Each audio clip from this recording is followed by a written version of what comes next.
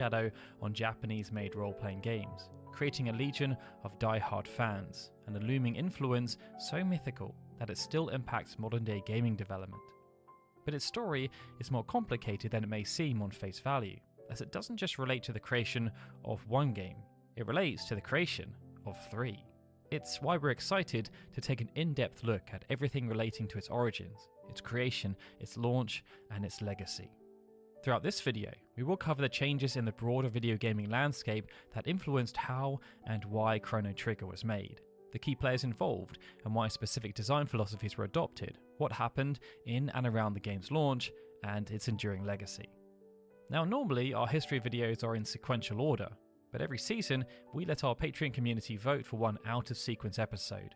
Chrono Trigger won this season's vote.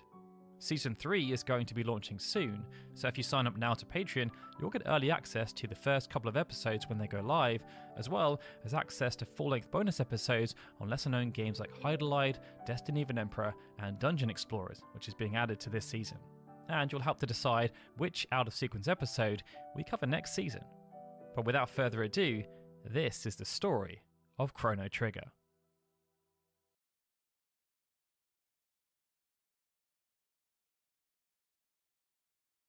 Since the release of the first Final Fantasy game on the 18th of December 1987, Square had been on an upwards trajectory. From their humble beginnings as a software subsidiary of Denusha, an electric power conglomerate, the company had quickly made a name for themselves in the Japanese gaming industry, starting small with text-based adventure titles for the leading Japanese PC formats at the time, before branching out into the home console market with the Nintendo Famicom. Success didn't come overnight though, and it wasn't until one developer at the company, who, having been inspired by the success of NXT's Dragon Quest, proposed creating a new role-playing game of their own, that things really started moving. That developer was Hironobu Sakaguchi, and although initial expectations at the company were relatively low, he fought for the game right through until it went into production, and Final Fantasy ended up exceeding internal expectations in nearly every possible way, selling over 500,000 copies in Japan and bringing in the equivalent of more than $21 million in revenue. Critics and fans were both taken with the title and its approachable but challenging gameplay. And due to the strong reception, the entire company was restructured, and Sakaguchi was tasked with working on a follow-up almost immediately, despite there being no plans to do so prior to the game's launch. Final Fantasy II therefore set out to surpass its predecessor in nearly every way, offering a more engaging narrative in addition to new and innovative gameplay mechanics. And likewise was another hit for the company and a feather in Sakaguchi's cap, receiving a higher score from Famitsu and selling 800,000 copies on the Famicom throughout its life cycle. Unlike other sequels though, Final Fantasy II didn't require players to have played the first game in order to understand the story or the gameplay of the second game, and as such, it was very easy for newcomers to pick it up and for returning fans to also enjoy it. But despite all the accolades, which even included multiple Game of the Year awards, the game's story focus and leveling mechanics caused some division internally within Square. As a result, Final Fantasy III ended up being more of a return to form for the series, reverting back to the class-based gameplay of the first entry, but adding a whole new level of complexity and character customization by way of its job change system. Financially and critically, Final Fantasy III was another huge success for Square, reportedly selling over 500,000 copies in its opening week on sale alone, and cementing the series' position as the number 2 console role-playing brand in Japan, credited with popularizing the genre alongside the number 1 brand, Dragon Quest. However, despite the success and accolades that Square got from Final Fantasy, the series wasn't necessarily everyone's cup of tea. And due to frequent comparisons to its contemporaries and Dragon Quest, this was starting to become increasingly obvious from a very specific source. At the time, there were only a finite number of ways for consumers to find out about upcoming video games, with the main ways being either word of mouth, television adverts, store demos, and print media. Print media was an especially important medium for game publishers to target though, as there was a wide assortment of weekly and monthly magazines at the time with huge install bases, and they offered something for everyone, from video gamers and computer hobbyists to manga and anime fans. Easily one of the most powerful publications at the time in terms of advertising reach was Weekly Shonen Jump, as it had a weekly circulation of around 6.5 million and a total readership of close to 18 million. It led to a consensus at the time that being featured in the magazine was so significant that it could even bypass the impact of sales from TV commercials. As such, securing any coverage was of the utmost importance for an upcoming video game release. But Square always seemed to struggle in this regard, especially when it came to Final Fantasy. Though Weekly Shonen Jump was a bit of a kingmaker in the world of video games, their editorial team had a very close affinity with the Dragon Quest brand through its creator, Yuji Horii, and they were either quite disparaging or simply chose not to even talk about games they deemed to be rivals of that series, up to and including Final Fantasy. Sakaguchi saw this as a massive challenge to overcome, but there was one problem: Kazuhiko Torishima. At Shonen Jump, he was one of the publication's most influential figures. Torishima had been working at Shueisha since 1976 and had been placed in charge of creating video game related articles, meaning he held a lot of sway in deciding which games got featured in the magazine, and if Square wanted any chance of getting positive coverage, they would need to get in his good books. But that was easier said than done. It wasn't until after the release of Final Fantasy III that Sakaguchi, by chance, got the opportunity to speak one-on-one with Torishima at a marketing conference that they both happened to be attending. They sat down to have what he believed was to be an introductory conversation, as the two men seemingly didn't know each other that well. But Sakaguchi was then somewhat blindsided by Torishima, who spent the next approximately 2 hours lecturing him on why he felt that Final Fantasy III was a bad game, and not worthy of being featured in Weekly Shonen Jump. Torishima felt that Final Fantasy III and the two previous games displayed both a lack of narrative impetus and poorly developed characters, and contrasted this with his admiration for Horii's Dragon Quest. Feedback that was initially very frustrating. To Sakaguchi, games were supposed to be fun to play, even without a story, a sentiment echoed by many other developers at the time, including the likes of Shigeru Miyamoto. And there was plenty of evidence for this approach in the contemporary gaming landscape, as the majority of the biggest games lacked compelling and detailed narratives, instead leaving it to players to fill in the blanks with their imaginations. To Sakaguchi, even though narrative was important and was often the starting point of their design, it was still viewed as a means to an end with regards to why someone would even want to play the game. But this was juxtaposed with Horii's view, who always made sure that the story was the main consideration, something that he even managed to accomplish with the first Dragon Quest game, despite all the technical restrictions they faced. Torishima's feedback was therefore quite perplexing for Sakaguchi, as really, Dragon Quest was the outlier, not the norm. But the more he reflected on the lecture, the more Sakaguchi came to understand why Torishima had been so critical. Such well-informed and detailed criticism of Final Fantasy III could have only come from someone who had thoroughly played the game, as opposed to being someone who just had an axe to grind. It meant there was something about Final Fantasy III that had intrigued Torishima, and what's more, if he'd been willing to take 2 hours out of his day to detail all the things he believed Sakaguchi was getting wrong, then that must have meant he had at least a passing desire to see the Final Fantasy franchise succeed. Upon this realization, Sakaguchi decided to swallow his pride and take Torishima's advice. He would get Final Fantasy featured in Weekly Shonen Jump by proving that they could write a narrative that surpassed anything else on the market. So, when brainstorming started on what the next generation of Final Fantasy games would look like, more focus was placed on the narrative while also trying to keep the soul of what made the game so unique alive. As it turned out, Torishima wasn't the only one who was unsure as to where the Final Fantasy series should be headed following the release of Final Fantasy III, as many senior figures at Square working on the franchise had begun to wonder if turning the title into a more action-focused game would be the best way forward, given recent trends in the industry, such as Nintendo's The Legend of Zelda and The Adventure of Link. One of the figures leading this charge was none other than Hiromichi Tanaka, who had served as the lead designer on Final Fantasy III. Tanaka had worked on every Final Fantasy, but his relationship with Sakaguchi was much deeper than that. After becoming friends at university, the pair joined Square around the same time, and throughout its earlier years they were the two leading lights, often being given directorial responsibilities on whatever it was that Square was making. So while Sakaguchi was working on games like Cruise Chaser Blasty, King's Knight, and the 3D battles of World Runner, Tanaka was working on games like Alpha, Genesis, and Crystal Dragon. But even though they both led on projects, their approaches to leadership could not have been more different. Sakaguchi was a relentless perfectionist who drove his staff to operate at maximum capacity, whereas Tanaka was a much softer leader who listened to his staff. Both approaches worked, but internally, Tanaka had the edge in terms of support. People wanted to work for him. This was demonstrated in early 1987 during a fateful planning meeting.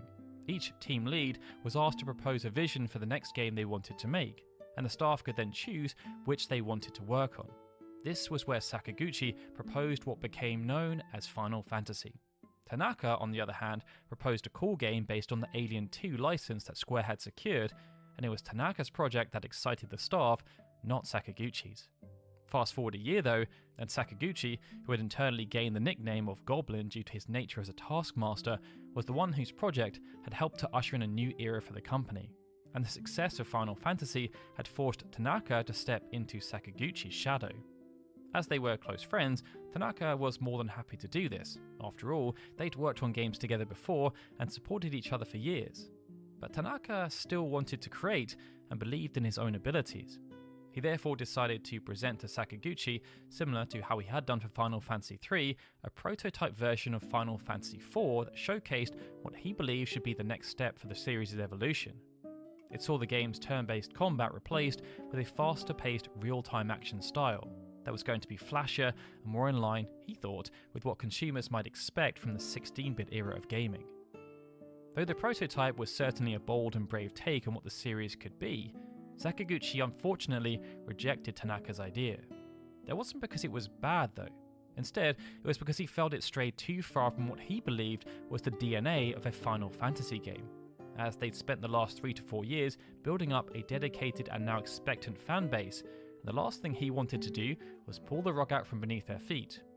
Change was going to come, but having been inspired by his conversation with Torishima, Sakaguchi wanted that change to come via placing more value on characters and scenario, as opposed to making extreme changes to the gameplay. So he had been thinking more along the lines of how they could adapt the foundations they had already built to fit a more coherent and consistent narrative design that could drive the player forward. Sakaguchi knew that Tanaka's idea was not wholly without merit though, and like he had done before with Akitoshi Kawazu, the creator of the Saga series, and Koichi Ishii, the creator of the Mana series, he encouraged Tanaka to continue developing the new idea on his own, trusting in his ability to turn it into something that could hopefully stand on its own 2 feet, and maybe even become another IP that the company could leverage.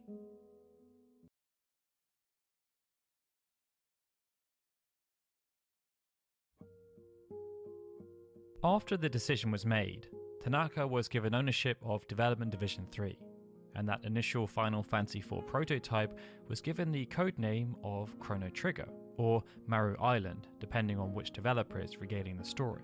Because alongside the more action-orientated gameplay focus, it also had an element of time travel incorporated into the narrative premise. But even though Tanaka's team had a functioning prototype and a basic idea for what the game was to become, there were still many questions around what to actually do with the project.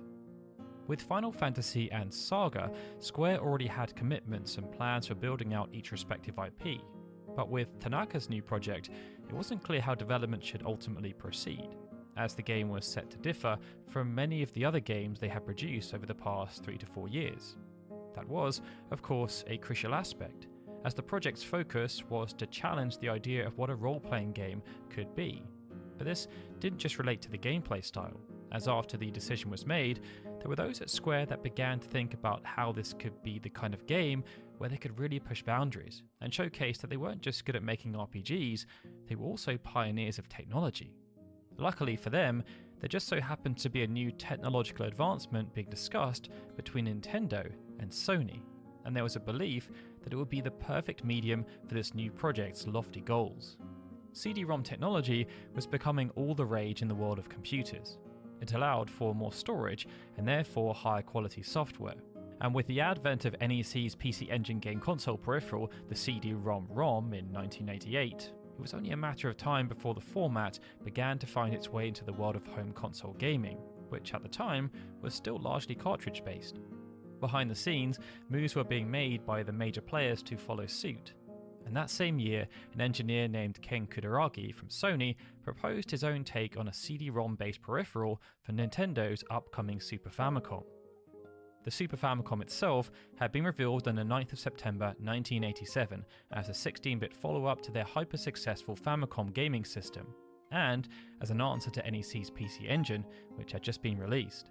Kutaragi, for his part, had been instrumental in the Super Nintendo's development, as he had been the one to broker a deal with Nintendo for Sony to create the Super Famicom sound chip, a rogue action he supposedly made without the approval of his directors, but one that cemented a lucrative and mutually beneficial relationship between the two companies. Thus, when NEC released the CD-ROM 2, Kutaragi again fired from the hip, asking Nintendo if they would be interested in developing a similar add-on for the Super Famicom with Sony, an arrangement which Nintendo agreed to. And so, by the time Tanaka's new project was off the ground, it was decided that his game would be developed specifically for Nintendo and Sony's new peripheral. But not only that, it would be a launch title. Square had been late to the game with the Famicom, but they'd got closer with the Famicom Disk System and the Game Boy. Now though, was their chance to show what they could do off the bat. They'd show the world what kind of game they could create using the power of a CD-ROM. While Tanaka and his team toiled away on Chrono Trigger, Sakaguchi continued to work on his new vision for Final Fantasy with Final Fantasy IV, and he worked with Hiroyuki Ito, Kazuhiko Aoki, and Akihiko Matsui to create a gameplay system that was more dynamic than Final Fantasy 1 through 3 and had the perception of being active, but was still turn-based. There was a fear though that even that had pushed too far, but when the game was released in July of 1991, it sold over 100,000 copies in its first week, in addition to receiving a 36 out of 40 from Famitsu, which was both the highest score ever awarded to a Final Fantasy game at the time, but also the second highest rated game that year, sitting only behind Nintendo's The Legend of Zelda: A Link to the Past. Fans and critics weren't the only one impressed with Sakaguchi's newest creation though, as Final Fantasy IV had also won over one of the series' harshest critics, Torishima. He had been impressed by how Sakaguchi had taken his feedback to heart, and he couldn't help but applaud the effort made by the development team, albeit privately, as his praise fell short of actually providing the game any significant coverage in Weekly Shonen Jump. But this did not mean that he didn't recognise the game's achievements, and he decided to help facilitate conversations between Square and one of his closest contacts in the manga world, Akira Toriyama.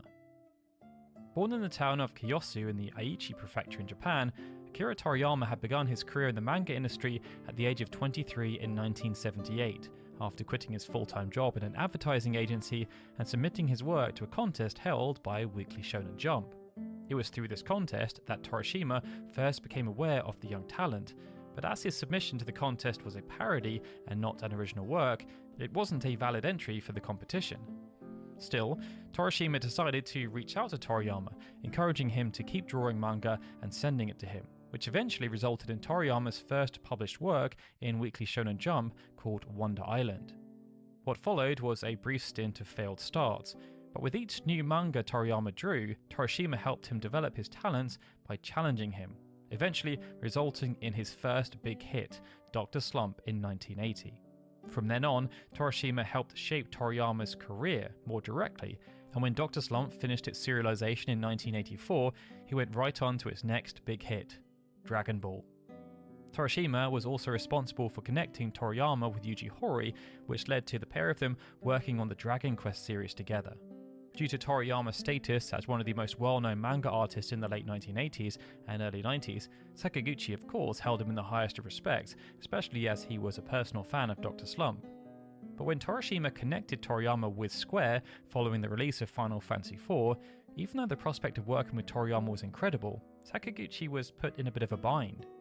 Toriyama ended up visiting the Square offices to speak to staff about a potential collaboration, but the Final Fantasy series already had an established visual identity, owed largely to its resident artist collaborator, Yoshitaka Amano.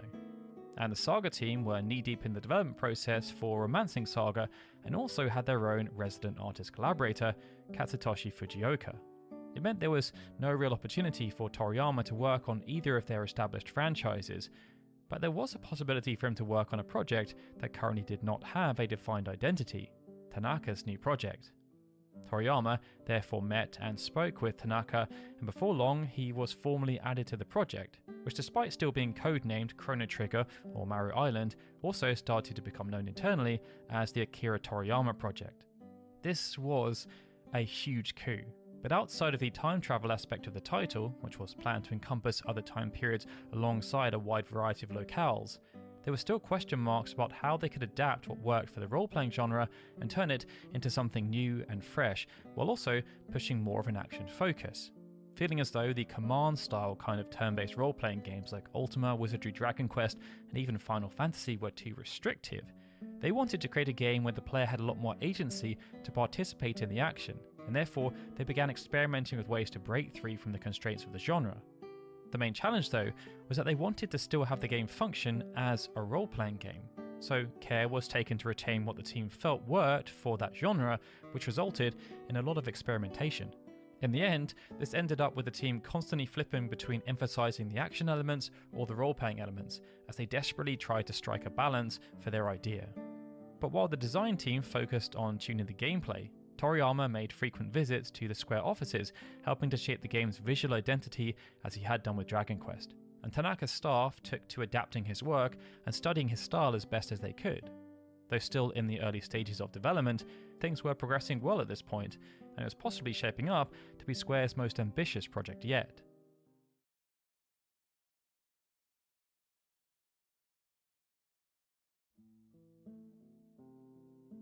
While Tanaka's team toiled away on their project, Kawazu was evolving Saga into Romancing Saga, and Sakaguchi continued to push Final Fantasy to new heights. But Enix continued to also build out Dragon Quest, with production of the 5th entry in the series already underway. Though Hori kept trying to iterate and improve upon what had been done in the previous entries, his friend Torishima was becoming frustrated with Enix on his behalf.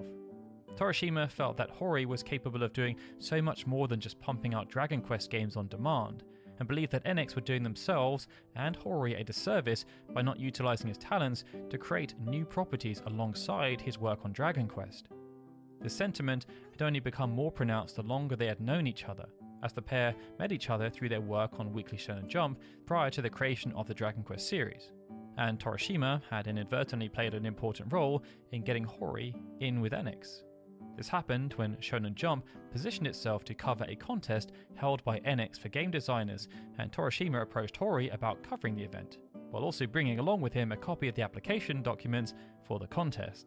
Hori had wanted to enter the contest, but had been put off by how hard it was to get hold of an application, but he took Torishima's impetus as a sign and entered the contest with his own game called Love Match Tennis, an arcade-style tennis game for the PC 6001, despite also being there as a journalist to cover the event. He ended up placing very well and secured a publishing deal with Enix. After this, Hori made several other games for Enix, such as the Bultopia serial murder case, before creating Dragon Quest. But Torishima was always close by, watching his friend's talents improve, and was eager to connect him with other creatives, like he had done with Toriyama. For his part, Hori was also beginning to wonder what else he may be capable of doing, and he started to entertain his own notions of collaborating with other creators. By the summer of 1992, due to the success of the Dragon Quest and Final Fantasy franchises, the Japanese media had naturally started to push Hori and Sakaguchi together in interviews and press coverage, as they were two of the most influential creators working in not just the role-playing genre at the time, but also in Japanese gaming in general. This led to a perception that the two were closer and more aware of each other's works than perhaps first thought. However, what no one knew was just how close the two had actually gotten, as the broader media intrigue was often based around the rivalry and playful competition that existed. At some point in 1991, after his work had wrapped up on Final Fantasy IV, Sakaguchi went to America to do research on developments being made on computer graphics, but he ended up travelling with Yuji Horii and Akira Toriyama, possibly at the suggestion of Torishima, who had begun to wonder what would happen if the three of them joined forces, and who had already started to get things in motion with Enix behind the scenes. Even though Toriyama was technically already engaged in another Square project at the time, however it went down, it was on that trip that Horii, Toriyama and Sakaguchi collectively came up with the idea to formally create a game together, one that would fuse each of their creative talents and all that they had learned throughout their careers thus far. Initially, the group was quite excited about the prospect, but soon came to realise that there were so many logistical hurdles to overcome, such as the idea of selling the concept to either Square or Enix, not to mention who would actually be responsible for the game's development.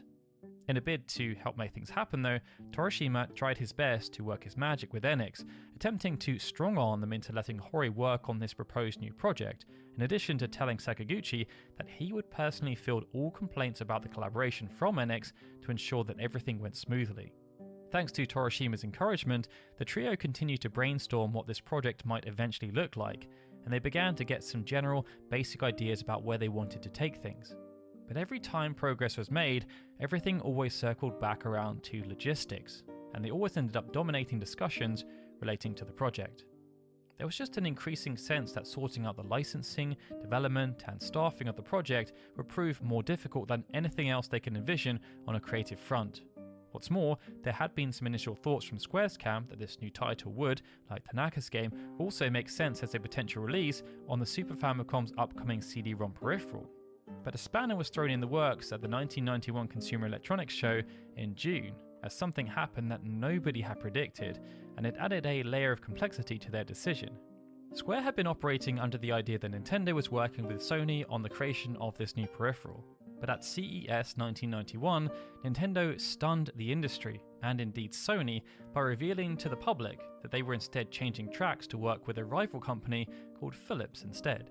On paper, the Super Famicom CD-ROM project was still a go, albeit with a new company, so a desire to develop for the format continued at Square, both with regards to Tanaka's new IP and Sakaguchi's new collaboration, but question marks had begun to be raised, and by the time 1992 arrived and development of the peripheral continued to drag on, those question marks began to become genuine concerns, and there was a sense that perhaps it wouldn't be such a wise idea to put so many eggs in that particular basket. The project being helmed by Hori, Toriyama and Sakaguchi was therefore trapped in a bit of development hell, as its format and path forward were unclear, and its creators were having difficulties finding the time to actually work on it amongst all of their other commitments, which naturally were deemed more important by their superiors. But then, after over a year of discussion on the topic, just as it seemed the project might never see the light of day, out of the blue, a saviour appeared in the form of Kazuhiko Aoki. Aoki had started at Square back in the early 1980s, not long after Sakaguchi and Tanaka. He was instrumental in helping Sakaguchi with the creation of Cruise Chaser Blasty's scenario and gained a reputation for his intuition and raw talent. After the success of the original Final Fantasy, while the majority of the people consolidated into that team to work on its successor, Aoki was left separate and given his own team to work on smaller, experimental titles. This led to the creation of Hanjaku Hero for the Famicom in 1988. Soon after, Aoki teamed up with Sakaguchi again for both Final Fantasy III and IV. After IV, Aoki then worked on a sequel to Hanjaku Hero, but after that project was complete, his path forward wasn't all that clear, and upon hearing word that Sakaguchi was thinking about cancelling his new collaboration due to all the logistical challenges, Aoki decided to step in and take ownership. In early 1993, this saw him offer his services as producer, saying that he personally didn't want to see the project left in the wastebin of history and would shoulder the responsibilities of getting the game off the ground.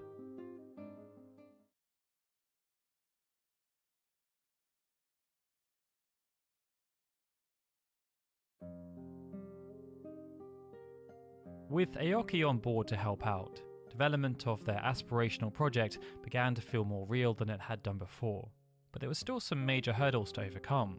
It was clear that due to the scope of the project being considered, not to mention the people behind it, a good amount of staff were going to be needed in order to pull it off successfully and do the project justice. However, most of Square's key talent was at the time indisposed, busy working on either the next entries in the company's flagship franchises like Final Fantasy and Romantic Saga, or on Tanaka's Super Famicom CD-ROM project. In order to get things off the ground, Square was therefore forced to bring in fresh hires to the company en masse. But because of the nature of what they were trying to create, they couldn't afford to adopt the same kind of hiring policy they'd used before. Their typical practice was to hire graduates or young individuals with promise, assigning them as low-level testers or as ancillary graphic artists so they could assess their broader qualities. In this capacity, they'd be there to supplement the veterans and given limited responsibility. But due to the close working proximity, there was always a chance to impress their seniors, and it meant progression could end up being quite rapid. As the majority of the senior staff were already occupied though, this approach just wasn't going to work. So they began recruiting for mid-career development positions, hoping they would be able to hit the ground running. There were, of course, concerns that these individuals may be entrenched in their own ways and wouldn't be as malleable as newer recruits, but the prospect of indoctrinating them to the Square way was secondary to needing hard and fast experience, as nobody at Square had any real experience working with the CD-ROM format. And while that was fine for Tanaka's team, as they were all experienced enough in the ways of development at Square, for this new team, they prioritised the recruitment of individuals who had experience in developing for the format. This saw a number of new hires coming into Square who had helped ship games for NEC's PC Engine CD or the Sega CD, such as Kenichi Nishi, Haruyuki Nishida, Kazumi Kobayashi, Masaki Hayashi, and Hiroshi Uchiyama, many of whom had worked at rival companies to Square such as Telenet and Nihon Falcom. These experienced heads were then supplemented by those that were more in line with Square's typical approach, either new to the company or new to the industry.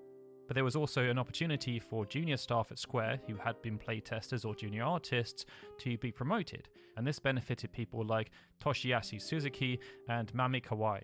Hiring for the project continued throughout the first half of 1993, and during this time, the team behind Aoki grew considerably, with more than 20 new staffers joining. Of all the new hires brought on though, there was one that stood out from the rest of the pack. And despite being new to Square, they ended up having more of an impact on the game's development than perhaps anyone else. That individual was Masato Kato. Kato did not originally have a high opinion of gaming as a medium, instead preferring books and finding games to be a complete waste of time. However, after witnessing his sister playing through Dragon Quest, he became enamored with the role-playing genre, and came to realise that perhaps there was potential for games to tell narratives that rivaled what he loved about his favourite books. Beginning his career at Tecmo, Kato first worked on a Captain Tsubasa sports game, before working on the Ninja Gaiden series, mostly in the graphics department. He soon left, however, joining Gainax. There he worked on an adventure game called Nadia the Secret of the Blue Water, and a social simulation game called Princess Maker 2, adding scriptwriter and planner to his list of roles. Armed with this new skill set, it was as though the stars aligned when Kato became aware that Square was recruiting for a story planner and scriptwriter for a new project, as he was now in a position to realise his goal of working on a big budget RPG. And his anticipation for the role only increased after he discovered what it would entail, and that it would give him the chance to work alongside the person who had inadvertently inspired his career in games in the first place, Yuji Horii. On the project, Kato's role was to interpret story concepts from Horii and Sakaguchi, and translate them into the script and scenario of the game. But as Sakaguchi was involved in a number of projects by this point at Square, Kato mainly worked closely with Horii to accomplish this, with Horii already having a number of elements of the game's plot mapped out prior to Kato's involvement. Like Tanaka's project, Horii had also wanted to make a story about time travel to different periods, as he had become a huge fan of the concept thanks to his love for the TV series Time Tunnel. He therefore wanted to explore abstract concepts such as the grandfather paradox, a concept most famously represented in the 1980s movie series Back to the Future. There were even some larger plot twists decided upon at this point, such as having the main character die during the story. But for the most part, Horii's initial draft was fairly lacking in specific detail, and he trusted the staff around him, and specifically Kato, to fill in the blanks. With Aoki more or less guiding the project at that moment, the moderately fresh team worked diligently throughout 1993, trying to make as much progress as they could on their own, and acting almost like an independent development studio within Square. They developed key mechanics such as the game's time travel system and cooperative battle techniques that would change depending on the player's party. However, progress was slow, and even those up to their necks in the work, such as Kato himself, couldn't get a sense of how things were progressing, if they were really progressing at all, which led to the team flying mostly blind, albeit enthusiastically, as the company's main development teams toiled away around them.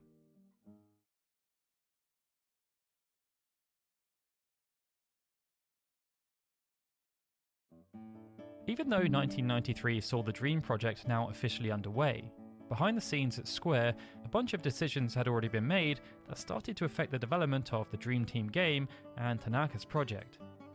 Though there certainly had been a concentrated effort to attract talent with experience with working on CD-ROM games at Square during the hiring blitz of 1993, this course of action was abandoned soon after it started, and the hiring process was opened up, due in large part to how things had progressed with the Super Famicom CD-ROM peripheral. Following the events at CES in the summer of 1991, Sony had quite the falling out with Nintendo. But both companies still continued talks for the time being.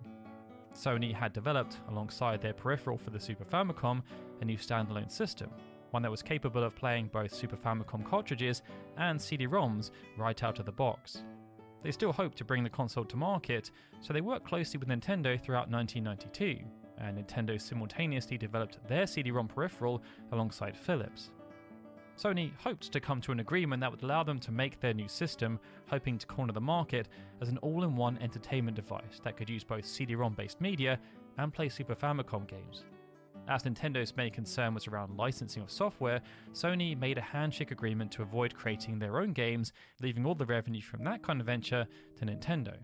The deal was formally announced in October of that year, and though news of the deal may have temporarily eased concerns over the new format at Square, only a few hundred of these units were ever produced by Sony, and in early 1993, the project was soon scrapped and reworked over the coming year into what would be their first commercially released console, the PlayStation. And crucially, the connection with Nintendo was gone. What's more, early 1993 also saw trouble brewing on the Nintendo and Philips front. The peripheral still hadn't yet materialized, and it was beginning to appear as though it might never come out. With two major projects riding on a peripheral that neither team had their hands on, confidence was quite low, and Square started to feel less and less sure of the gamble they were taking on both the Tanaka project and the Dream Team project.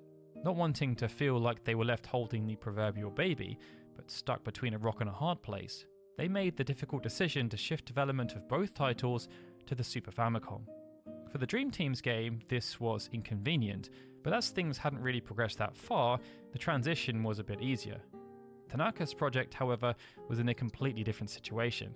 It was well into development, and the entire project had been scoped and planned for a system that had a significantly larger storage capacity than the Super Famicom. If it was ever going to see the light of day, huge changes needed to be made, and they needed to be made fast.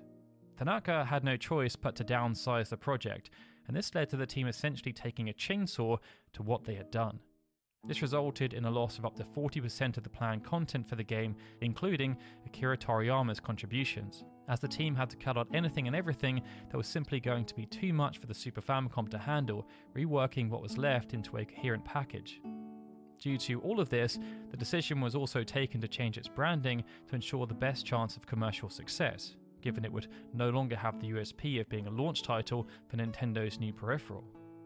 It was therefore officially turned into the next game in the Mana series, titled Seiken Densetsu 2 or Secret of Mana, and the game's original codename of Chrono Trigger was adopted by the Dream Team's time travel game. But that wasn't all. Square were notorious for being efficient. Concepts and ideas that weren't used for one project could be used for another one, and it meant that much of the stuff that was cut from Secret of Mana ended up being used in Chrono Trigger instead. None of this was ideal, but it made sense given the extreme nature of the cuts, and since Saga had transitioned so successfully from the Game Boy to the Super Famicom, there was every belief that Mana could do the same. Secret of Mana ended up releasing on the 3rd of August 1993 to critical and commercial success despite its troubled development. But as the year came to a close, the Dream Team's similarly rescoped project seemed no closer to being finished than it had earlier in the year. For their part, Hori and Toriyama were still involved in the progress that was being made on the game, having regular meetings with Square staff to contribute to the creative material that was being transformed into the game. But Hori did not have a reputation for being a strong project manager. His Dragon Quest related projects had started to take more and more time because he wanted to make sure that things were right. This was the opposite of Sakaguchi, but he had been forced to be quite hands-off as he was simply too busy elsewhere to be part of the game's day-to-day development. At the time, Square was going through a massive period of expansion that extended well beyond the development of the Dream Team's game, and Sakaguchi was in the driver's seat, overseeing all of it. Not only was he overseeing the development of Romancing Saga 2 and Bahamut Lagoon, a new IP that was being helmed by new staff members, he was also heavily involved with Final Fantasy VI, while also being asked to oversee the work of a third-party development company called G-Craft, who were working on a brand new strategy RPG called Front Mission. Sakaguchi therefore had no choice but to trust others, and this even saw Final Fantasy VI be overseen in a more direct capacity by Yoshinori Kitase and Hiroyuki Ito, as Sakaguchi stepped away from the director's chair for the first time. As Tanaka and Aoki were two of the most senior developers at Square, they were trusted implicitly, and in theory, everything was fine. Despite all of its woes, Secret of Mana had been released, and the response was incredible. Progress was also being made on the Dream Team game, or so everyone thought. When development of Final Fantasy VI wrapped, Sakaguchi finally had a bit of breathing space, and this allowed him to check in and see what the progress was like on the other game. But what he found was shocking. Much to his dismay, the project was not only progressing very slowly, but was also of a quality far below the standard that he wanted and had come to expect from his teams. So due to the nature and magnitude of the project, he decided to take some drastic measures. It saw Sakaguchi essentially take over from Aoki. He rolled up his sleeves and immediately got to work reshaping what had been done. Fully aware that he would not be able to do this alone though, Sakaguchi came to realise that additional firepower beyond the staff they already had would be needed to right the ship, so he used his executive powers to initiate a new round of recruiting. But instead of external hires, he pulled directly from other internal teams at Square, and nobody was safe.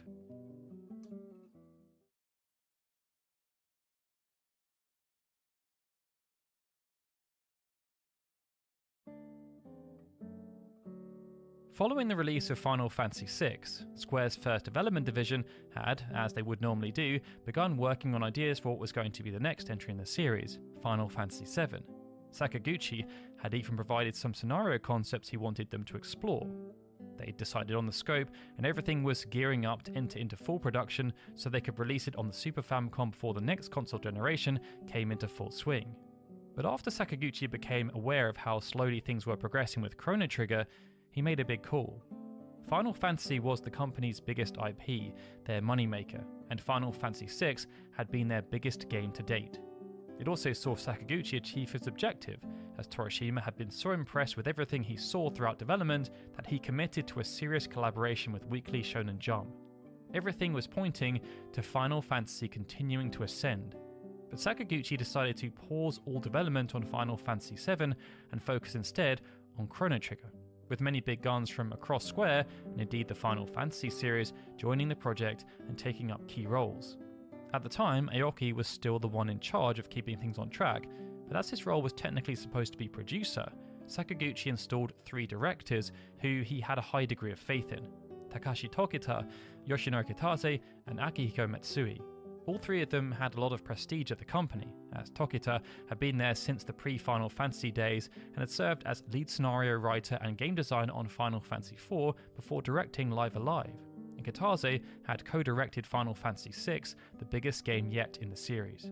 Matsui was the least experienced of the 3 on paper, but was a close protege of Hiroyuki Ito, having worked on the battle systems for Final Fantasy IV and V before joining the Saga team to work on Romancing Saga 2. But they weren't the only senior figures pulled in.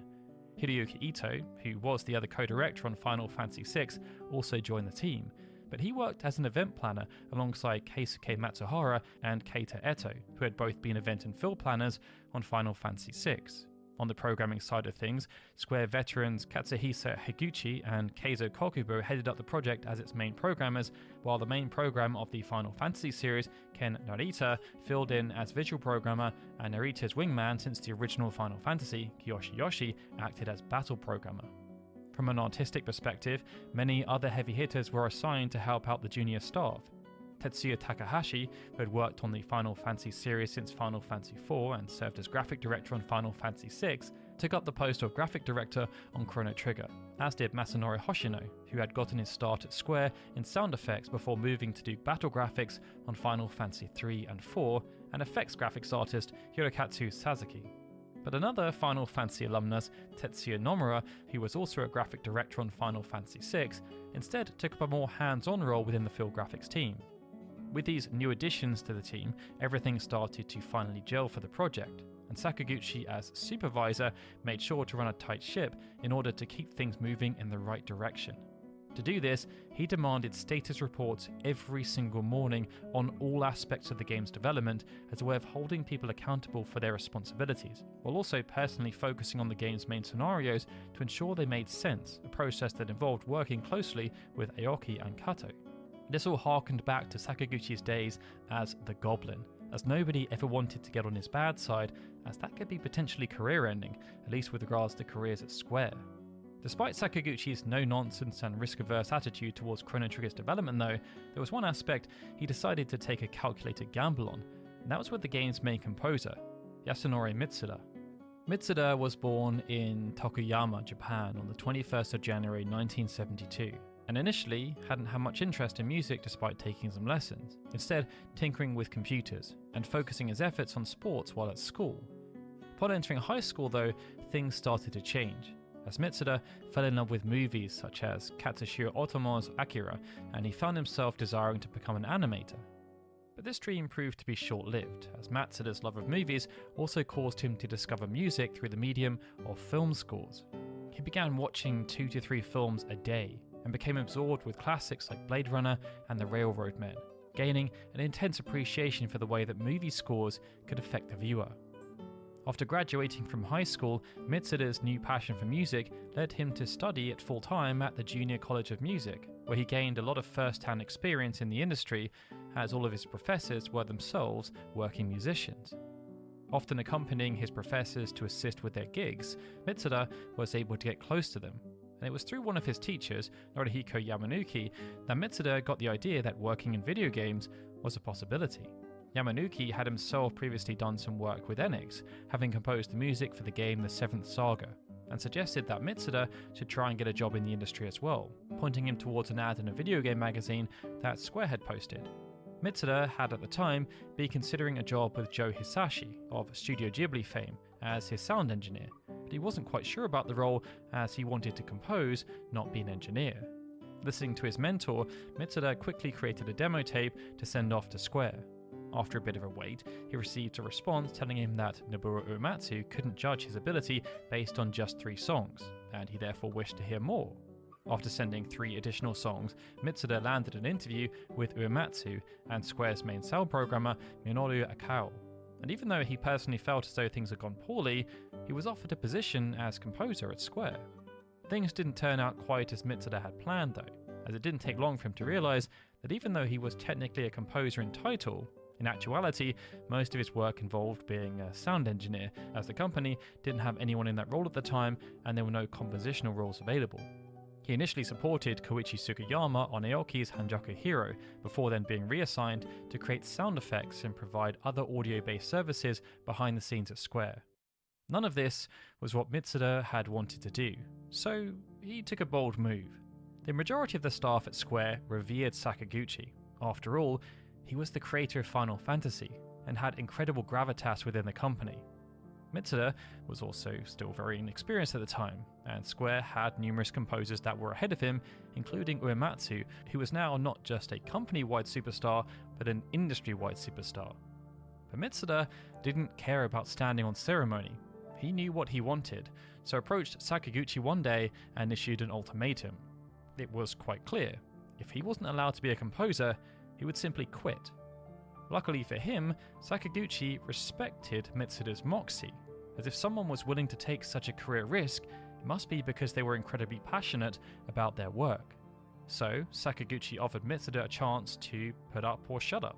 The original plan had been for either Kenji Ito or Uematsu to compose the soundtrack for Chrono Trigger, but Sakaguchi opted to assign Mitsuda to the role instead, having Uematsu and Ito as backups if needed. Mitsuda was, unsurprisingly, over the moon, and he began pouring his heart and soul into the project immediately. With everything now in place, development of Chrono Trigger began to pick up, and progress began to fall more in line with what Sakaguchi had expected from the beginning. With Tokita Kitase Matsui now directing, and experienced staff members like Ito, Narita, Yoshi and Takahashi put into planning, programming and graphics, where their technical talents would help out most, Chrono Trigger finally had the solid and seasoned development backbone it needed to deliver the ambitious project that had been envisioned from the start. Aoki had tried his best, and the newcomers had done the same, but they lacked the proper guidance of assembling a team and also producing something of this caliber. That was the challenge though. It was why Square were where they were, because Sakaguchi demanded, and he created a culture where good was not good enough. Working with Sakaguchi, you had to have the expectations that whatever you made had to have the ambition of being the best ever made. This principle was what Sakaguchi hoped to address by becoming involved himself, by bringing over so many of his closest and most trusted colleagues, those that knew what he expected. But he also knew that Chrono Trigger had the raw materials to be a great game. They just needed the right kind of support. But Sakaguchi's involvement also helped to assure the Square's higher-ups that the project wouldn't turn into a flop for the company and create a financial black hole, something they could ill afford, as after the release of Final Fantasy VI, they'd gone public in Japan and now had shareholders to appease. This mix of talents led to an all-hands-on-deck environment where members of the development team, both junior and senior, got fully involved in the process, rolling up their sleeves and getting dirty when the situation called for it, regardless of title. This saw the planning team contribute to efforts like writing the code when necessary, and even Sakaguchi himself got into the details, doing basically anything that was needed at the time, often on his own, including things like tweaking monster HP stats. This sort of open collaboration lent itself well to the kind of game that Hori, Sakaguchi and Toriyama had wanted it to be. One that prioritized a combination of disparate experiences, even if Hori and Sakaguchi sometimes were at odds with each other over how to proceed. Regardless, it allowed the development team to be both iterative and innovative at the same time, learning from each other and tempering each other's ideas into a better final product. As a result, new ideas were constantly brought up and tested, and the team wasn't afraid about cutting things that didn't work. They also tried their best to incorporate elements from Secret of Mana where possible, and Sakaguchi often acted as devil's advocate in order to get everyone to consider every angle of a situation. But with so many senior and experienced staff members now on board, expectations were higher than ever, even when considering the game's roots as a fusion of some of the greatest creative minds in Japan at the time. Because Chrono Trigger was now becoming a very expensive project, and this put more pressure on it to commercially succeed. This pressure extended to all aspects of development.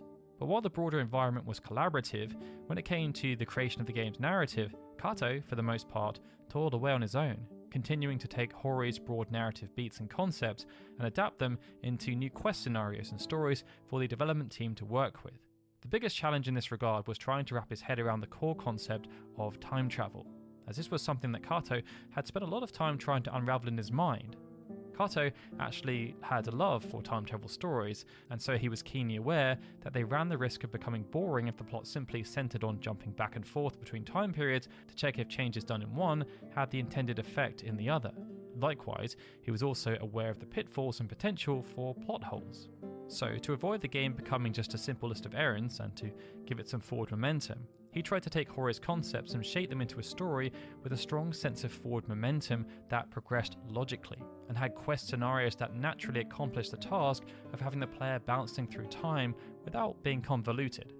To do this, the game's different scenarios needed a unifying factor, something that lay at the center of the plot and connected all of the different time periods together. And from this need came the creation of the game's main villain, Lavos. Developed as a parasitic space alien that fed on planets, Lavos was envisioned more as a sort of natural disaster than a sentient, cunning antagonist. Its existence alone was conceptualized as the catalyst for all of Chrono Trigger's historical events, being responsible for humanity's rise to prominence, the creation of great and powerful technologies, and the end of the world. In many ways, Lavos allowed Chrono Trigger's narrative to take on a structure not too dissimilar from the kind found in Hori's Dragon Quest games, centering on a series of seemingly separate episodic scenarios that were united under one umbrella by the game's central thread. But to differentiate the game and lean into the narrative ramifications of the game's time travel mechanics, the development team designed the game to have multiple possible endings, all dependent on when the player chose to defeat Lavos and if they beat it at all. For most initial playthroughs, beating Lavos was envisioned as something the player could only accomplish once they had exhausted the rest of the game's narrative. So, in order to inspire players to play the game again and try to see the game's different endings, the team decided to implement a New Game Plus option as well, which allowed players to reset the game with their leveled up characters from their finished save file. By starting a New Game Plus file, players would then be able to challenge Lavos much earlier than they previously could have, And as a result, this allowed the team to have a lot of fun with the numerous ways of jumping the shark and beating the game's final boss early, before certain plot elements would have happened, something that would naturally affect the outcome of the game. In line with this sort of cause and effect approach, albeit on a much smaller scale, the team also designed a complementary system which allowed players to not only move during conversations with NPCs, but even, in some cases, through their actions, choose how a scenario was meant to play out, such as an earlier decision regarding breaking out of a dungeon alone or waiting to see what happened. Though this wouldn't necessarily change the main beats of the story, it was yet another way that the developers hoped that they could make each playthrough of Chrono Trigger a unique one, again inspiring repeat playthroughs. For Sakaguchi though, the biggest concern was the game's characters. An original idea was to have the characters from different timelines be completely different people, but Sakaguchi was adamant that the main cast should always be the same no matter what. And this meant, even if players changed history as part of the plot, the characters they started to get close to would still be the same characters. Hori, for his part, shared similar concerns, but he flexed his desire for strong characterization through the game's dialogue. As a series, Dragon Quest had made a name for itself due to its very particular and meticulously crafted dialogue writing, and Hori had played a huge role in that.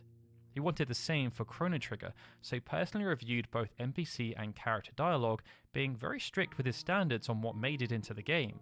Hori's attention to detail, with making sure that every single character talked exactly the way that he had envisioned, occasionally ran into issue with character limits and memory constraints, but it helped to give the game a very personal and handcrafted feel, which dovetailed well with Sakaguchi's desire for strong characterization and made the game's cast really come alive. Another key area the development team spent a great deal of time on was the battle system, as without fun and engaging gameplay, the story would be for naught. The initiative was spearheaded by Akihiko Matsui, and he sought to ensure Chrono Trigger's battles were redesigned from the ground up, building off of the Final Fantasy series' signature ATB system that he himself had helped to create, but with substantial tweaks that gave the game a feel of its own, hence them calling the system ATB version 2. The initial point they wanted to focus on was how battles were presented. In both Final Fantasy and Dragon Quest, random battles were the name of the game, and all the combat took place on a separate battle scene where the player's party fought with the enemy. For Chrono Trigger, this approach was also briefly considered, but it was ultimately scrapped in favour of having encounterable enemies be visible on the world map, with battles then taking place in the exact same location and adapting to the environment. The team felt this approach should break up the moment-to-moment gameplay less, making the world feel lived in and actually inhabited by the enemies, while also giving players the chance to observe their foes and avoid combat if they so desired. More than this though, and playing into the game's narrative focus on characterization, it allowed the team to handcraft each enemy encounter to have its own lead-in scene, showing the monsters approaching or surrounding the player, sometimes with some humorous additions for flavour. In all, over 100 different battle start scenes were created, and this extra layer of personality took almost as much time to implement as the game's story and events. But it also led to the second way that Chrono Trigger's combat differed from Final Fantasy or Dragon Quest. In those games, when the player selected actions for their party, and then selected their targets, that was more or less the end of tactical considerations. But in Chrono Trigger, as the team wanted things to feel more dynamic and alive, not only would the player's targets matter, but so would their placement on the battlefield. While some attacks were designed to be direct, a host of others were crafted with specific areas of effect in mind, and both enemy and character placement were key in getting the most out of these abilities, adding a layer of strategy and reactive gameplay not present in other role-playing titles. This then played into the game's signature mechanic, double and triple techs. Originally an idea of Yuji Horii going back to the earliest days of development, these were designed to add further characterization to the cast while in combat. The thought was that by having characters team up to attack the enemy at the same time, that they would be able to do multiple things at once. First, show off the relationships, personalities and unique abilities of the characters, and second, play into the theme of dynamic and engaging combat. In addition to each player party's personal list of active techs, this saw the team design 56 double techs and 15 triple techs, ranging from high single target damage and party heals to huge area of effect attacks, with which techs were available at any given time being dependent on which characters were in the party and who was currently available to perform an action. Sakaguchi didn't want double and triple text to just be interchangeable attacks with different names though, and so, inspired by his love of strategy games, he began to explore how the game's enemies could also help reinforce the unique qualities and strengths of each character. As a fan of games where enemies had specific weaknesses that also needed to be exploited, Sakaguchi wanted some of Chrono Trigger's enemies to be considerably weaker to beat if the player knew specifically what to do and which text to use. At some point in the game's development, this idea extended as far as having some enemies only being defeatable by certain weapon types. But the idea was scrapped, and instead, monster weaknesses were combined with the game's elemental system instead. Each party member in Chrono Trigger was designed with an innate elemental affinity as a result that no other character had, and by making some enemies weak to certain elements over others, this then created gameplay scenarios that either necessitated or heavily encouraged bringing along certain characters, feeding back into the double and triple text, and helping the player get even more attached to each member of the cast. Battles were not the only active gameplay elements given a lot of careful consideration during development though, and a large deal of attention was afforded to the game's set-piece events and mini-games. For example, one of the most central set pieces in the entire game, the Millennial Fair, took a long time to nail down, as the development team wanted the feel of the fair to be just right and have the appropriate kind of energy for a festival. This, of course, related to NPC dialogue and the creation of an atmosphere that felt suitably busy and jovial. But it also related to the variety of minigames players could partake in and the rewards they could receive. Another standout set piece was the courtroom scene. Even though a lot of effort was put into making Chrono Trigger a mechanically and visually impressive game to interact with, Sakaguchi thought there would still be opportunities to push the game's gameplay and narrative in new ways. And one of the ways he wanted to try and accomplish this was by having the player experience a tense situation where they had no control at all, creating a scene that had both drama and intrigue, but that was told through words alone. Inspired by the film 12 Angry Men and other similar American courtroom dramas, the team designed the scene to change depending on what players had done in the past, without telling them that the game was actively watching their every move. A novel idea for the time, and one that slotted into the dynamism of the narrative. The biggest set piece of minigame developed though was hands down the Jet Bike race from the 2300 AD time period. The work of a single programmer on the project in their spare time, the Jet Bike race started life as a 3D effects showcase, and because the individual involved had spent so much time on it, he wanted to try and make a racing game out of it. He therefore added a score tracker and a way to preserve the player's best times, building the side project into something so complex it began to resemble the startings of its own game. Bringing this idea to the rest of the team, he was unsure if it fit with the Chrono Trigger project, but wanted to see if they could incorporate it, letting them know that if it was boring, they could just scrap it. Luckily for him, the opposite happened, and the idea was implemented wholesale, with the minigame even getting its own separate shoutout in the game's credits. All the set pieces, gameplay and storytelling would have been far less effective though if the game didn't have a single unifying graphical aesthetic, and it was here that Chrono Trigger's third Dream Team member, Akira Toriyama, finally got the chance to shine. Involved most in the early days of the project, prior to Sakaguchi's return to development, Toriyama had been responsible for designing the game's visual identity, both through the creation of key art depicting a number of scenarios, and by adapting Hori's rough sketches of characters into his signature style.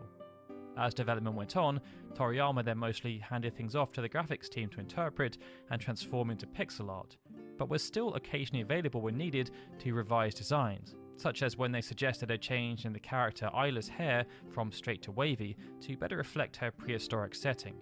As a result of this interpretation process, the graphics team occasionally had to put themselves in Toriyama's shoes and imagine how he might draw something when no references were available, such as what characters looked like from behind, as the concept art didn't show anyone from the back.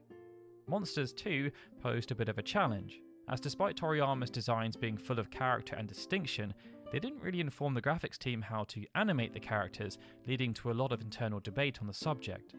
These details were important to Masanori Hoshino and the graphics team, as outside of wanting to do as right as they could by Toriyama's designs, they also wanted to help reinforce the game's overall sense of character, and getting the animations for everything correct was a big part of the puzzle.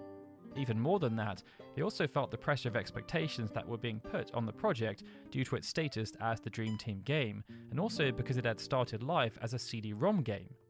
After those plans were abandoned, Chrono Trigger moved back to a 24 megabit cartridge, and the team had to be extra cognizant of memory constraints relating to graphics. Regardless, they still toiled away endlessly to try and retain as much of the graphical feel of the CD-ROM game as they possibly could, pushing their designs and animations as far as the Super Famicom format would let them. This striving to push things beyond what was previously thought possible also led the team to experiment with graphical techniques outside of the realm of pixel art, such as CG effects. Again, this topic was the cause of much debate on the team, but many key members who had been part of the development of Final Fantasy VI gained experience using them before on that game, and were curious to see them used for more than just battle effects. The question then was not whether or not the team should use CG effects, but rather how much and where. Thus, a balanced approach was suggested. The team would use CG effects for some elements, but sparingly and only for variety, so as to not ruin the hand-drawn feel that the team had worked so hard to achieve with Akira Toriyama's aesthetic. While a touchy subject throughout development, it was this decision that led to the creation of some of the game's more iconic visual effects, such as the swinging pendulum at the start of the game, and when combined, it added to the overall effect of the presentation. But cutting-edge graphics were only one part of the game's presentation, because the soundtrack was also important and expectations were similarly high. Though Sakaguchi had taken a chance on Mitsuda as the game's composer, he made sure he was supported by other members of Square's sound team, partly so he could rest easy knowing that experienced heads were involved in that aspect of the project. Sound programmer Minoru Akao, for example, was the company's go-to sound expert and had been involved in nearly every major release of the company since Final Fantasy IV. Supporting Mitsuda more directly was sound engineer Eiji Nakamura, who, despite being newer at the company than some of his peers, had started with Square as part of the Final Fantasy VI development and had quickly shown off his talents, impressing Sakaguchi. Finally, Mitsuda had the guidance of Nobuo Uematsu. Uematsu had joined Square in the 1980s, composing the score for the game Cruise Chaser Blasty, before going on to be involved in nearly every major Square release since then, the most notable being his substantial and critically acclaimed contributions to the Final Fantasy series. Uematsu was effectively there as Sakaguchi's insurance policy when it came to the soundtrack, and he was tasked with overseeing its creation. Despite the guardrails, Mitsuda was largely allowed to create the soundtrack that he wanted, and as this was his first major project, he was eager to show off what he could do. While previously working as a sound engineer at the company, Mitsuda had actually been composing his own songs in secret, both to keep his craft alive and build up a repertoire in case he ever got the opportunity. So when he was awarded the chance to compose for Chrono Trigger, he began to go through his older songs to see if any of them would fit the game's themes and concepts before adapting them where required.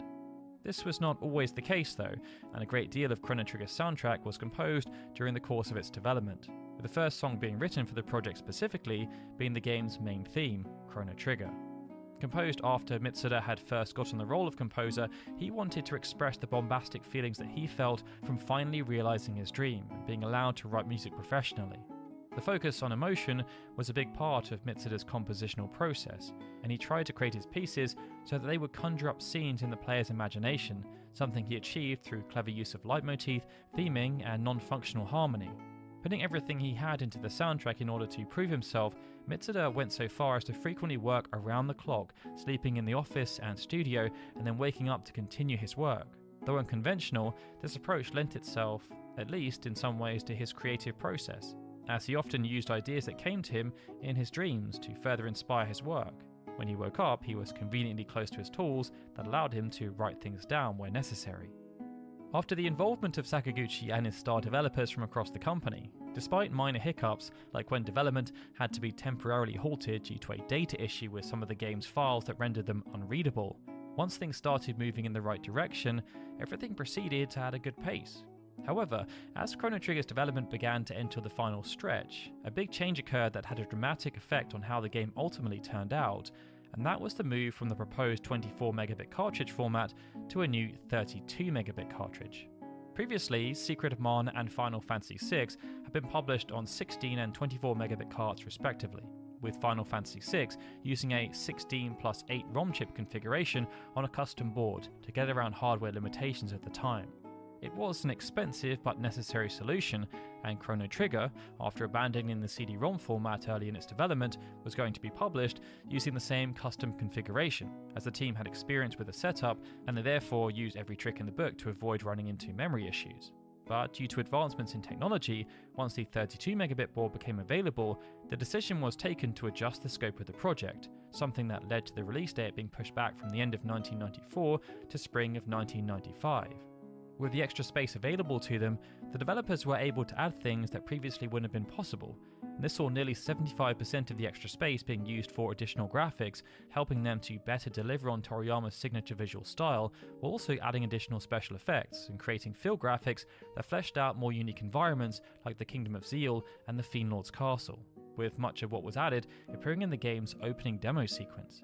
The other 25% was then used for additional scenarios, events, and dialogue, which let Hori add more of his personal touch to the game, while also giving the team the space to add further narrative content to expand upon each character's backstories. Part of this was because, as the game neared completion, Sakaguchi came to the conclusion that the characters, though strongly represented as part of the main scenario, needed more exploration to further endear them to players. Thus, similar to the character stories of the World of Ruin portion of Final Fantasy VI, Sakaguchi assigned members of the team such as Kitase and Tokita with crafting additional scenarios, which were then added to the game just before development wrapped, and they provided one final way that the game could justify its core time-jumping mechanic while also deepening its sense of character development. The jump to the larger cartridge also gave Mitsuda more freedom with his compositions, and the soundtrack ended up featuring 68 tunes as a result, more than had been created for Final Fantasy VI. And this was also when things started to unravel for Mitsuda. He had been working at his limit for some time, and as time grew short, the pressure was really mounting. Then, disaster struck. Suffering a hard drive failure at around the time he had finished approximately 75% of the game's soundtrack, Mitsuda suddenly had his workload exponentially increased, leading to a perfect storm of stress and neglect of his own health that resulted in a serious stomach ulcer that required immediate medical attention. As a result of Mitsuda's illness, Uematsu was brought in to help get the project over the finish line, and wound up composing 10 of the game's songs, and arranging one composed by Noriko Matsuda, who had also worked on Front Mission. With the soundtrack finally wrapped up and the additional scenarios added to the game, Chrono Trigger was officially finished. Though the pathway had been winding at times, with many false starts and restarts, Sakaguchi had run a tight ship and brought exactly the right people together to help see the project through.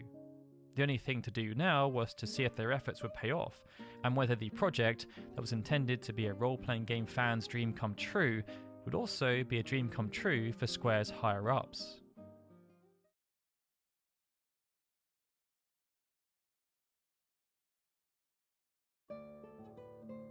Almost from the outset, everyone at Square knew how big Chrono Trigger had the potential to be. After all, it was from the collective creators of Dragon Quest, Dragon Ball and Final Fantasy.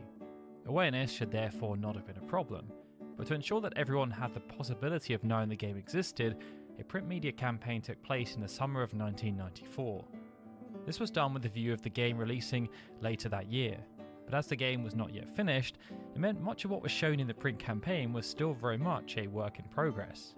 They also supplemented the visual reveal with developer interviews, and they made good use of Akira Toriyama, highlighting character artwork and concept illustrations in order to build interest around this grand, new vision for a game. Perhaps due to its magnitude, the publicity team were able to secure coverage in magazines like Family Computer Magazine, Marukatsu Famicom, Dengeki Super Famicom, Mircom Basic, and Weekly Famitsu, which started covering the game intensively starting in December of 1994, featuring both exclusive previews and print ads. But though this coverage did a great job of getting the word out on the game, one of the biggest pillars of Chrono Trigger's marketing plan was undoubtedly Shueisha's Jump series of magazines. Due to Toriyama, and by extension Torishima's connections to the publisher, Chrono Trigger didn't suffer from the same problems with coverage that Sakaguchi had run into previously with Final Fantasy prior to Final Fantasy VI, and as such benefited from Jump's Kingmaker status in a much more concrete way. Leveraging Toriyama's immensely popular Dragon Ball franchise, this saw the game covered in a limited Dragon Ball audio CD giveaway, featuring an interview with Hori, Sakaguchi and Toriyama, as well as promotional VHS tapes as part of V-Jump, a Jump spin-off created by publisher Shueisha that focused on both shonen manga and video games, and whose editor was none other than Torishima himself. But there was also an appearance at V-Jump Festival 94, a companion video game convention. It saw V-Jump feature some of the most in-depth and regular coverage on the game at the time, running interviews with the Dream Team, the latest promotional screenshots of the most current builds of the game, huge spreads covering the game's gameplay details, features and character backstories and information, and even a giveaway of the game itself. To supplement the print marketing efforts, Square also showed off an earlier build of the game at Nintendo Space World 1994 convention in November of that year, and ran TV ads for Chrono Trigger in the lead up to the game's release, showing off key set pieces and some of the game's more impressive visual effects, in addition to a pre-order campaign. This was all crucial, as when the game was delayed due to the decision to increase the cartridge specifications, there was a chance they could have lost momentum. Therefore, starting in late 1994, flyers were produced, and they had the sole purpose of advertising the new date of the 11th of March 1995, while also trying to entice people to pre-order, as there were some exclusive pre-order bonuses produced. This included a little calendar featuring promotional art for the game, which also marked down the game's release date, as well as a pack of limited edition trading cards.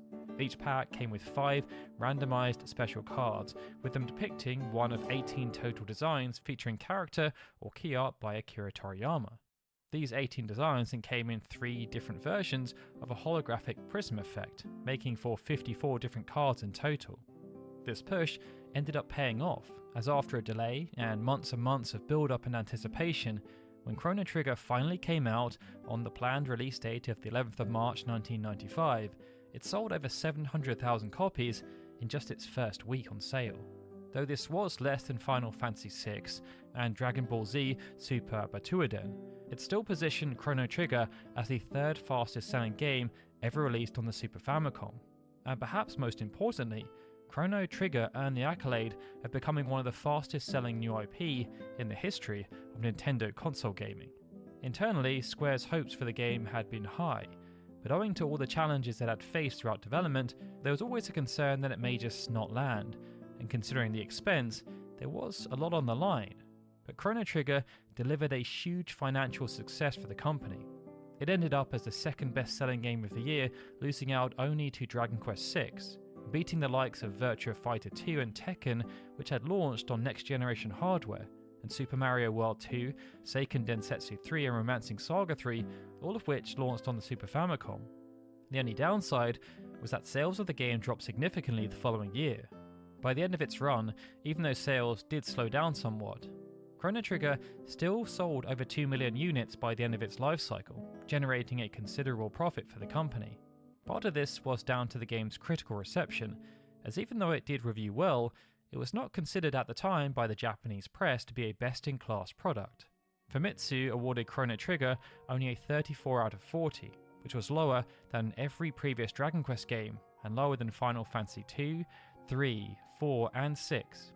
This placed it on par with the original Final Fantasy and Final Fantasy V. Regardless, it topped Micom Basic's Hot 10 Super Famicom games list from June to July, and stayed in the top 10 throughout August as well. To try and maintain interest, the marketing team therefore continued their promotional activities post-launch, and V-Jump continued its coverage well into 1995 with articles and spreads that focused on secrets, tips and tricks. Around the time that Chrono Trigger released in Japan, Square were still trying to crack the North American market. The original Final Fantasy had proven to be a pretty significant success, selling more copies in that region than it had in Japan. But the process of releasing the game in North America had taken a considerable amount of time and effort, and despite Square planning to release both Final Fantasy 2 and 3 due to a combination of localization lag and conflict with the next hardware generation, those plans were ultimately cancelled. It meant North Americans didn't get the chance to experience the gradual evolution of the Final Fantasy formula. And when Final Fantasy IV released as Final Fantasy II, there were numerous theories as to why it struggled to meet expectations.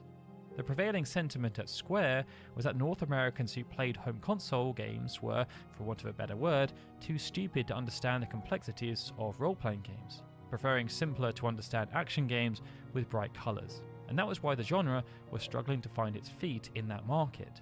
They therefore released Final Fantasy Mystic Quest in direct response to this hypothesis, and Secret of Mana they hoped would also work because it was more action-orientated. But neither game failed to garner any real attention in the region, and Square were left somewhat stumped. Plans to localize Final Fantasy V went through numerous revisions, and they even considered rebranding it as a spin-off called Final Fantasy Extreme, before those plans were shelved as the more story-focused Final Fantasy VI was prioritized. This proved to be a prudent move as its sales were markedly better than Final Fantasy IV, but there was still trepidation ahead of localizing Chrono Trigger. As a consequence, the North American team attempted to do whatever they could to make the game seem appealing, and they leaned into some of the more kooky aspects of their marketing from Final Fantasy VI, hoping they could strike gold again. Whereas in Japan, the fusion of the three creative minds behind Final Fantasy, Dragon Quest and Dragon Ball was a huge selling point, in North America, even though each of the brands had a degree of notoriety, no one really knew anything about the creative minds behind the projects. Ultimately, no one really knew who Sakaguchi, Hori or Toriyama were in that region. And as Chrono Trigger was a brand new IP, lacking anything discernible that North Americans would recognize or care about, this further complemented the marketing plan. After all, multiple North American publications had already begun to preview and feature the game going back as far as 1994. Print ads for the game therefore focused heavily on the time travel aspect, using the tagline Chrono Trigger, it's about time.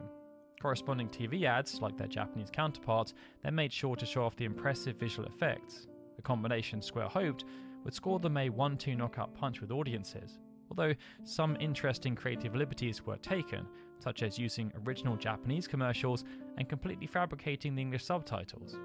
A similar approach was not taken to the localization of the game itself though, with responsibility assigned to Ted Woolsey. Woolsey had a master's degree in Japanese literature from the University of Washington and had previously lived in Japan, and he joined Square by way of their Redmond, Washington office back in 1991, with his first project with the company being the English localization of Saga 3 or Final Fantasy Legend 3.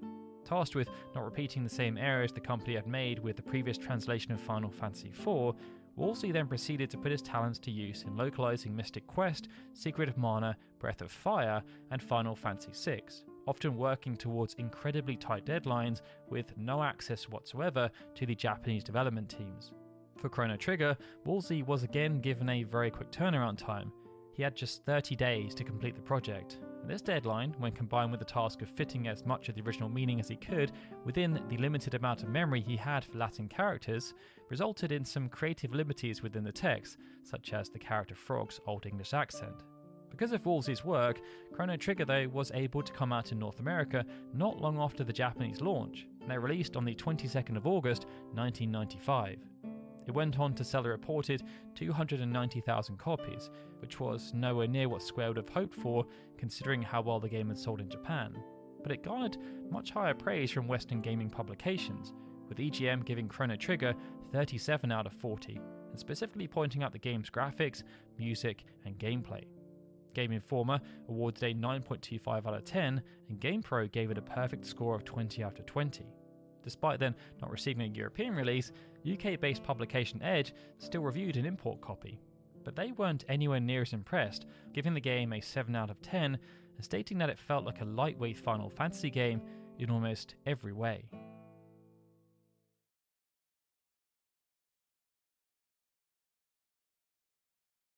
Due to the potential gravitas of Chrono Trigger, even though nothing was ever guaranteed, Square started to prepare for an eventuality where the game ended up being a monumental success, so that if the scenario occurred, they would be ready to cater for any residual demand for supplemental content.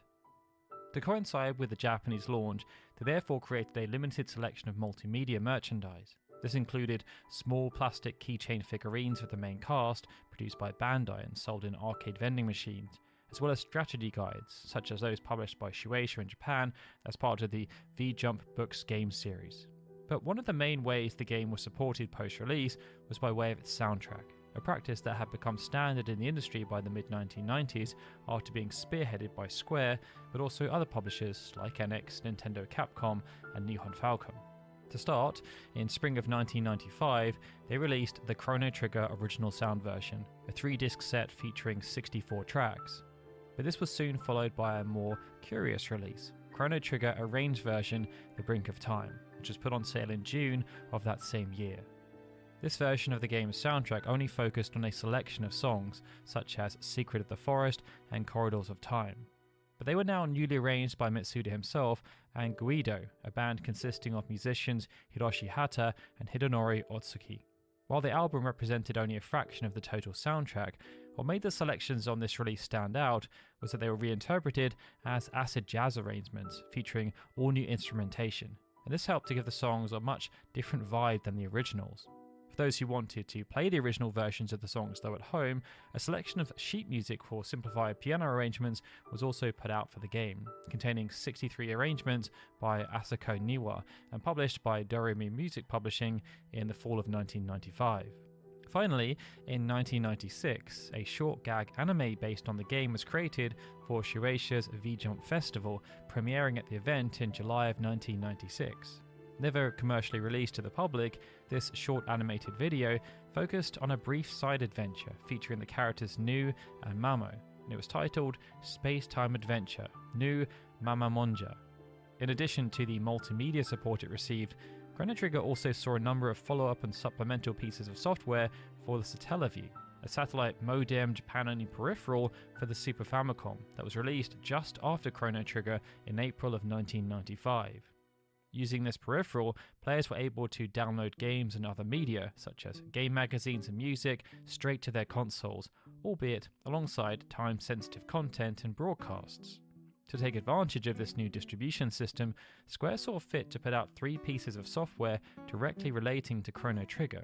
First, there was the Chrono Trigger Jetbike Special, a standalone version of the Jetbike minigame. This was followed by the Chrono Trigger Character Library, an encyclopedia containing information on characters and enemies from the game, and lastly there was the Chrono Trigger Music Library, which allowed users to listen to the game's soundtrack and was essentially identical to the Chrono Trigger original sound version released for CD. But there was another piece of media released that related more tenuously to Chrono Trigger, called Radical Dreamers: The Unstealable Duel. Released a year after Chrono Trigger in February of 1996 and written by Masato Kato, Radical Dreamers was a visual novel-style game that centered on a group of thieves known as the Radical Dreamers, as they sought a mythical artifact known as the Frozen Flame. This game, though a new story, was intended by Kato to be a sequel of sorts to Chrono Trigger and featured some explicit connections to the game, but was notable for being considerably darker in tone. Due to its extremely limited release though, being Japan only and only being made available for download for a 2-week period, Radical Dreamers never got much exposure within the broader Chrono Trigger fanbase. And because in the years that followed, even Kato considered it to not be his strongest work, the game was instead relegated to the sidelines as more of a curiosity than a true sequel.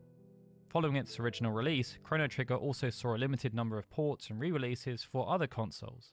The first of these was a PlayStation version of the game released in Japan on the 2nd of November 1999. In the late 90s, Square had been hard at work re-releasing the earlier Final Fantasy games for the PlayStation, making them available to players who had missed out on them the first time, while also capitalizing on the success of the series following the release of Final Fantasy 7 and 8. But they also wanted to build hype for future releases. At the same time, Square also had another project on the horizon that they wanted people to be excited about. Sequel to Chrono Trigger, called Chrono Cross. They therefore saw this as the perfect opportunity to celebrate their older 16-bit games while also reintroducing people to Chrono Trigger. And in North America, the decision was taken to include the game alongside Final Fantasy IV as part of a curiously titled collection called Final Fantasy Chronicles. This version of Chrono Trigger was nearly identical to the original Super Famicom version, save for some key dialogue edits and bug fixes. But it also featured some bonus content.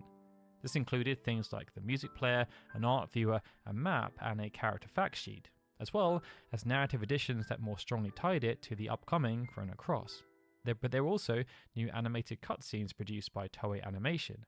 Unfortunately, despite all the extra content, Chrono Trigger, ironically, didn't lend itself that well to this CD-ROM format, and it suffered from rather long load times, making the most accessible way of experiencing Chrono Trigger in and around the turn of the millennium also one of the more frustrating.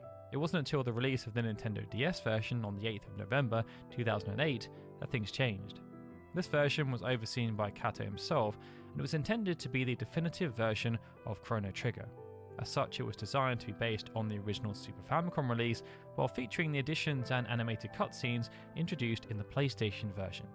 To sweeten the deal further, Square also even added more content, such as a monster battling arena side game and additional dungeons, the Lost Sanctum and the Dimensional Vortex, the latter of which served to strengthen the link between Chrono Trigger and Chrono Cross even more with the addition of a new boss and ending. Though the reception was mixed on these additions, overall the Nintendo DS version of the game was positively received by critics and fans, receiving top marks from publications like EGM, IGN, Eurogamer and GameSpot, and for many, it delivered on Kato's vision of having it stand as the definitive version of the game. Going forward, it therefore served as the basis for all future releases, such as the game's mobile version, first released in Japan on the 25th of August 2011, and the divisive Windows edition, which was released on the 27th of February 2018. This particular release was notable for causing quite a stir amongst fans, as it was essentially shadow dropped with no prior warning, and was plagued with a large number of issues, both graphical and otherwise on release. In fact, these issues were so egregious that Square Enix ended up needing to update the game multiple times over the preceding years, with the most recent update, at time of writing, occurring on the 11th of March 2022, the original Chrono Trigger's launch anniversary, and it saw the game amended to feature ultra-wide support alongside other quality of life improvements and features. Outside of ports of the original game, the most enduring legacy of Chrono Trigger is undoubtedly its sequel, Chrono Cross, as well as rumours of the series' continuation. After Radical Dreamers, Square had toyed with the idea of a true follow-up to Chrono Trigger for many years. However, it wasn't until the 18th of November 1999 that the world finally got a chance to play it. Directed by Kato, who had himself been brainstorming ideas for the game for some time, Chrono Cross was a surprise to many because it was seen as a dramatic departure from not only the mechanics and gameplay of Chrono Trigger, but also the story. The development team assigned to work on Chrono Cross had a daunting task, as the dream team of Hori, Sakaguchi and Toriyama were not anywhere near as involved with the project as they had been with the first game, and in somewhat of a full circle moment, it was being helmed by Hiromichi Tanaka as opposed to Aoki or Sakaguchi. However, this also afforded them a unique opportunity to take things in a different direction. To Kato, this was exciting, as he didn't want Chrono Cross to be just a rehash of Chrono Trigger with a fresh coat of paint, and instead wanted to build out some of the ideas he had played around with when working on Radical Dreamers. So he created a new game from essentially the ground up, one featuring a completely new battle system, 45 playable party members, and a story centered on parallel worlds instead of time travel. This was all then set to a new soundtrack by Mitsuda, who Kato personally sought out as he believed his Chrono sound was essential to the project's identity. In some ways, Kato's gamble played off, as critical reception for the game was extremely positive, especially in North America, where Chrono Cross even surpassed the sales of its predecessor. However, the reliance on the legacy of Chrono Trigger proved to be a bit of a double-edged sword for the game, as some had been expecting Chrono Cross to be more of a direct continuation and were turned off by the new direction. Perhaps in part due to this, and despite its successes, the game ended up massively underperforming for Square, selling fewer copies overall than both its predecessor had on the Super Famicom, but also compared to other contemporary projects such as Final Fantasy VII, 8 and Xenogears. But the worst aspect was that Chrono Cross fell way short of its sales target of selling 1 million copies in Japan, as it only sold 650,000 units. In line with company policy at the time, this meant the Chrono IP was put on hold and the team was disbanded, with most of its development staff, including Kato, joining other projects like Parasite Eve 2, Brave Fencer Musashi, and the Mana series, or Final Fantasy XI. This then left the Chrono series in a very weird space. Sakaguchi was soon to depart Square, and Hori and Toriyama were more interested in their own projects. Kato had attempted to take ownership and failed, and although Tokita, one of the directors of Chrono Trigger, attempted to revitalize the IP as well, there was no serious desire within Square Enix to build upon it further, despite ports, remakes, remasters, and trademark registrations that only served to excite fans and do nothing more than that. Regardless of where the Chrono franchise sits though, the legacy and impact of Chrono Trigger has only grown over time. Though the path to get there was a long and winding one, filled with bumps, failures, and hectic development cycles along the way, the end product was a synthesis of some of the greatest minds in the Japanese development scene in the mid-1990s. and an experience that has endured in the minds of gamers ever since. Serving in some ways as the capstone project of Square's 16-bit era, Chrono Trigger stood out for its impressive attention to detail, engaging and tight gameplay, thoughtful narrative, and impressive soundtrack.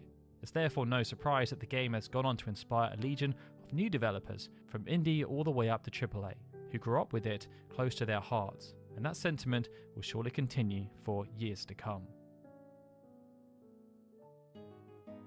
But with that, thank you so much for watching, everyone. My name is Daryl, and together with Colin and Chris, we hope you've enjoyed listening to the incredible development history of Chrono Trigger. Hopefully, as you watched through the video, you found some interesting nuggets of information that perhaps you didn't know before. If you did, then please consider showing us how much you appreciate the effort that's put into researching, writing and editing this video by giving it a like. We also want to give a massive thanks to everyone who voted for this episode and supports us on Patreon, as that support allows us to create very extensive videos like this one. Alright everyone, with that, this is Daryl signing out. I'll see you all again soon for more RPG goodness.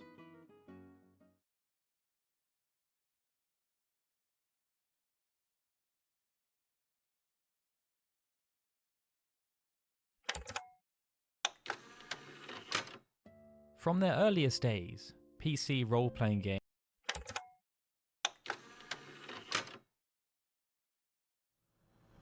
In the early 1980s, as role-playing games were starting to plant deep roots with PC enthusiasts in the West, in Japan, the genre was still very niche.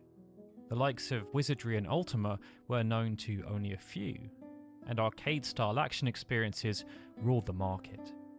Yet, as Japanese developers were gradually introduced to the genre through imported PC and tabletop experiences, they began to see the potential of a much more methodical style of gameplay that was more complex and compelling than arcade games, and they sought to make their own.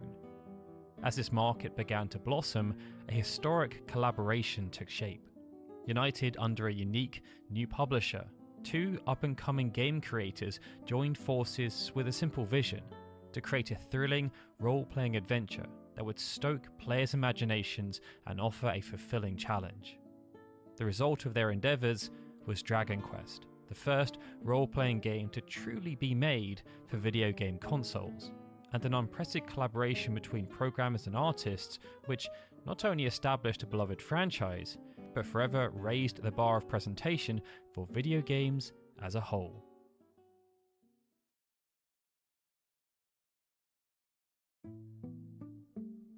For a long time, Japan's gaming industry revolved around arcades and the personal computer ecosystem, and there was a burgeoning crop of rookie developers all eager to find fame and fortune, or just fulfill the desire to create something that other people could play. The most talented, or lucky, were snapped up by companies such as Namco and TNESoft, who hired programmers to develop their own software in-house. But there was also another route available for those who didn't make the cut. Magazines started to host competitions to identify promising developers, and some publishing companies combed through those creations, offering the creators of the best submissions the chance to live out their commercial aspirations. In 1982, a new company began to wade into these waters, and it emerged from, of all things, a real estate publishing company called Eidansha Boshu Service Center. Eidansha established itself by producing real estate listing tabloids, but its founder, Yasuhiro Fukushima, wanted to branch out in new directions. He created a subsidiary company called Eidansha Systems, designed to chase a couple of prospects, but none of them panned out. At this point, Fukushima began to see the potential of the rising video game market. Thus, he invested his capital and re-established Eidansha Systems as Enix Corporation, with the intent of using it to publish video games. The name Enix was chosen as a sort of portmanteau, referring to both the mythological phoenix and the anagram ENIAC, which stood for Electronic Number Integer and Computer, which was the first programmable digital computer. Right out of the gate, Enix began seeking promising talents and projects. In order to quickly build up the software at their disposal, Enix therefore held a competition called the Enix Game Hobby Program Contest. The grand prize winner could take home 1 million yen, and all of the finalists would have their games published by Enix. It was a win-win scenario for the company and the lucky winners alike. Enix were able to put out a dozen titles with minimal effort, while the finalists had their work disseminated broadly and earned royalty payments. Enix secured a sponsorship from Weekly Shonen Jump magazine, a household name for producing manga aimed at adolescent boys, and used this as one of the major locations where the contest was advertised. Ultimately, 13 winners were named across a smattering of genres, with the grand prize going to Kazuhiro Morita, who created a turn-based military strategy game. However, amongst the runners-up were two individuals of note called Yuji Horii and Koichi Nakamura. Horii was born on the 6th of January 1954 on Awaji Island, not far from Osaka. In high school, it was Horii's dream to become a manga artist, and such was his devotion to the cause that after his third year of high school, he took his work to Tokyo and sought out Go Nagai, creator of the popular series Mazinger Z and Devilman, begging to become his assistant. Despite this impassioned plea, Nagai turned Horii down emphatically. This crushed Horii's dreams, at least in the interim. After leaving high school, Horii attended Waseda University where he studied literature. But the itch was still there, and he participated in the school's manga club, honing his skills by contributing to the club's own original manga productions. His seniors recognized his knack for writing. Thus, instead of drawing, they enlisted him to help write articles for various other publications, and he was soon able to earn a living as a freelance writer.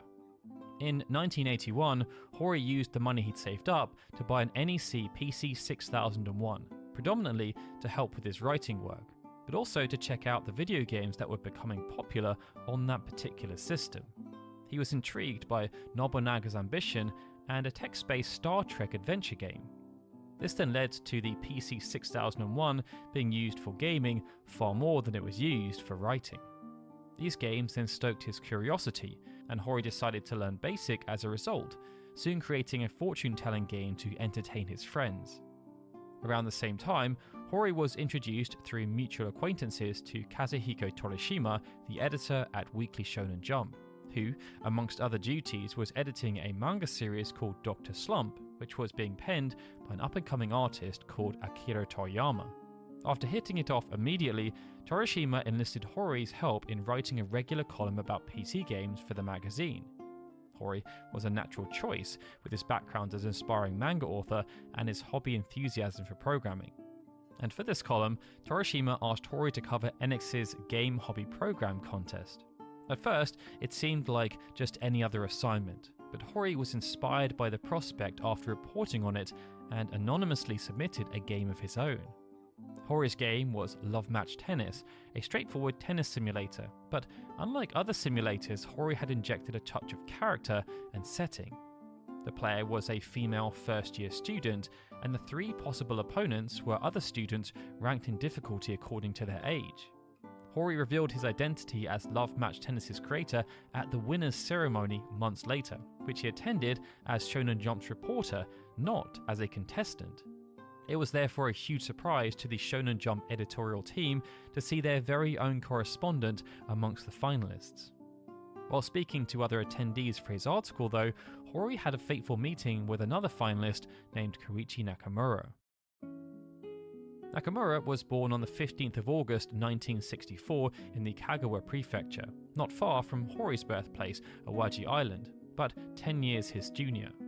Nakamura caught the programming bug while experimenting with BASIC at his high school maths club, and was soon able to mimic the code for games like Galaxy Wars all on his own. Like many others of his generation, Nakamura saved his earnings from a newspaper delivery route until he could afford his very own PC 8001. Then, the young prodigy not only continued making clones of popular games, but he submitted them and other original software to PC magazines like I/O and began earning considerable royalties for his work. Amongst his first submissions was an input tool for machine code, which earned him around 20,000 yen, or around $135 at the time. But it was a clone of Konami's Scramble, which he called Attacker, that ended up opening his eyes to the possibilities. It earned Nakamura 1 million yen, or around $7,000 at the time, and just under $25,000 in today's currency when adjusted for inflation, which, for a high school kid who was just experimenting with coding, was pretty impressive in terms of earnings. When Enix's contest was announced, Nakamura was only 17 years old and a third-year student at high school, but was also a recognizable name amongst PC enthusiasts. Yet most of his work published to date have been directly imitating the works of others, and the contest required an original submission. This put Nakamura out of his comfort zone, but he excelled. His submission for the contest was a game called Door Door, an original arcade-style platformer that was inspired by Namco's arcade hit Dig Dug. The player controlled a sprightly hero named Chun, whose name came from Nakamura's own nickname, and the goal was to elude aliens, open doors to capture them, and then close the doors to trap them inside. Due to the quality, Nakamura's entry was awarded second prize at the competition, earning him 500,000 yen as a prize. But this was only the beginning. The real reward, both creatively and financially, was that these games were going to have official releases overseen by Enix. This approach gave Enix a running start in the market, and their name quickly gained prominence amongst Japan's PC enthusiasts. Their unique position as a software publishing house, not as a game developer, also fostered positive relations with the creators they worked with, not least because Enix paid their game creators generous royalties instead of formally employing them, an arrangement that proved mutually beneficial, allowing creators to keep their options open and having a steady stream of revenue while they did so. After the contest, Nakamura went on to study at Tokyo's University of Electrocommunications, while Hori continued writing for Shonen Jump. But he'd been struck by the bug and began to immediately work on a follow-up. Hori's second game, also published by Enix in June of 1983, was called The Portopia Serial Murder Case, a visual novel adventure game where players explored crime scenes and interviewed suspects to solve a murder. Portopia was notable for its branching dialogue paths based on commands that players issued by typing words. Everything seemed to be going really well for Enix, but they were not satisfied, and despite their hands-off approach they had fostered, decided to invest in some of their top new collaborators in the hopes that they might increase the quality and quantity of their output. As such, after looking at the roster of talent they had, it was decided that a selection of the company's most bankable assets should attend Apple Fest, a conference hosted in San Francisco where Apple computers showcased the latest products for their own line of PCs. Hori and Nakamura were amongst the selected delegation, as was Yukinobu Chida, a producer at Enix who was responsible for running Enix's Game Hobby Program contest. And they were in their element as they checked out the hundreds of exhibits of software and hardware demos. But two properties caught the attention of the aspiring creators more than any others: Ultima and Wizardry, two breakout games on the Apple II computer. Though this was Hori and Nakamura's first exposure to both games, Ultima and Wizardry had made waves throughout the early 1980s, with each having two sequels by this point. Nakamura, for his part, was more drawn to Wizardry, which was originally developed by Andrew Greenberg, a Cornell University student. Largely based on the foundation of Dungeons & Dragons, Wizardry was a first-person dungeon crawling game which used text-based menus covering most of the screen to show the available keyboard inputs. Players then pressed keys to perform specific actions, such as pressing S to cast a spell, O to open a chest, or F to move forward. Each playthrough began by picking a party of as many as 6 heroes and choosing from 4 basic classes: fighter, priest, mage, or thief. These brave souls that attempted to explore a vast 10-level dungeon step by step, gaining experience from vanquishing enemies and leveling up to increase their stats, all while seeking out more powerful equipment. It was not an easy journey though, as there was no way to save progress within the dungeon itself. When encountered, monsters appeared in a small window at the center of the screen as simple, static illustrations. If the monsters should vanquish the party, players would be able to create a new party and start from scratch, with the opportunity of finding their old party's resting place and recovering their gear. The threat of getting lost was so great that the game even came with a pad of graph paper, encouraging players to draw a map as they went. Difficulty aside, Wizardry became the best-selling game on the Apple II, selling 24,000 copies in 8 months. When its sequel, Wizardry 2, came out a year later, it expected players to have beaten the first game, exported their party, and imported them into the new game. This allowed players to carry their winning party forward into a harder adventure and established a long-running chronology between games. But while the developed gameplay concepts of Wizardry blew Nakamura's mind, Hori preferred Ultima, which was coded by another student, Richard Garriott, a freshman at the University of Texas. Ultima was released earlier in June of 1981.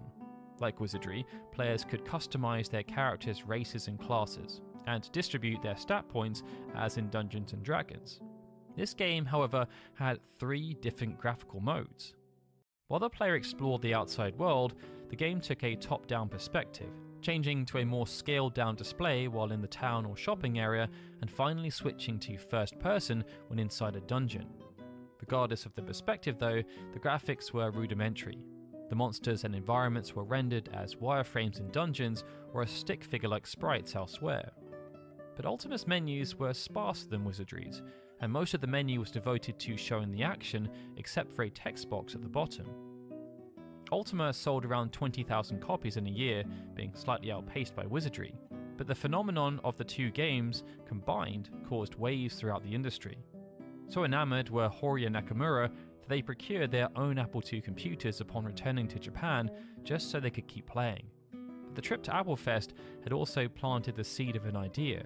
Hori and Nakamura recognized the appeal of role-playing games and wanted to try their hand at making one through Enix.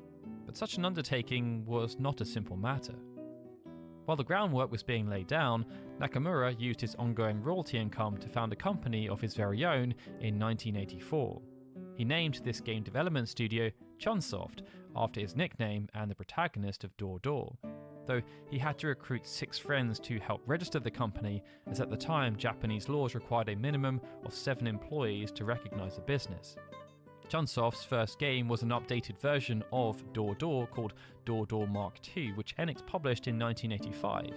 At the same time, Hori continued with his adventure games, leading to the unofficial Yuji Horii Mysteries trilogy, including Portopia's Enix-published titles The Hokkaido Serial Murder Case and the Kuroizawa Kidnapping Guide.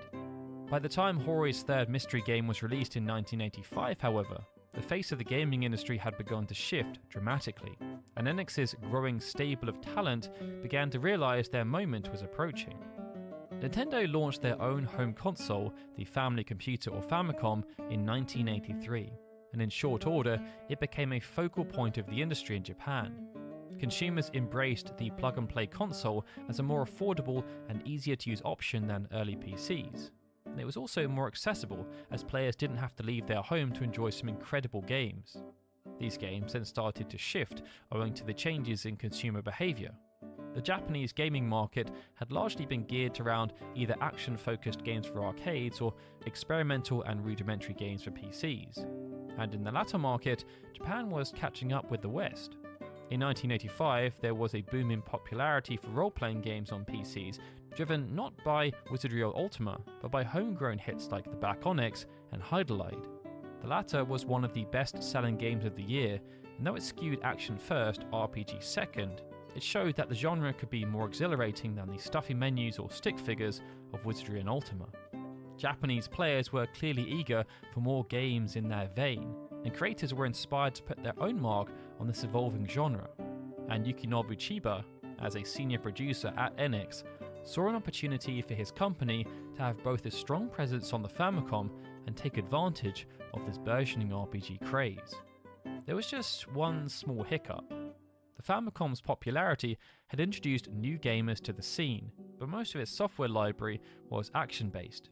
Chida believed that this cohort of gamers who only knew of the arcade-style Mario Brothers might be overwhelmed by the text-heavy presentations of games like Wizardry. Plus, Enix's best contractors were only experienced with PC systems. His solution was therefore simple: produce a version of the well-liked Portopia Serial Murder Case for the Famicom, to test the waters and give his developers experience. This represented the first time that Hori and Nakamura worked together, as Hori collaborated with Chunsoft to translate his adventure game to new hardware. But all the while, their hearts were clearly still with Ultima and Wizardry, As for this new version, they added a maze section to the game that mimicked Wizardry's Catacombs. By the time Portopia released on the Famicom in November of 1985, the stage was set for Enix to publish its first original role-playing game. It had attracted and trained two up-and-coming talents, Hori and Nakamura, who were inspired to tackle the new genre, and their projects to date had all been considerable successes. The market had also embraced both role-playing games and the Famicom, and even though the audiences were separate, there was a hope they could be melded together. Through personal connections and some strokes of luck, they had also attracted some established creators from other fields to contribute. Hori learned through his connection with Shonen Jump in Torishima that Akira Toriyama, who was now working on a new manga series called Dragon Ball, was interested in illustrating for a video game. Meanwhile, Enix had struck up a connection with well-known anime composer Koichi Sugiyama, who, after submitting feedback on an official players survey for one of Enix's other games, the company had reached out and asked him if he'd like to compose music for one of their upcoming games. The market was hungry, and the roster of talent was assembled, and the last piece of the puzzle fell into place shortly after. At this point, Hori was still an independent contractor, as opposed to being an actual employee of Enix. The company still lacked its own internal game development team, and instead, they continued to hire contractors to make games for them to publish, and then paying out royalties. Hori had worked with Chunsoft, but wanted to regain a degree of independence from either company. To that end, he created his own company called Armor Project in December of 1985. The company existed to handle the intellectual property rights of his upcoming games, and this set a unique precedent for game development. In essence, Armor Project had technically hand-picked Chunsoft to develop a game based on their new intellectual property, which was then to be licensed to Enix in order to publish the finished project, all under the supervision of Hori.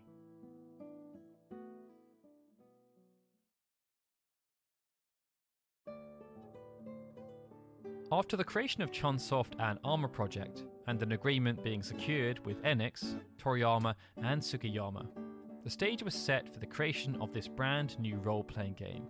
But as production began, one question remained. What would this game actually look like? Intentionally or not, Yuji Horii teased the direction in his video game journalism. Through his forays into programming, he retained his game column in Shonen Jump, and frequently wrote about games in other places. In the December 1985 issue of Login magazine, a leading publication focused on PC games, Hori answered a fan's questions about originality. The reader had an idea for a game, but was discouraged when he saw another game had beaten him to it.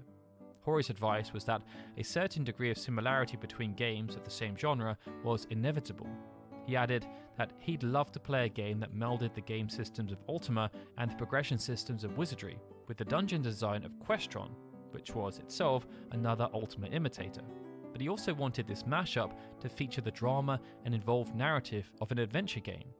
Why doesn't anyone make this? Hori lamented in his reply. Whether he'd already come to this realization before writing it in Login, or if this was his moment of epiphany, Hori's hypothetical dream game essentially provided the DNA of what he was about to create, as it combined the features he liked best from Western RPGs with a more involved narrative, and built on Nintendo's Famicom hardware for a new demographic. As for the tone of the game, Hori envisioned a setting inspired by medieval Europe and classic Western swords and sorcery tales. The love he and Nakamura shared for Ultima and Wizardry played no small role in this, and like those games, he wanted players to revel in exploring a vast world, but he also wanted the challenge to feel less grueling and more light-hearted. Like so many classic stories, this meant the scenario was to revolve around a quest to save a princess captured by a nefarious foe, in this case, the reprehensible Dragon Lord. Thus, they decided to name their game Dragon Quest.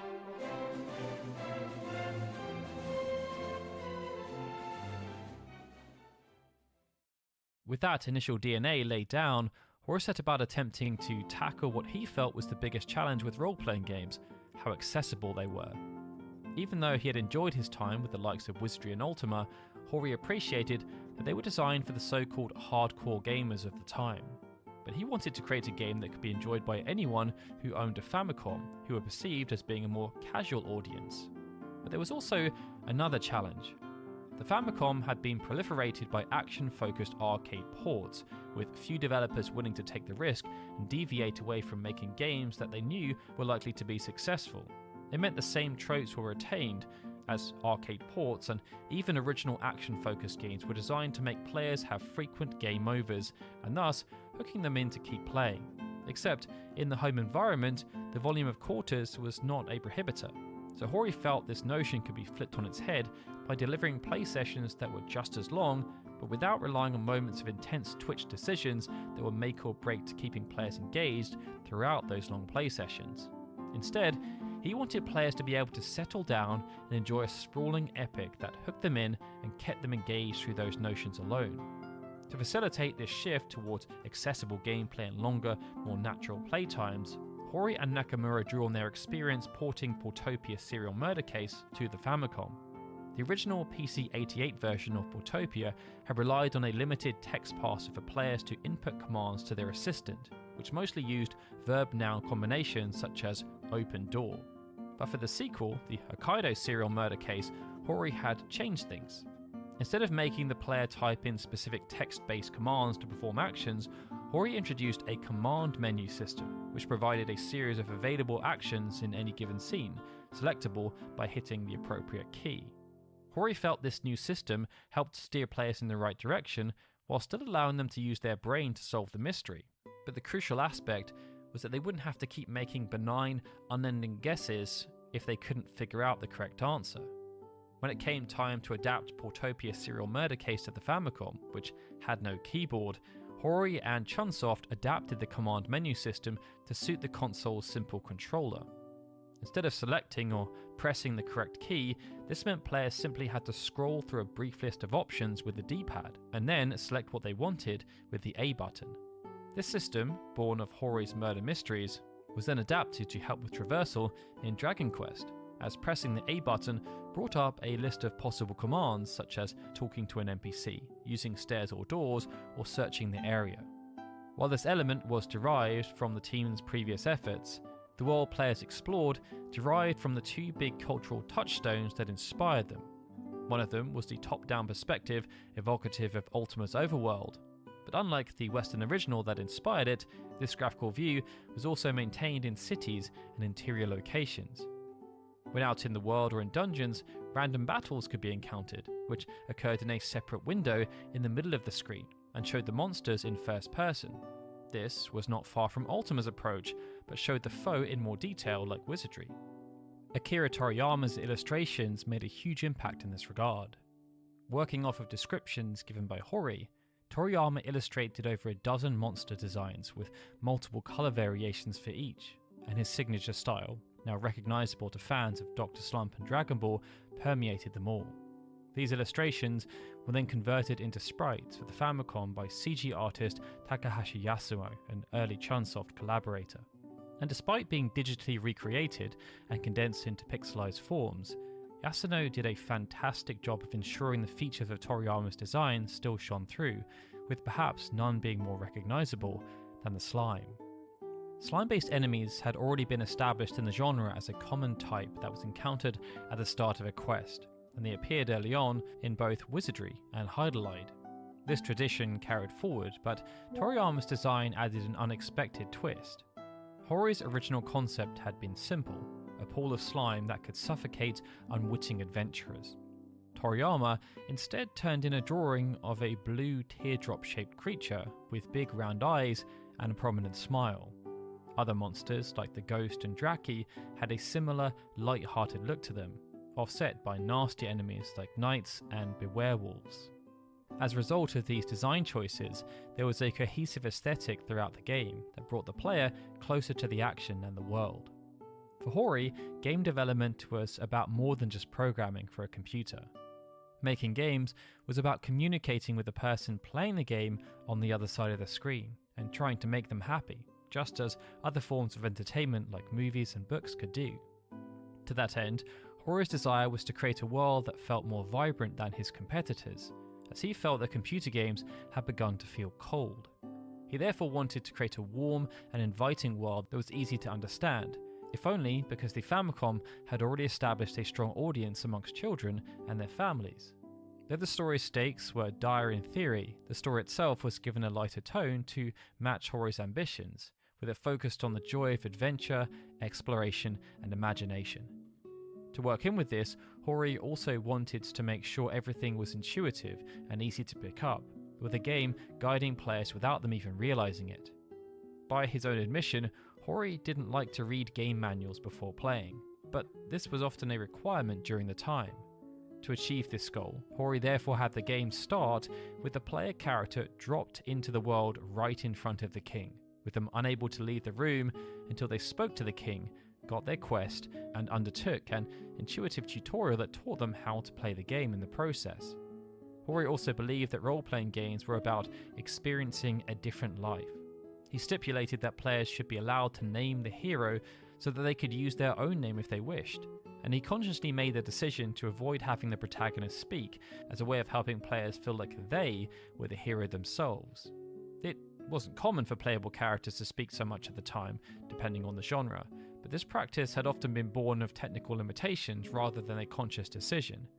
In this instance, it was a deliberate touch on Hori's part, and it contrasted to his previous hit, Portopia, where the entire investigation had revolved around issuing commands to a fellow investigator. The playable character also broke beyond typical conventions of the time. Despite looking like a traditional fighter that wore plate armor and wielded a sword and shield, and matched the typical fighter and warrior classes in D&D and Wizardry, they were able to use magic, with new spells learned upon leveling up.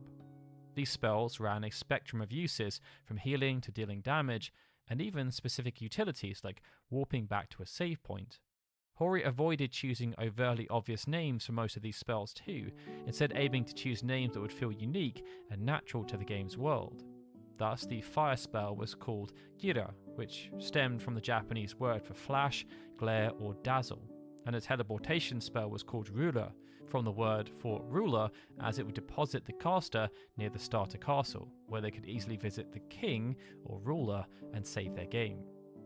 Through all of these subtle twists, the world of Dragon Quest felt more robust and vital than the works that had inspired it. And as if to emphasize this, Hori designed the maps by hand, to be coded into the game, and he wrote pages upon pages of dialogue assigning information to each NPC the player could encounter. His beloved Ultima, he felt, was too obtuse in how it disseminated information to the player, and if Dragon Quest was to become a welcoming game that didn't force players to consult a manual or guide, such in-game direction was critical. With Hori overseeing the game design, Nakamura ensuring that vision was realized, and Toriyama influencing the visual identity, the last piece of the puzzle was the music. Koichi Sugiyama initially composed Dragon Quest's soundtrack over the course of just 2 weeks, and it was then transitioned over to be rendered by the Famicom's robust sound chip. Compared to the music-less adventures of Wizardry and Ultima, and even idolized repetitive sections of classical operas, Dragon Quest's 8-song soundtrack was like a revolution for the role-playing genre. The game booted up to a triumphant march and overture, welcoming the player to a new world of fantasy, and Sugiyama's classical training shone through in the town and Baroque castle themes. The brooding dungeon theme helped instill a sense of uneasiness and dread, which the programmers emphasized by lowering the tempo and tone each time the player descended further into a dungeon. Sugiyama personally stopped by the production office periodically to oversee the process of digitizing his compositions, and as development and playtesting continued, staffers could be often heard humming the overworld theme dubbed Unknown World as they worked. As the main production of Dragon Quest began to wind down, however, playtesting turned up a potential problem. The difficulty curve in the back half of the game was found to be too stale. Between the amount of experience points needed to level up and the limited attack patterns of latter enemies, things just weren't fun. Nakamura and Hori therefore pleaded with Chida for a chance to fix the problem. But despite it requiring them to rebalance a considerable amount of the game's code, Chida, who served as the game's producer, only gave them 1 week to get it done. This was because these last-minute changes risked disrupting the entire production process and incurring the wrath of Nintendo. But as the creators believed that the game's balance was critical, Chida was willing to defend them and explain the short delay if they could get it done in time. Fortunately, the necessary balancing was finished within the given time frame, and after the last-minute rebalancing and a few grueling waves of debugging, Enix's big new role-playing game was finally ready to hit the market.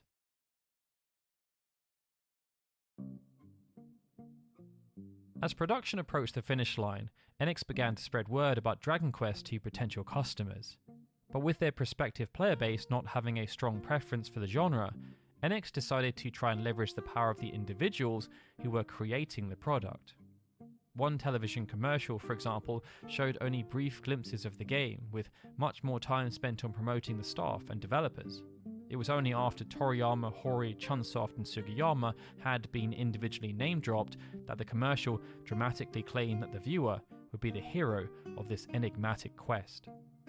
As a result, chatter about the game began to rise amongst informed gamers, and because Hori also talked up the game in his weekly column, it began to rise with manga readers too. Enix also bought a full-page advertisement feature in the very first issue of Famitsu magazine, and it simply featured the box illustration which portrayed the hero squaring off against the Dragon Lord alongside the staff list and a simple proclamation: Famicom role-playing game. Elsewhere, in Famitsu's first issue, a correspondent recounted their initial experiences with Dragon Quest and how they had been captivated by the mere act of talking to NPCs in the initial area alone. Though Hori had hoped the game would be playable without manuals or other aids, Famitsu's writers gushed about using graph paper to make notes, claiming that it wouldn't be a role-playing game without doing so. This play-along series continued for several issues alongside illustrated maps and tips. Each of these actions was crucial for Enix because, at the time, the best-selling games on Famicom were largely action or platforming based. Side-scrollers like Super Mario Bros., Ninja Hattori-kun, and Gegege no Kitaro, the evil yokai realm, had a strong hold on the market. Following them on the sales charts were simpler recreation games like baseball or tennis, or traditional games from the real world like 1983's Mahjong. While the allure of role-playing games had made its mark on the PC market, they simply hadn't been able to truly land on the Famicom. There were a few action-adventure games cracking the sales charts, like Mysterious Murasame Castle and The Legend of Zelda, and their presence suggested that Famicom owners were indeed looking for something more involved and complex. But the sales were nowhere near as strong as the more traditional titles gamers had come to expect. Thus, when Dragon Quest launched on the Nintendo Famicom on the 27th of May 1986, nobody was quite sure what to expect. During its first 2 weeks on sale, Dragon Quest debuted at number 2 on Famitsu's top 30 sales chart, selling an impressive 376,000 units. However, these sales were much lower than Enix had anticipated, and it didn't sustain its position thanks to competition from fast-paced games like Volleyball and Star Soldier. This was then compounded by Nintendo releasing Super Mario Bros. 2 the week after, as Dragon Quest found itself competing with the long-awaited sequel to the platformer that had made the Famicom a household name in the first place. Ultimately, fans proved dissatisfied with Nintendo's sequel, but some of the wind was stolen from Enix's sales, and it was soon competing against a resurgent Mario Bros. This sequence of events was not ideal, and there was genuine concern within Enix that they might even make a loss on the production of Dragon Quest. By the end of 1986, it stood as the 9th best-selling game released that year, with 542,000 copies sold. The consensus amongst those who played it was that it was a very well-made and exciting game, but it was difficult to recommend. And this meant there were too few people willing to take a chance on something more methodical than the usual video game fare. Hori did not give up his opus, however, and used his column in Shonen Jump to keep talking it up, explaining the concepts of role-playing games to his readers in the hopes they'd give it a shot. And though it fought to stay in the magazine's sales charts each issue, Hori was aided in his quest by Famitsu's own editors and readers, who showered Dragon Quest with laurels in its inaugural Best Hit Game Awards. Dragon Quest won that year's Game of the Year, as well as Best RPG, Best Story, and Best Character Design, with Koichi Nakamura crowned as Best Programmer. These post-launch activities then led to a massive swell in popularity, and word of mouth eventually took hold. It led to Dragon Quest going on to sell approximately 1.5 million copies on the Famicom, with the game proving to have incredible legs once it gathered momentum. Despite Dragon Quest being a huge success though, it took some time to make the journey westward to the Nintendo Entertainment System and North American gamers.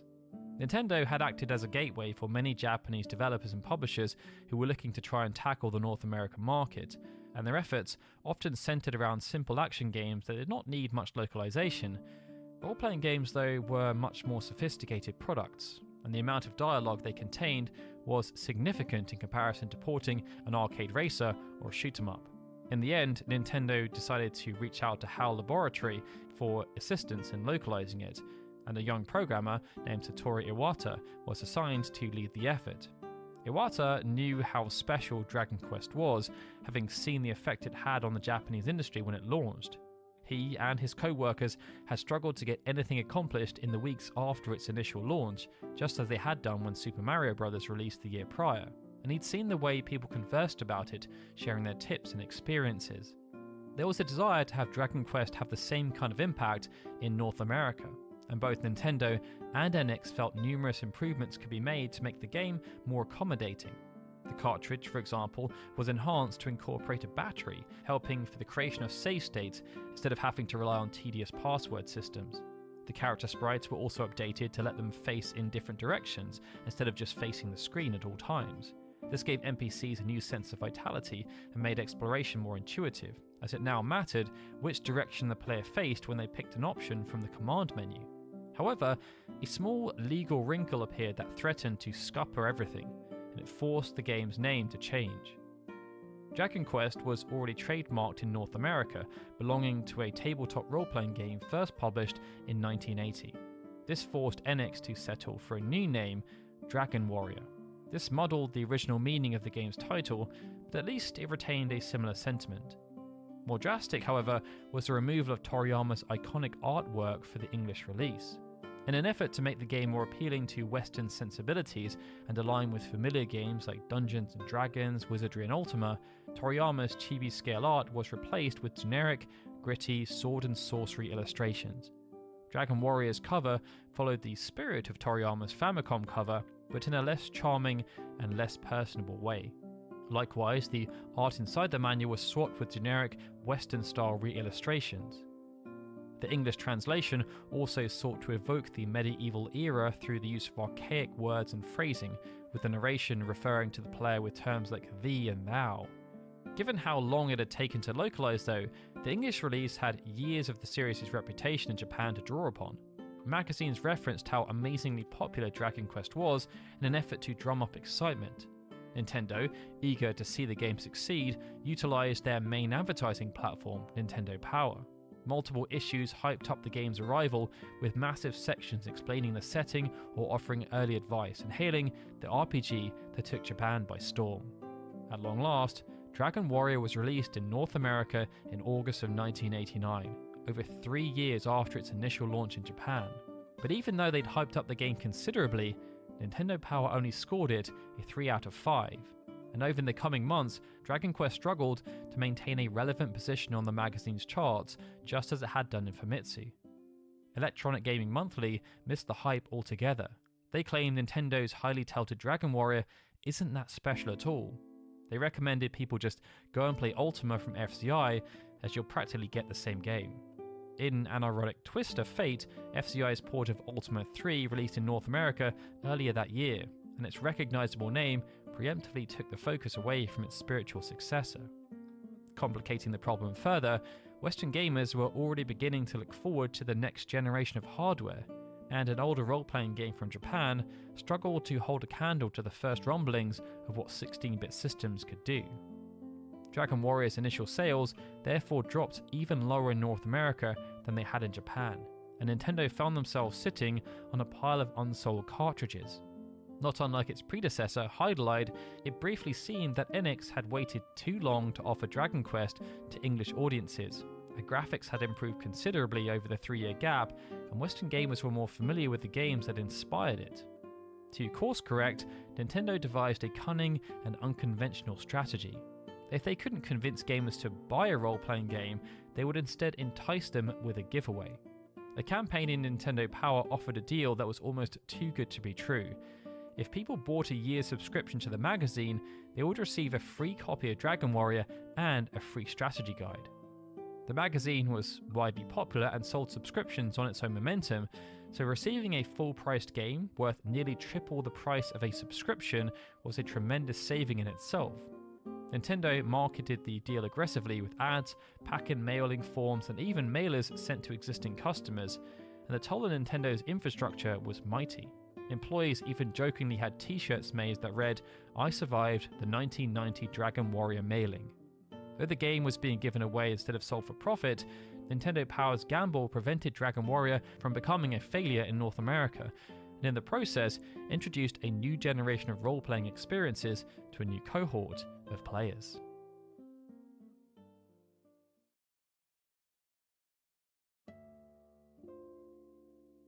Even though the initial release of Dragon Quest did not meet expectations, Enix soon started to see the tide shift, and a year later, everyone was singing a very different tune. Dragon Quest sat as one of the best-selling games to have been released on the Famicom, and Enix were wondering how they could capitalize. Part of this was through word of mouth and the activities of Hori, who was himself relentless in using his column to promote Dragon Quest and educate people about role-playing games, but Enix did not sit idly by either. In October of 1986, 5 months after the game was released, they took an unprecedented step. Koichi Sugiyama's 8-song score, which had received significant praise, was recorded live by the Tokyo String Ensemble. It was then released as the Dragon Quest Suite on vinyl, cassette, and compact disc. The album also featured the Famicom original overture and new synthesized arrangements of the entire score. It marked the first time a video game soundtrack was performed by an orchestra, and it helped pave the way for games to take on a much bigger place in culture. Nintendo had raised the bar with the catchy jingles of Super Mario Bros., but Dragon Quest truly elevated video game music to art level. Over the next few years, Enix then released follow-up games at a rapid pace. This saw Dragon Quest II, III, and IV all released on the Famicom. But in 1993, due to overwhelming demand, Enix then worked with Chunsoft to remake the original Dragon Quest and its immediate follow-up, publishing them both on the Super Famicom as the Dragon Quest I and II compilation. This saw numerous changes made, with both games featuring enhanced graphics and gameplay that introduced numerous improvements that had been made to the franchise ever since their initial release, including some elements that had only just been seen in Dragon Quest V. Despite releasing on the 18th of December 1993, Dragon Quest I and II ended up as the 10th best-selling game in Japan released that year, selling more copies than the likes of Super Bomberman, Final Fight 2, and Star Fox. Such was the further that by the end of the Super Famicom's life cycle, it was still the 20th best-selling game on the system, shifting 1.2 million copies, and selling more than the likes of Donkey Kong Country 3, Romancing Saga 2, The Legend of Zelda: A Link to the Past, and Super Mario RPG. This version was then ported to the Game Boy Color in 1999, where it sold another 760,000 copies, positioning it as the 23rd best-selling game ever released on that system. And in 2004, the same version was ported to Japanese mobile devices by Square Enix. Since then, however, Dragon Quest has had to make do with simple ports, first on the Wii, then the Nintendo 3DS, and the PlayStation 4. But as part of introducing Dragon Quest to a whole new generation, Square Enix opted to remake the original game yet again, this time handing it over to Creative Studio 5, also known as Team Asano, who are working with Japanese developer ArtDink on the Dragon Quest I and II HD 2D remake. This new version, which is being released on every major platform, will serve as a complete overhaul of the original game, while also adding in some new content to keep those who are coming back for perhaps a third time excited with the prospect of discovering something they've never seen before. It goes without saying, though, that Dragon Quest had a profound effect on the Japanese video games industry when it launched, and much like Wizardry and Ultima, it inspired a new batch of developers to try their hand at role-playing games. The command menu system revolutionized the way games handle player inputs, acting as a bridge from the rigid text entry from early PC adventure games to intuitive choices in console RPGs. It also clearly illustrated the benefits of making games with a team of dedicated experts in their fields. Many games prior to Dragon Quest had been made by small teams, if not one person who had to wear multiple hats. This meant someone who was programming focused might have been conscripted to write dialogue, make music, or draw graphics, even if they had little to no experience or interest in those areas. Dragon Quest took a different approach, assembling a talented ensemble of creators and tapping into their strengths. like Toriyama's light-hearted designs, Nakamura's keen insight into programming, or Hori's experience with narrative. It meant Dragon Quest was a watershed moment for not only role-playing games, but video games as a whole. It offered a compelling theory on the potential of what the medium could become, laying the foundation for all the role-playing games that would set out to follow in its footsteps. And just as Yuji Horii had wished, Dragon Quest had ignited the sparks of innumerable imaginations.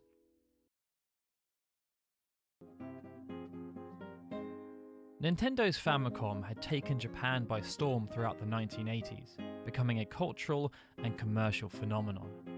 Creators from across the country prospered during this time, and there were numerous innovations. One such innovation came in 1986, when a team of unique collaborators produced the first true role-playing game made for home consoles and the Japanese market. That game was Dragon Quest, and it became a huge success story.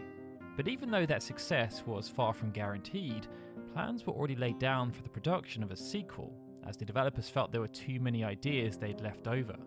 Their ambition for this sequel was to therefore get one step closer to fulfilling the full scope of their original vision, while further tapping into the Famicom's potential and introducing role-playing games to even more players. The result of their efforts went on to become one of the more unique entries in the series, and it was called Dragon Quest II: Luminaries of the Legendary Line.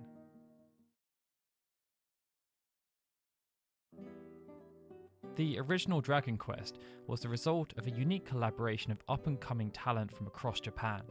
It was helmed by Yuji Horii, a game columnist from Weekly Shonen Jump and a game designer in his own right, and predominantly coded by Koichi Nakamura, a prodigal programmer and founder of Chunsoft. Illustrations were then provided by Akira Toriyama, creator of the new hit manga Dragon Ball, and music came from the renowned composer Koichi Sugiyama. Their goal had been to make a role-playing game akin to the Western hits Ultima and Wizardry, but tailor-made for the Nintendo Famicom, as opposed to merely trying to emulate the RPGs that had become popular on personal computers. Given the seeming demand for role-playing games in Japan at the time, and the demand of the Famicom, they expected Dragon Quest to be a runaway success, and they weren't alone in that thinking. Enix, for example, who had published Dragon Quest, started to adopt a different approach to publishing, perhaps in preparation for the financial returns they hoped Dragon Quest would deliver. Starting out as a publisher of PC games, their initial wave of products was based on submissions to their competitions, but they then started rehiring some of those creators, using whatever they came up with next to supplement the next wave of games that came via their competitions in the latter half of 1983. Throughout the year, this meant Enix published 35 separate games across the various PC platforms, and they adopted a similar approach in 1984, but the emphasis was far more on established creators than unearthing new ones. Of the 21 published games, this meant only 3 came via their third Game Hobby Program contest, and some of the games were now based on licensed properties, such as Arale no Jump Up and Dr. Slump Bubble Daisakusen, which were based on the manga produced by Toriyama called Dr. Slump, and Wingman, which was based on the Wingman manga series. 1985 followed a similar trend, as Enix no longer held the Game Hobby Program contest, and had even started overseeing the production of ports for games like Xevious and Pac-Land. This saw a further reduction of concurrent projects, with only 15 games published throughout the year. 1986 then saw a huge departure. Prior to the release of Dragon Quest on the Famicom in May, Enix published only 3 PC games: a sequel to Wingman, with music provided by Koichi Sugiyama, a pool game by Takashi Shimizu, who had been a winner during Enix's second Game Hobby Program contest, and a game based on Fist of the North Star. After that, the only further PC game that was released throughout the remainder of the year was a PC port of Dragon Quest. By this point, the Famicom version had started to deliver on those initial expectations, and any concerns Enix had about the strategic decision they'd made were pushed aside. But those concerns only existed because Horii and Nakamura were 100% convinced that Dragon Quest had a future beyond just one game, and they had already begun planning in earnest.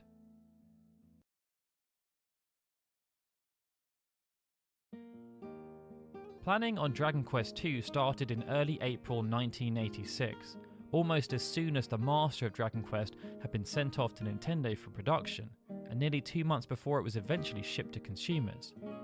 But they did not actually have Enix's permission to do so. Hori and Nakamura were just passionate and assumed that such a request would be made if Dragon Quest performed upon release. When that scenario ended up occurring, Yoshinobu Chiba, who had served as the producer on Dragon Quest, asked what their plans were regarding a follow-up. He promptly learned that planning was already underway, so the next question was around how long they thought development would take. Without much forethought, Nakamura offhandedly stated that the game would be ready to ship that same November. Given that Dragon Quest had only taken 5 months from conception through to delivery, this was a very modest timeline, in theory, as it would give them around 8 months to finish the project. Knowing that the sequel had to continue to lead players into the world of role-playing games, the team started with spirited debates about the direction for Dragon Quest II. The intent to use a party was set very early on, but that raised a new question in its own right. How many characters should be at the player's control? Something that was further complicated by Hori being adamant that every party member should be visible on screen. In PC role-playing games, it wasn't unheard of for the lead character to stand in for the entire party. Hori felt the Famicom, with its superior graphics, should break this mold.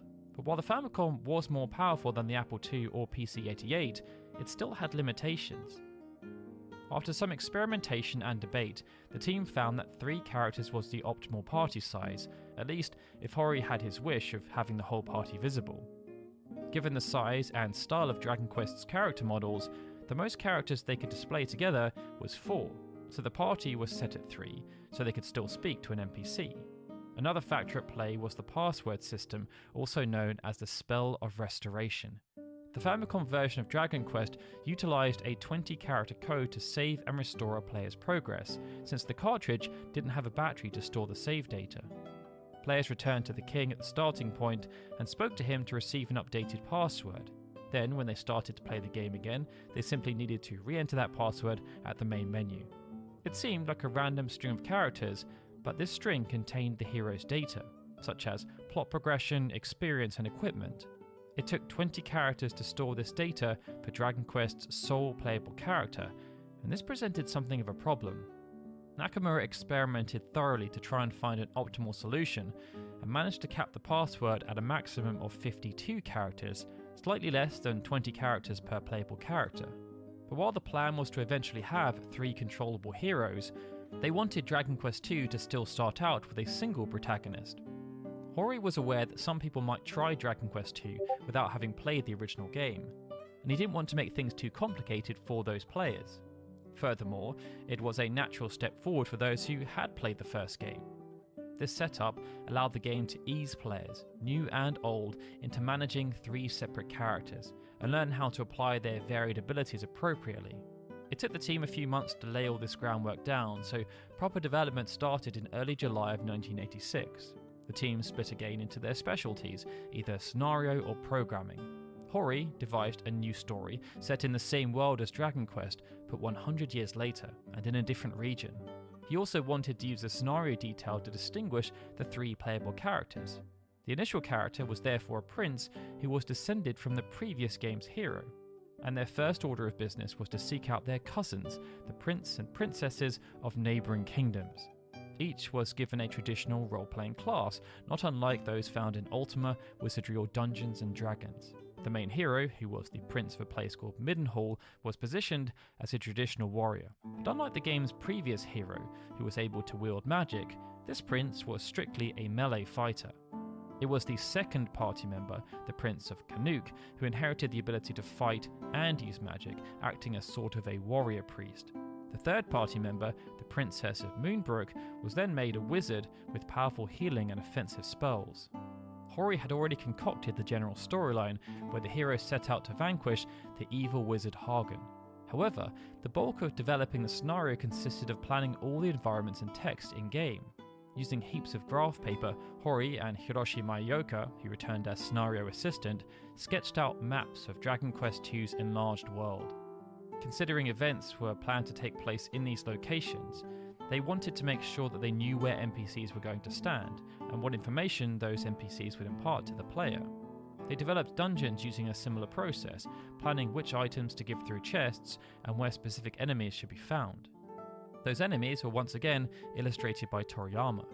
As before, Hori provided Toriyama with a list of concepts, including rough data such as tree-human hybrid, and this came alongside a quick summary of the moves they might use and the personality they should convey.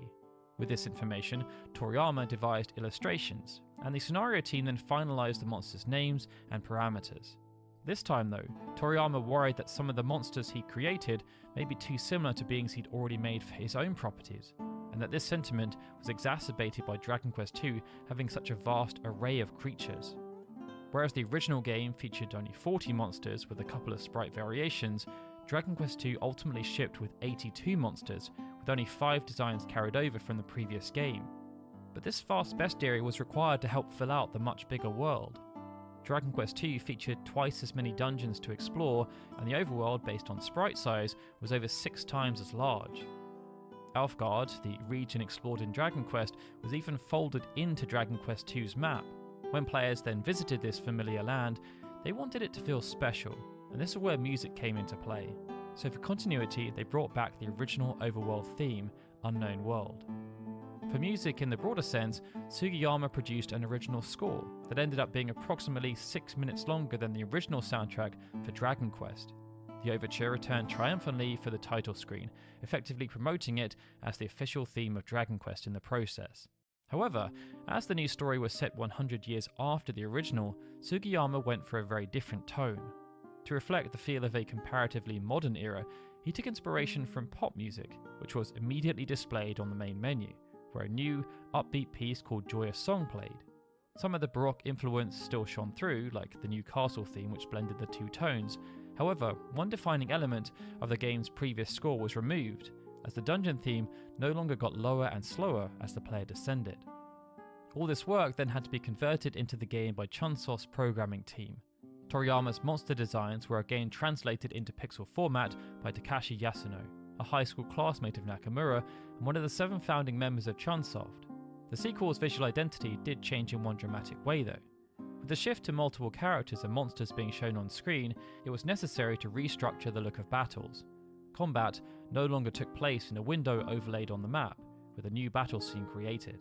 Transportation was another factor, given the much larger scale of the map. To facilitate this, and keep gameplay from getting stale by walking everywhere, the team introduced a boat. Random enemies could still be encountered while at sea though, meaning the party was never truly safe outside of city walls. The larger world also necessitated another change to the save system. No longer was it feasible to expect players to return to the king to save their game and get the password. Thus the system was changed so that players could speak to any king or minister in the game in order to save. However, as production went on, the team began to run into considerable issues with the Famicom's cartridge. Despite Nakamura's breakthroughs in compression and storing information efficiently, a number of elements had to be cut from Dragon Quest II. While the bestiary was impressive, it was originally intended to be much closer to 100 monsters. Hori and Toriyama had also planned for several large illustrations to be used at certain moments, to help bring big plot developments to life in a way that simple sprites could not. These pictures were inspired by the traditional Kamishibai illustrations, a classic method of storytelling in Japan in the 1930s. Toriyama had finished these illustrations, and they had been converted into the game, but because of the sheer size, they had to be abandoned later in development. One did end up appearing in the Famicom manual though, albeit in black and white form. The Alfgard region from the original game also ended up being scaled down to save size, so that focus could be maintained on new areas, while an entire other area, the promontory of Olivia, was removed and set aside for potential use in another game. Even areas that remained were affected by cuts. Many treasure chests in the final game were left empty, as the items they were supposed to contain were removed. Among the cut items was a particularly unusual one known as the Dangerous Swimsuit. This was an exclusive item for the Princess of Moonbrook, which would have altered her sprite while having comparable stats to the mink coat. Perhaps the biggest casualty, however, was a pair of changes to the ending. The original vision was much grander, with a parade of familiar faces stopping by to congratulate the heroes, culminating in a glamorous courtroom dance. Hori had also devised a bad ending, where the Prince of Canuck sacrificed himself to defeat the final boss. The remaining two heroes then returned as normal, sharing the good and bad news. But as the celebrations began, the fallen prince's sister, the Princess of Canuck, suddenly swooped in to blame the hero and fatally stab him. It's not clear how this alternate outcome could have been triggered, but Horii cut the twist for two reasons. One, capacity issues, but he also felt upon reflection that it would have been too grim for the series' tone. Capacity issues aside, Nakamura himself found the development of Dragon Quest II much more challenging than the first, despite being more experienced. He was still, after all, only a 22-year-old university student, and he was juggling his studies alongside being the president of Chunsoft and his senior development duties. As such, Dragon Quest II marked a considerable shift in the games industry. Up until this point, it wasn't uncommon for one skilled programmer to code an entire game, but given the sheer scale of Dragon Quest II and the November deadline Nakamura had set, he decided to call in assistants, bringing in 5 new student programmers onto the project. In some respects, this lessened his workload, but Nakamura underestimated how much time would be taken up on leadership tasks. He struggled with delegation and communication, and as all his hires were also students, their priorities didn't always align with what his priorities were, something that even deteriorated into arguments and finger-pointing. Despite this, Dragon Quest II was finished on time, or at least it was in theory. On the day the final version was meant to be sent in for production, Nakamura and Horii realised that not one single person on the development team had actually played the game from start to finish. Horii himself had only played the first section multiple times up until receiving the boat, but he'd never played the back half. As the team began to actually play through the finished version, they made a startling realisation: it was brutally hard. Horii and Nakamura knew the game could not be released in this state, as they risked alienating their existing fanbase. If Dragon Quest II was impossible for the adults who made it, how on earth could they release it to the public and their young key demographic who were still quite new to the concept of role-playing games? They felt they had no choice but to postpone, but the release date had just been announced in Shonen Jump's November the 11th issue. Fortunately, by this point, the original Dragon Quest had started to become a huge success, so there was some credit in the bank. Ultimately, after negotiations, the team was given 1 month to get the game fixed, and they immediately put their noses to the grindstone.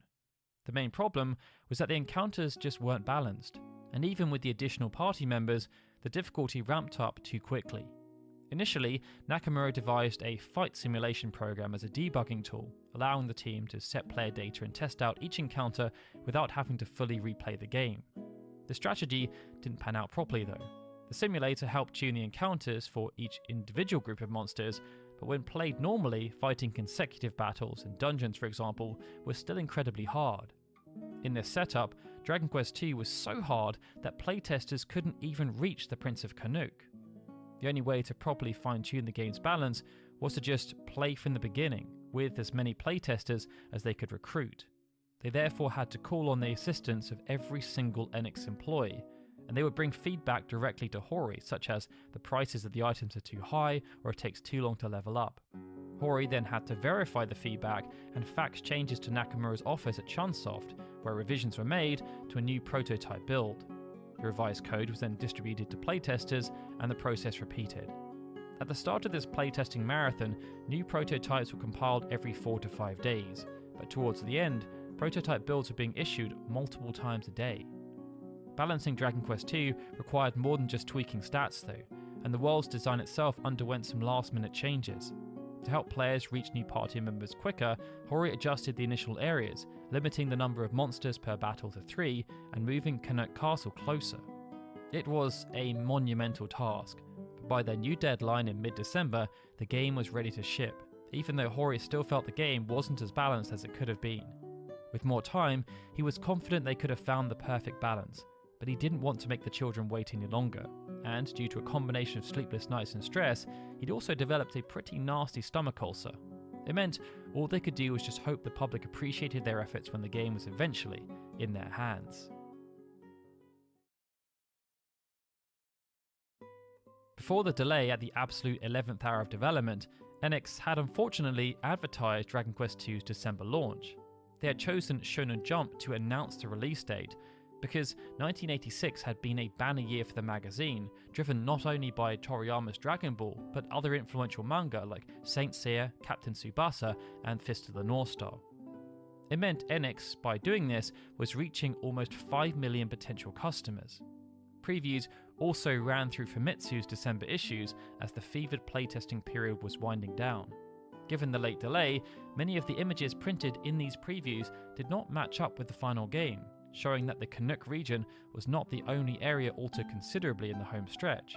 Alfgar's inclusion was teased, claiming that the original region was changed over the last 100 years, though in the final game, it hadn't changed much at all. The previews and advertising campaign also focused on the increasing scale of the game, like the world map being so much larger and the sheer quantity of monsters, items, and spells along the journey. Even the fact that there were 200 NPCs to talk to was a cause for hype. Needless to say, Enix were unfettered by the unexpected delay, and they pushed their marketing even harder. They capitalized on the first game's acclaimed soundtrack when advertising the sequel, with the overture featuring in TV commercials. And they even commissioned a rearrangement of Joyous Song, converting it into a proper pop track called Looking for a Love Song, performed by a new idol singer named Anna Makino. They were also helped by the original Dragon Quest winning awards. It won Famitsu's grand prize, beating out Gradius and The Legend of Zelda. And it meant that the delay seemed to work in the game's favour, building even more anticipation, as when Dragon Quest II eventually launched on the 26th of January 1987, sales were much higher right out of the gate. During its initial launch window, over 724,000 copies were sold, more than double would have been achieved by the original Dragon Quest. And in the next reporting period, it sold another 350,000, taking Dragon Quest II over the million mark in just a few weeks. This generated unprecedented levels of revenue for Enix. Those opening weeks resulted in consumers spending almost 6 billion yen, or around $114 million when adjusted for inflation. The other bonus was that sales of Dragon Quest surged. During the launch period of Dragon Quest II, the original game rose to number 23 on the charts, but it then rose higher to number 12 in the following period and maintained this position for many more weeks until the further finally died down a few months later. Those sales were bolstered by positive ratings from critics. Famitsu had only just begun publishing scores for new games after the release of Dragon Quest, but they awarded Dragon Quest II a 38 out of 40. They cited its ultimate influences and declared Hori a star in the Famicom world. The Legend of Zelda 2 was reviewed in the same issue, scoring 1 point lower, and the editors advised that if readers had to choose between the two, they should go with Dragon Quest. Likewise, Family Computer Magazine awarded it one of the highest scores in their 13-year history, scoring it nearly perfect in all categories and awarding it a 28 out of 30. This combination saw Enix make the news, with reports of crowds of customers lined up outside stores to get their own copies.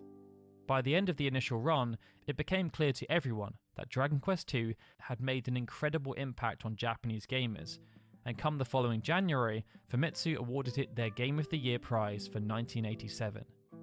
All this success though came in spite of one glaring problem, as even though they had done extra months of rigorous playtesting, Dragon Quest II was still nefariously hard. Miyako, who had been Hori's lieutenant throughout, even joked that he must be the most hated person in Japan, as he was personally responsible for designing the penultimate dungeon, the Cave of Renderak, which quickly became notorious amongst players. Nakamura was mortified that the final product had turned out this way, and despite its huge commercial success, he even considered quitting the games industry altogether. However, he was heartened by the sight of players of all ages helping each other out. Yes, the difficulty was steep, but the power of human word of mouth helped counteract it, and this turned Nakamura around. The game was just so popular, and there were so many people talking about it, sharing strategies and anecdotes. Instead of turning players away, Dragon Quest II's difficulty had helped to galvanize them. At the time, a difficult game in the Japanese market was likely to be either heavily edited for release in North America or just overlooked and skipped entirely. There was a sense amongst Japanese companies that North Americans were adverse to adversity in their games, preferring them to be much easier to digest and complete. Furthermore, the original game, released as Dragon Warrior in North America due to copyright issues, had infamously struggled to gain a foothold, making the sequel's chances of being localized even slimmer. Yet Nintendo of America still proceeded with Dragon Warrior 2, aiming to put it on sale just over a year after the original. They just hoped their gamble, whereby Dragon Warrior was given away to Nintendo Power subscribers, might eventually pay off. Enix and Nintendo utilised the same basic strategies in terms of localising the second game. Toriyama's artwork for the packaging was replaced with a more generic version, one that essentially honoured the idea of Toriyama's original, but in the style of a pulp western fantasy novel cover. The game itself continued to employ the same lofty Renaissance fair level English, with familiar turns of phrase like, "but thou must," returning. While Nintendo's content policies meant specific use of religious symbols had to be removed, including the use of coffins with crosses to represent fallen party members. But Dragon Warrior 2 actually boasted some new content not seen in the Japanese release. For example, a new intro to the story was conceived depicting the attack on Moonbrook that sets the plot in motion.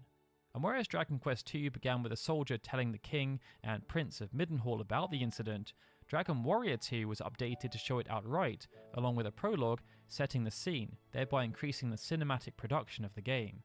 The title screen was also enhanced, showing the heroes march towards the screen one by one, as if demonstrating that the party was expanding.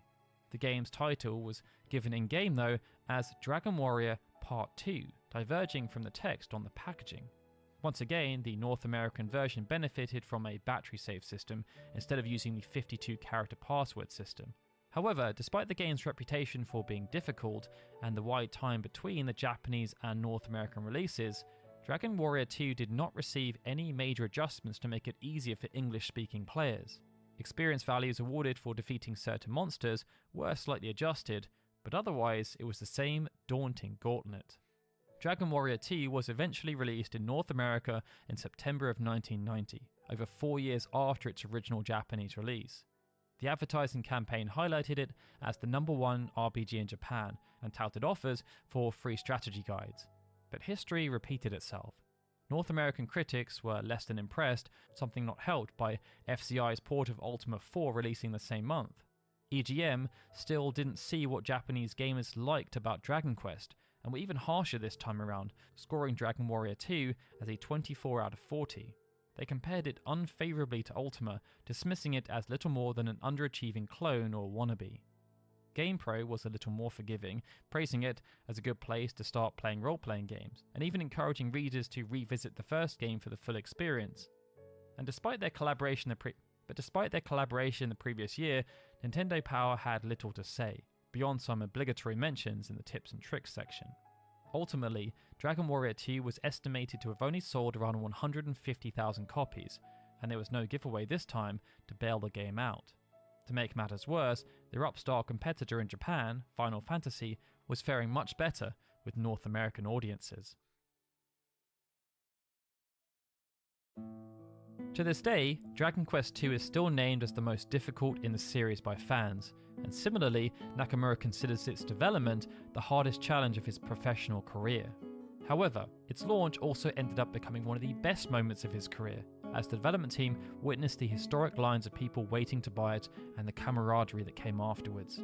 Seeing fans being brought to tears by the ending theme at concerts likewise made Nakamura very proud and emotional, knowing that it was not only the memory of the game's difficulty that brought tears to their eyes, but the sense of accomplishment when they overcame it. Sugiyama's score was also an important part of the game's legacy. Once again, the symphonic suite followed immediately on the game's heels, releasing just 2 weeks after, coinciding so closely with the game's launch that the album's packaging art still showed obsolete, incorrect screenshots from before the delay. The Tokyo String Ensemble, conducted by Sugiyama himself, returned for this initial performance. The ending theme, which became known as My Road, My Journey, was also given the single treatment. New lyrics recounted the hero's perspective, and the theme was rearranged and performed by Kazuo Eiichi, a politician who'd represented Japan's Liberal Democratic Party since 1976 and had some experience singing publicly. Both My Road, My Journey and Looking for a Love Song have been re-recorded and rearranged often since, becoming Dragon Quest II's biggest musical legacy. Since the Famicom era, Dragon Quest II has been inexorably tied to its predecessor, and hasn't been sold separately in all of its remasters and updates. A Super Famicom version brought the original duo back to new and old fans alike in 1993. Moving to a 16-bit console allowed Chunsoft to bring forth the backgrounds for battles, in addition to a plethora of quality of life improvements like revised location layouts and increased storage. This iteration also brought the formerly English exclusive intro to Japanese players for the first time, and it was made slightly easier by tweaking stats for the heroes and monsters alike. But a new side quest saw the Prince of Canuck suffer a curse under specific circumstances, so players either had to seek out the cure or carry on with only 2 characters.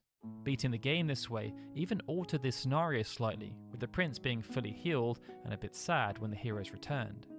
Between the Super Famicom version and the Game Boy Color port in 1999, this updated Dragon Quest 1 and 2 package sold over 2 million copies combined, and it's soon to be brought forward to a new generation via the Dragon Quest 1 and 2 HD 2D remake for all modern platforms. Square Enix's Team Asano, also known as Creative Studio 5, is overhauling the game with their signature graphical style, bringing Torland to life in a whole new way. Furthermore, Nakamura's dream for a bigger party will be realised in this iteration. As part of the package, the Princess of Canuck is being added as a 4th party member. In many ways, Dragon Quest II was a tremendous achievement for Hori, Nakamura and the entire team. They churned out a substantial sequel to their first game, continuing to build upon their innovations and realise their full vision bit by bit. Yet even as they strove to continue making role-playing games accessible to younger audiences, they almost veered into disaster.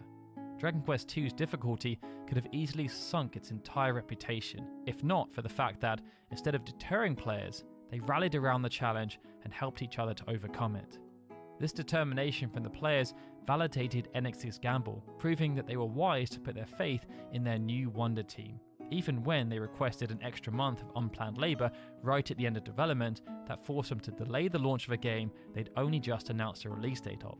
The sequel, though, was the beginning of the series' cultural status, as the lines of consumers clamouring to buy it proved to be the founders of a time-honoured tradition. For all its faults, Dragon Quest II was a formative moment for Enix, and a crucial step forward towards the series' destiny as Japan's most beloved role-playing game franchise.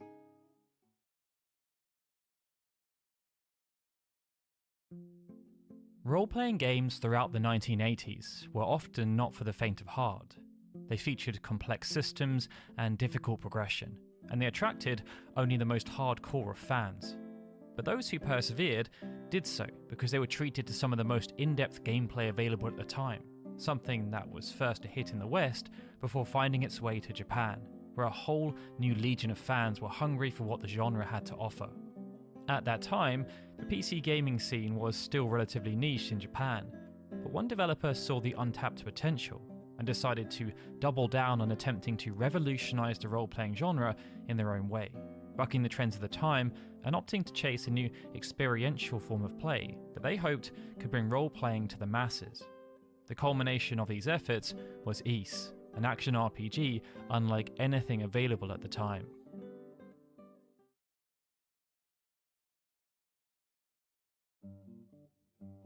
In the years following the conclusion of the Second World War, the world began to enter into a new era that was largely defined by one invention: the computer. The first computers were tools of large companies, organisations and governments, for back then they took up a ridiculous amount of space and were far too expensive. But as technology progressed, computers became not only more powerful, but also more affordable, and most importantly, they became smaller. Because of this, by the late 1970s and early 1980s, computers found their way into nearly every place of business in the world, and they were also starting to gain ground in the consumer space as well. And when the market for personal home computers started to take off, it was led by models such as the Apple II, the Commodore PET, and Radio Shack's TRS-80, which helped to popularize the trend in North America. This same trend was witnessed in Japan. Companies like Sharp and Nippon Electric, also known as NEC, got into the home computer market with their own offerings, and the MZ40K and the PC8001 launched in 1978 and 79 respectively.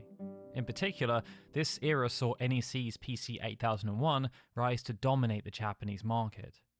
Shortly following its debut at the 1979 Microcomputer Show, it received thousands of orders, and when momentum didn't slow, NEC became established as a major player in the region. Year over year, computers were finding their way into more aspects of life than many had thought possible, and what they offered seemed truly inspiring. One of those taken in by the potential for home computers was a man named Masayuki Kato. Born on the 19th of August 1946, Kato had grown up very much in the shadow of World War II, and following his graduation from college, he found work as a systems engineer for the vehicle manufacturer Hino Motors.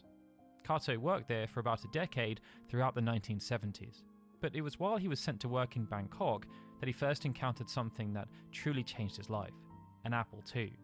Kato was enthralled by the machine, impressed by its ease of use, and he recognized right away its potential as a delivery system for entertainment, something that set it apart from the more business-orientated computers he'd been used to dealing with throughout his career. Upon returning to Japan, Kato bought his own Apple II and soon began tinkering with it, typing out and inputting game programs published in the back of computer magazines for him and his son to play around with.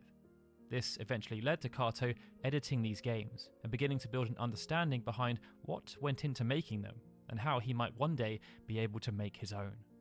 Now inspired, Kato wanted to dive headfirst into this very endeavour, so he took a bold risk. He quit his job at Hino Motors to establish a new company, a company that was to be called Nihon Falcom. The name was inspired by Star Wars, a movie he thoroughly enjoyed. He fused the name of Han Solo's starship, the Millennium Falcon, with the word Nihon for Japan, with Falcon becoming Falcom, as he figured it signified that the company was in the computers industry, and com was a popular suffix to add to company names around the time. Establishing Nihon Falcom in March of 1981, Kato had grand designs for this new venture, including opening up his own computer store and publishing his own software. Unfortunately for Kato though, this dream wasn't possible right away, as funds were tight. And so, to start things off, Nihon Falcom took on business analyst work to build some cash reserves, which soon paid off and enabled him to open his computer store called Computerland Tachigawa. With Computerland Tachigawa, Kato set his sights on becoming Apple's primary Japanese distributor, and due to his infatuation with the Apple II, he was relentless in his pursuit of this goal. It was helped, of course, by the Apple II being a very niche product in Japan, but this association meant Computerland Tachigawa's clientele skewed towards the more hardcore computer enthusiasts as opposed to everyday consumers. Kato was not opposed to this though, as he himself was an enthusiast, and he wanted Computerland Tachigawa to be a place where people could come in, relax, hang out and interact, not just with PCs, but with other enthusiasts. The strategy was, on paper, not the most prudent of business decisions, as this laissez-faire environment didn't necessarily help to sell computers, but it did allow Kato to share his passion, and with a small staff that was composed of himself, his wife and a couple of part-time employees, he began to build a community meeting place of sorts. Before long, Computerland Tachigawa had grown into a place where many local up-and-coming programmers and game fans could hang out, and it was only a matter of time before Kato's consumers started to interact with each other in meaningful ways, which naturally began to lead to conversations around some of them making their own games. One of these regulars turned part-time employee was a young man named Yoshio Kiyo. Also working as a mechanic at the time, Kiyo had spent a good deal of time at Computerland Tachigawa talking to Kato and telling him about his desire to just play with computers all day. As Kato's own ambitions were similar to Kiyo's, after a bit of talking, he got the idea to lean in and decided that Nihon Falcom's next venture as a company should be to start making software, in addition to selling it directly at his store.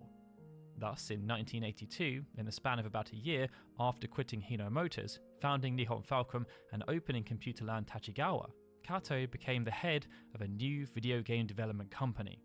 And alongside a ragtag bunch of young computer enthusiasts and game fans eager to cut their teeth in the industry, they sought to make the kinds of games they had always dreamed of playing.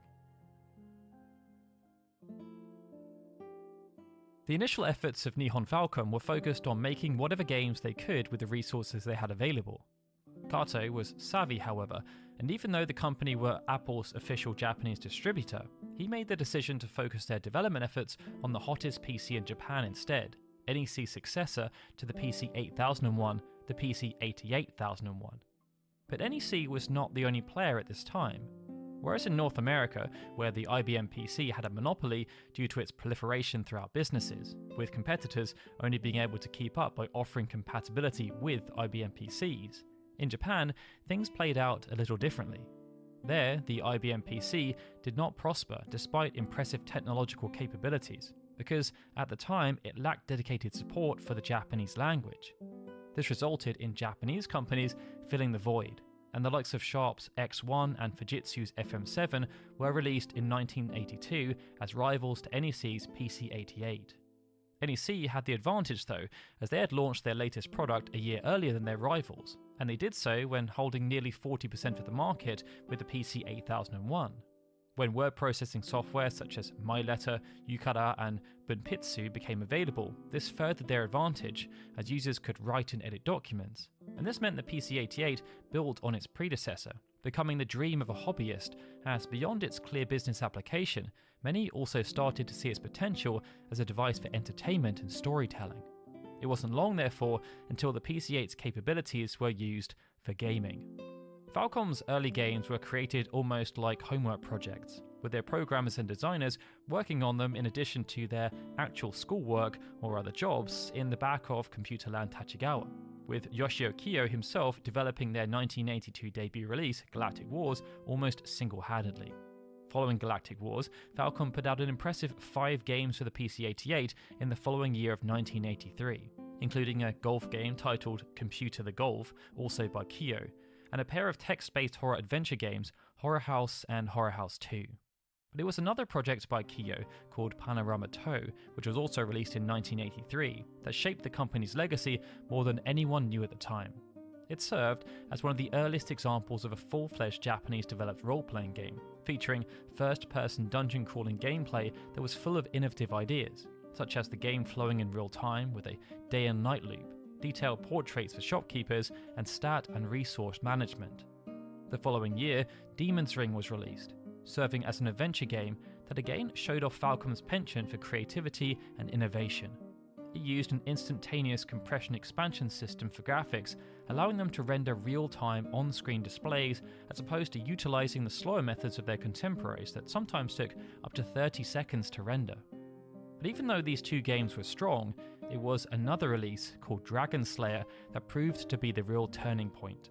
Released not just for the PC-88, but also the X1 and the FM7, Dragon Slayer was an early attempt at an action RPG, serving as an evolution of the gameplay Kiyo had started to tinker with in Panorama To.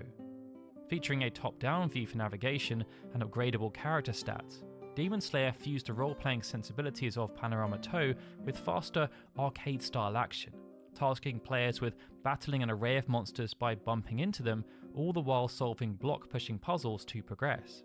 It served as a direct competitor to the very popular and influential Hydralide, and it resonated with players and critics who were just now starting to become aware of this new type of role-playing experience.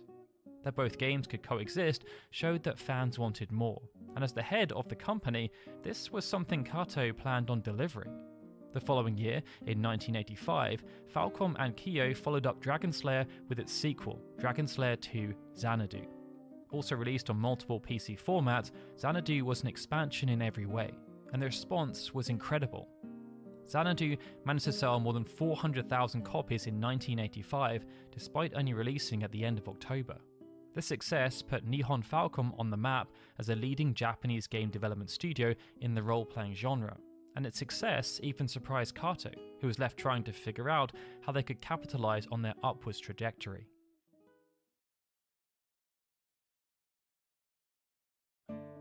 With Xanadu, Kato knew that Falcom had hit something special, so he decided to exploit the Dragon Slayer series as much as he could. Thus, in 1986, Falcom released 2 more entries into the series, both the sequel to Xanadu, titled Dragon Slayer Jr. Romancia, and an expansion for Xanadu called Xanadu Scenario 2. With these 2 products, Kato hoped he could continue to push the original game's profitability even further, but they were also used to bring fresh faces into the company, many of whom were largely untested. Takahito Abe and Yuzo Koshiro, for example, both came into the fray to work on these projects, and neither had a huge amount of experience. Koshiro had begun composing music for the PC-88 as a hobby, inspired by early arcade games from Namco, Konami and Sega. Crafting his own versions of songs from these classic games allowed him to hone his skills, and he soon sent demos of his original works to Falcom and many other publishers, hoping to have them included in a game. So, finally getting the chance to contribute to a hit series like Dragon Slayer was a dream come true for the young musician. In a short time, through efforts like these, Falcom rapidly expanded their game development efforts, looping in lots of young, talented designers and developers to bring in fresh ideas and assist them in their quest to develop quality games for their hardcore fans, and they achieved many accolades as a result of their efforts. In 1986, Nihon Falcom won the Amusement Category Award at SoftBank's Software Maker of the Year, and in 1987 they won numerous awards for Xanadu, including the Grand Prix at the 1986 Popcom Awards hosted by Shogakukan, and the BHS Grand Prize from ASCII. What's more, Xanadu, Xanadu Scenario 2, and Romancia all topped Kadokawa's 1986 Software Awards in early 1987, cementing Falcom as a company to watch. Internally though, there were some concerns. Though the role-playing genre was proving to be both financially and critically fruitful, the company began to wonder about the longevity and accessibility of a genre that demanded a lot from its players. And so they started to worry that role-playing games might have diminishing returns if what they had going for them was that they were difficult and took a lot of effort to complete.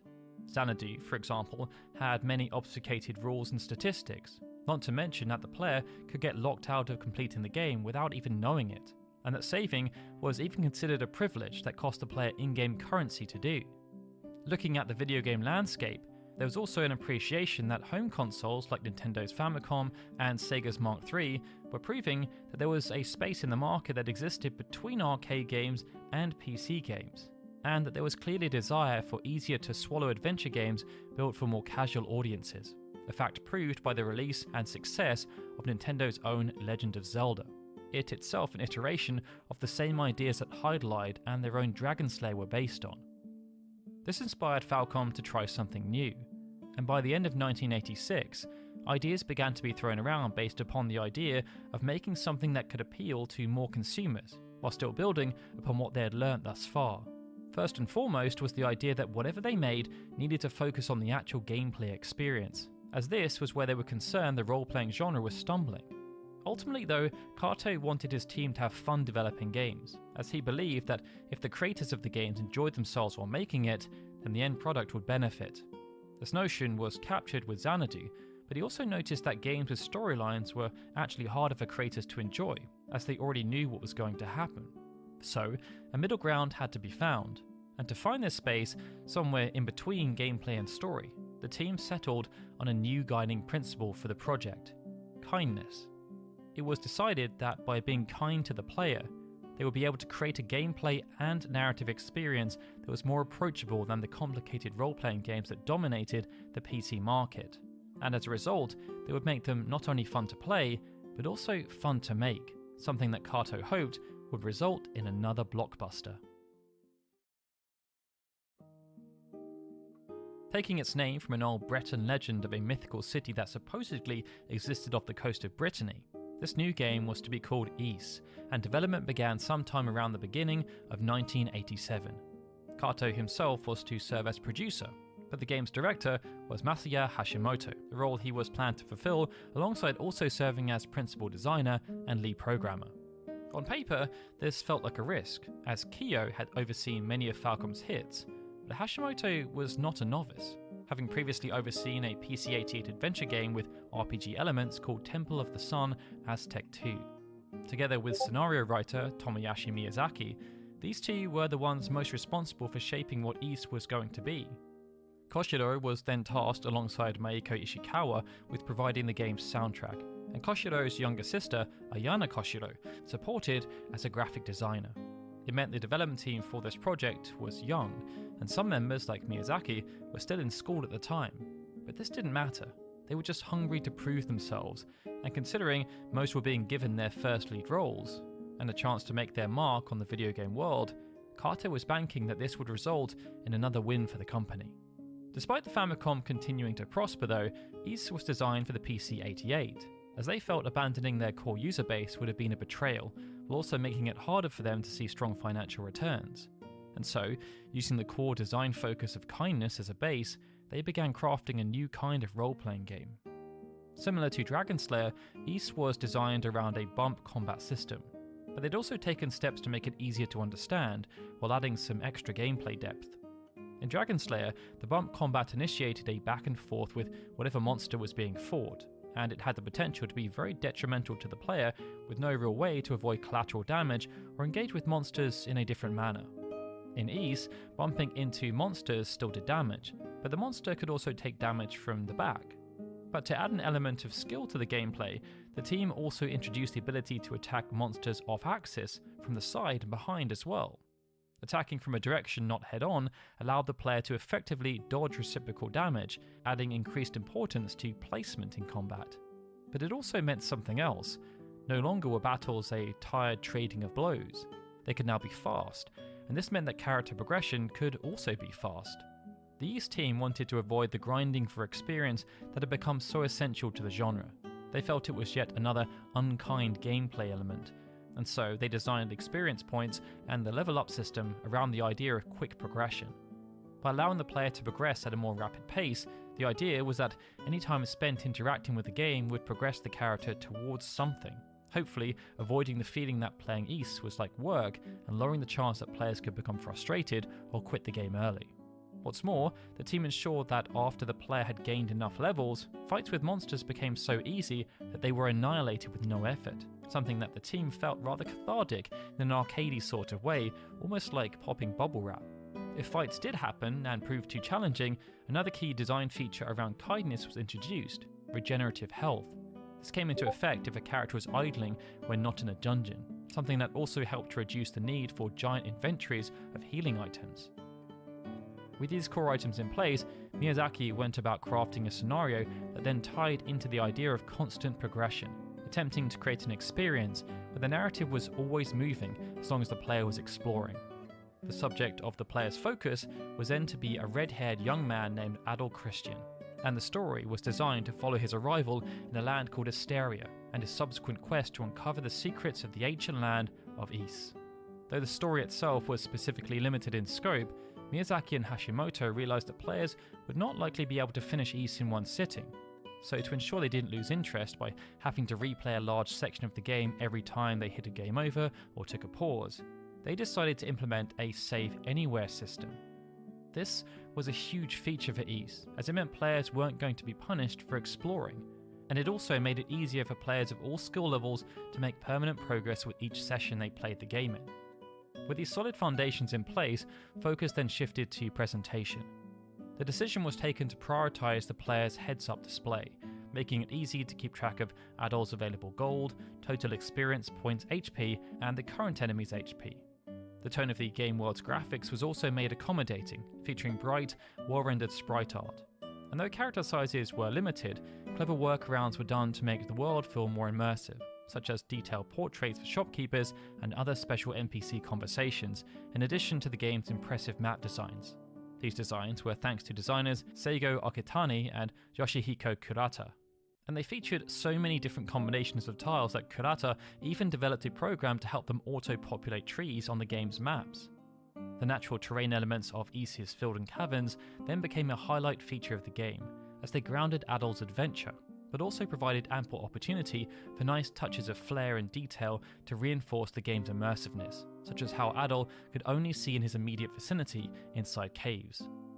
Another important aspect was the game's soundtrack. After working on Xanadu 2, Koshiro felt more comfortable about showing off his talents, so he created his own sound drivers for the game, which, despite being tricky to implement and giving the programming team a few headaches, helped to give Ys's music a distinctive sound. This was, in part, due to the soundtrack's use of FM synthesis. Though it required less memory, FM synthesis's main drawback was that it didn't particularly sound like real instruments. But this didn't faze Koshiro, as he sought to use FM's specific timbres to his advantage, as he liked the way they sounded and enjoyed that the PC-88 made the sounds in real time, in a way acting as an instrument in and of itself, making it for a truly memorable soundtrack. Because of their experiences and their youthful vigour, things moved at a rapid pace throughout development. But as things progressed, issues did start to crop up with the game's scenario that had to be sorted out. Even though previous games developed by the company had featured stories, none had been as in-depth, and the developers struggled to work around the technical limitations of trying to create a story that was more dense without it being prohibitive. This created some issues regarding the implementation of Miyazaki's story, as he had to try and figure out a way to convey the sentiment without the use of kanji, as all the text had to be displayed as hiragana or katakana instead. This was then compounded by the second issue, which was that when everything was laid out, they felt the narrative concept was just too big to fit into one game. Even when considering that the team had already tried to limit the scope in order to make it accessible, depicting the full story they had envisioned unfortunately wasn't on the cards, and they had to make some harsh decisions about what stayed and what was cut and potentially held back for future works, if, of course, they were even able to explore them.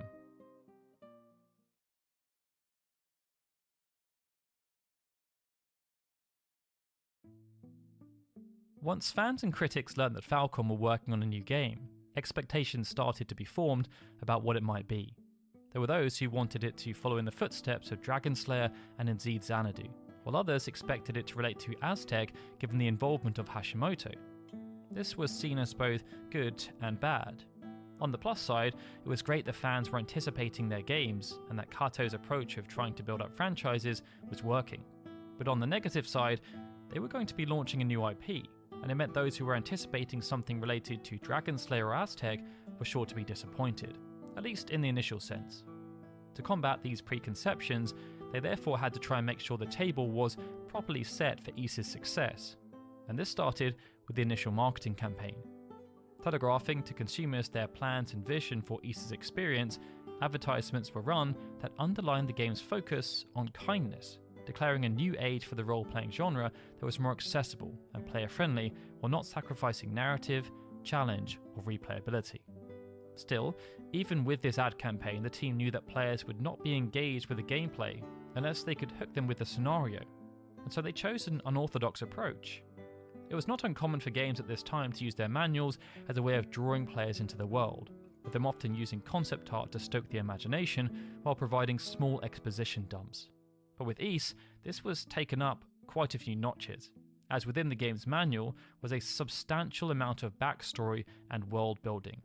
Coming in at around 30 pages, this text was akin to an entire short story, centered around Adol's upbringing and life before the events of Ys, and how he came to Asteria in the first place. While it may have been daunting to leave this amount of exposition out of the game itself, the developers hoped that once players read it, they would become engrossed in Adol's adventure before even turning the game on, and thus would become more invested in role-playing as him. Luckily for Falcom, this approach proved to be a success.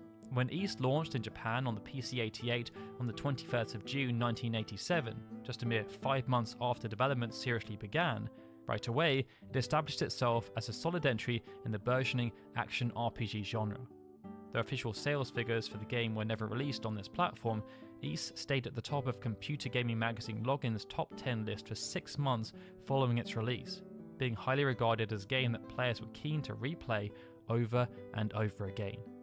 In addition, it went on to win first place in Kadokawa Shoten's 1987 Software Awards, cementing Ys as another crown in Nihon Falcom's crown alongside Dragon Slayer. In an effort to hit as much of the PC market as possible right out of the gate, Falcom wasted no time importing Ys to the other major Japanese personal computers. This saw them release for the Sharp X1 the following week, while the PC-98 version came 2 months after, produced in just a couple of weeks by Okitani. Later that year, FM7, 77 and 77AV versions were launched in October, and finally the MSX2 port was delivered to the market in December. These early PC ports were essentially the same game, and the team at Falcom did an amazing job of turning them around so quickly and to a high standard in order to widen the launch of Ys as far as they could. However, despite their notable efforts, some versions still saw differences, specifically when it came to the soundtrack. The X1 version, for example, as it didn't have the same capabilities as the PC-88, required Koshiro, Ishikawa and Hashimoto to essentially recompose the game's soundtrack from scratch, and the MSX2 version actually contained new compositions on top of the original soundtrack. These changes, though small, gave each release its own distinct presentation, while showcasing that the team was trying their absolute best to maintain parity across the game's various PC versions, something that didn't necessarily translate that well to the game's wider launch on home consoles. By the back end of 1987, the home console market had proved itself as a viable avenue for publishers to release ports and make a solid profit. And despite their initial reticence to support the Nintendo Famicom, now that all the major PC platforms have been catered for, Falcom decided they could no longer ignore the craze. However, they were aware of their own limitations, so turned to third-party companies to help them port Ys to the Famicom and the Sega Mark III, as they had felt the experience of outsourcing the port of Romancia to Compile, which launched at the back end of 1987, had been a positive one. This time though, for the Famicom version, they chose not to renew their relationship with Compile, and instead opted to work with Victor Musical Industries, who were in the early stages of getting into the video games industry, having produced a few manga-based games based on Outlanders and Fisherman Sanpei. The Famicom version of Ys was released in August of 1988, over 1 year after the initial PC launch, but it ended up being quite a different experience. Perhaps due to Falcom's relatively hands-off approach when it came to the home console releases at the time, this meant there were major layout differences to the game's worlds, towns and dungeons, alongside further changes to the game's soundtrack. Its debut on the Famicom was also modest, as it sold 7,146 copies in its first 3 days on sale, before subsequently selling another 6,000 in the next 2 weeks, bringing total sales up to almost 13,000. By the end of the year, this number had risen to almost 40,000, positioning Ys as one of the top 50 best-selling games released on the Famicom that year, and selling more than the likes of Hanjaku Hero from Square, 1943 from Capcom, and the console port of the original Double Dragon. The Sega Mark III version fared slightly better in terms of quality though, as the port was reprogrammed and published by Sega themselves. It was brought to market in October of that same year, and because Sega opted to try and stick to matching the original PC-88 offering, the differences were minor by comparison with the Famicom version, such as dungeon maps occasionally being flipped horizontally from their original rotation. However, despite the port being more faithful, its market performance was quite poor, even when taking into consideration the poor market share of the Mark III. And this meant by the end of the year, only 1,300 copies of Ys had been sold on the Mark III. Despite this performance, Sega saw the potential for Ys outside of Japan, so they opted to port it to the Master System. This was then a notable step, as it was not only the first version of Ys to be released outside of Japan, but it was also the first time a Nihon Falcom game had been released internationally. The Master System port of Ys was released abroad in that same year, and Sega's hunch proved to be correct. Magazines such as Ace, CVG, and The Games Machine all gave glowing reviews, the latter of which likened it to The Legend of Zelda, and at the time, it was considered one of the top-rated Sega Master System role-playing games available, alongside Phantasy Star, which released around the same time. But that was not the end of Ys's journey, as in 1989, ports were produced for the IBM PC and the Apple IIgs, the latter of which was rather poetic, considering how Nihon Falcom got their start as an official distributor of Apple products.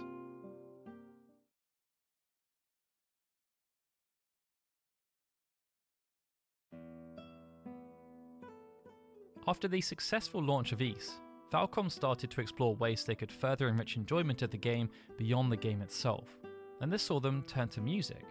Around the same time that Ys had been released, Falcom had worked with Apollon Music Industry Corps to release an extensive musical work related to Dragon Slayer 2. It was called All Over Xanadu, and it contained music from Xanadu and Xanadu Scenario 2. Except instead of being a straight original soundtrack that contained all the original music featured across both games, All Over Xanadu centered around 11 arrangements which were arranged by Ikiro Fujiwara, also known as Amadeus, who had previously worked on numerous anime productions. These arrangements were then performed by the so-called Xanadu Rocklight Orchestra, a purposeful group of eclectic musicians, many of whom were performing video game music for the first time in their careers. As Ys's soundtrack was one of the most heavily praised parts of the game, they opted to further dip their toes into the world of recorded video game music, and released a soundtrack for the game on vinyl, CD and cassette on the 5th of November 1987. It was released by Falcom through a record label called Starchild, the subsidiary of King Records which specialised in anime music and film. And the soundtrack itself featured the game's entire score by Koshiro, Ishikawa and Hashimoto, in addition to a few new arrangements headed up by Ryo Yonemitsu, a composer and musician brought in on the recommendation of King Records, and he was instrumental in establishing what became the series' signature sound of roaring heavy metal guitar over intricate arrangements. Due to King Records' experience in the anime industry, the collaboration with Falcom was a natural fit, and it wasn't long until Falcom decided to take things a step further and established their own label, called Falcom Label, in 1988. King Records still served as the distributor for Falcom Label's releases, building off of their relationship. But this step established Nihon Falcom as one of the first companies to formalize the release of their game's soundtracks as recorded music, becoming pioneers in the industry as a result. Outside of the music, Ys's release was also successful enough to warrant it receiving its own anime adaptation in the form of a short OVA series. The first batch, which was released between the end of 1989 and the fall of 1991, saw 7 30-minute episodes created. Production of the first 4 was handled by Studio Urban Product, with Studio Tokyo Kids handling the final 3. And they remained largely faithful to the original game, albeit with some changes to make it better suit the new medium. Fans had to then wait another year to see the series continue. It returned in 1992 with a further 4 episodes based on the sequel to Ys, with production again handled by Studio Tokyo Kids. The connection between the two games then highlighted a purposeful relationship, as when discussing the legacy of Ys, it's impossible not to discuss its successor, Ys 2, due largely to the fact that their stories are so interlinked. Released less than a year after the original game, Ys 2 picked up right where Ys left off, and continued Adol's adventure, this time in the land of Ys itself. The in-depth story behind Ys 2's development is a subject for another day though, so be sure to subscribe to Datalog to ensure you don't miss out when we talk about it. But following its release, Falcom often treated the two games as a single package, though still as distinct experiences. The first iteration of this concept was seen in December of 1989, when enhanced versions of Ys 1 and 2 were released on the PC Engine home console. This new system was developed by Hudson Soft and manufactured by NEC, the company responsible for the PC-88, and it was a solid attempt to bring PC-quality gaming experiences to the living room, something that Kato and Falcom were very interested in exploring, especially considering that, in Japan, the system was quickly proving itself to be a strong competitor to both Nintendo and Sega's console offerings. In its first 6 months on sale in Japan, the PC Engine had almost outsold the Sega Mark III's lifetime sales, and by late 1989 was outselling the brand new Sega Mega Drive by a ratio of more than 2 to 1. Thus, Falcom worked hard on this new version of Ys 1 and 2, completely remaking the game less than 2 years after the first entry had even been released, which saw them rework the game's graphical presentation, general sound design, and even going so far as to include new anime-style cutscenes. Taking advantage of the PC Engine's CD-ROM expansion, they were even able to include a completely updated and reorchestrated soundtrack of high-quality audio, alongside something truly astonishing for the time: actual voice acting. Also released for the North American equivalent of the PC-88, the TurboGrafx 16, Ys 1 and 2 was critically acclaimed in both Japan and the West, receiving top marks from publications like GamePro, Famitsu and EGM, who all highlighted the game's presentation and soundtrack as standout features.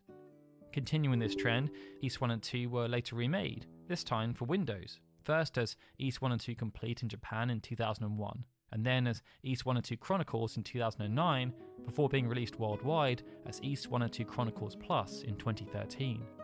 Ys 1 and 2 also found its way to a number of other systems, such as the Japanese-only PlayStation 2 version called Ys 1 and 2 Eternal Story, and Ys 1 and 2 DS, a completely different reimagining of the games for the Nintendo DS. Even released on mobile platforms in April of 2015, something which allowed fans of Adol's Adventure to play the Chronicles version of the original game wherever they pleased. It's the original version that made the biggest impact though, and it was all down to their decision to change their entire development philosophy to craft games that were fun and engaging to make, not just to play. And at the centre of this was the notion of kindness.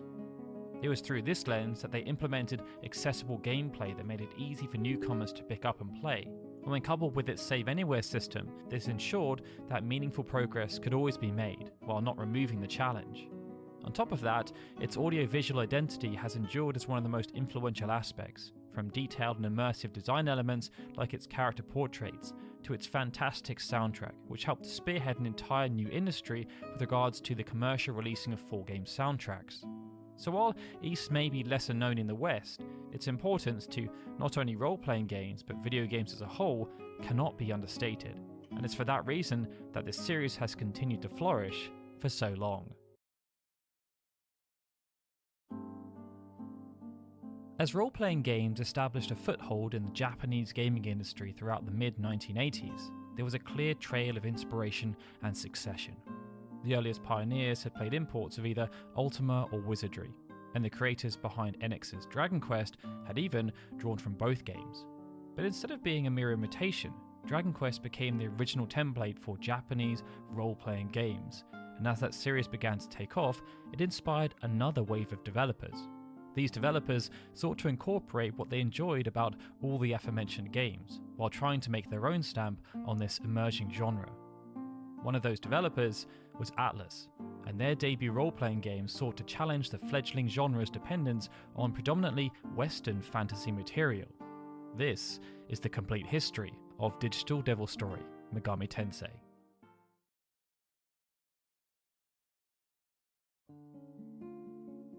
Role-playing games imported from the West had caused a minor cultural phenomenon in Japan. Ultima and Wizardry were part of this, but also Dungeons & Dragons, after the first edition was officially localized into Japanese in 1985. Game developers were intrigued by the concept of trekking through dungeons and getting stronger, one battle at a time. But they weren't the only types of creatives being inspired. People in other fields were also taking note, and one of them was a young, aspiring writer by the name of Aya Nishitani. Nishitani had been fascinated by astrology as a child, as well as the concepts of Western black magic. He attended middle and high school with Buddhist influences and came to admire some of their principles, such as the concept of reincarnation. Though he went to study economics at Hokkaido University and began his career in a rather mundane position at an electronics manufacturer, he still held tight to his more esoteric interests and sought several creative outlets, including visual arts, and at one point he even aspired to be a rock musician. Nishitani also dabbled in programming, and also made and sold an astrology program. It was through writing, though, that Nishitani made a name for himself, and he had Ultima to thank for that. One of Nishitani's friends, called Mr. X, had attended university in America and become friends with the creator of Ultima, Richard Garriott, who was studying at the same university at the same time. When he returned to Japan, Mr. X recommended that Nishitani play Garriott's newest game, Ultima 4, which had just been released on the Apple II in September of 1985. But this wasn't just a random word-of-mouth suggestion. Mr. X believed in Nishitani's talents as a writer, and although he thought his friend would like Ultima 4 as a game, he also felt it would inspire him to write a novel of his own because of the strong concepts in play.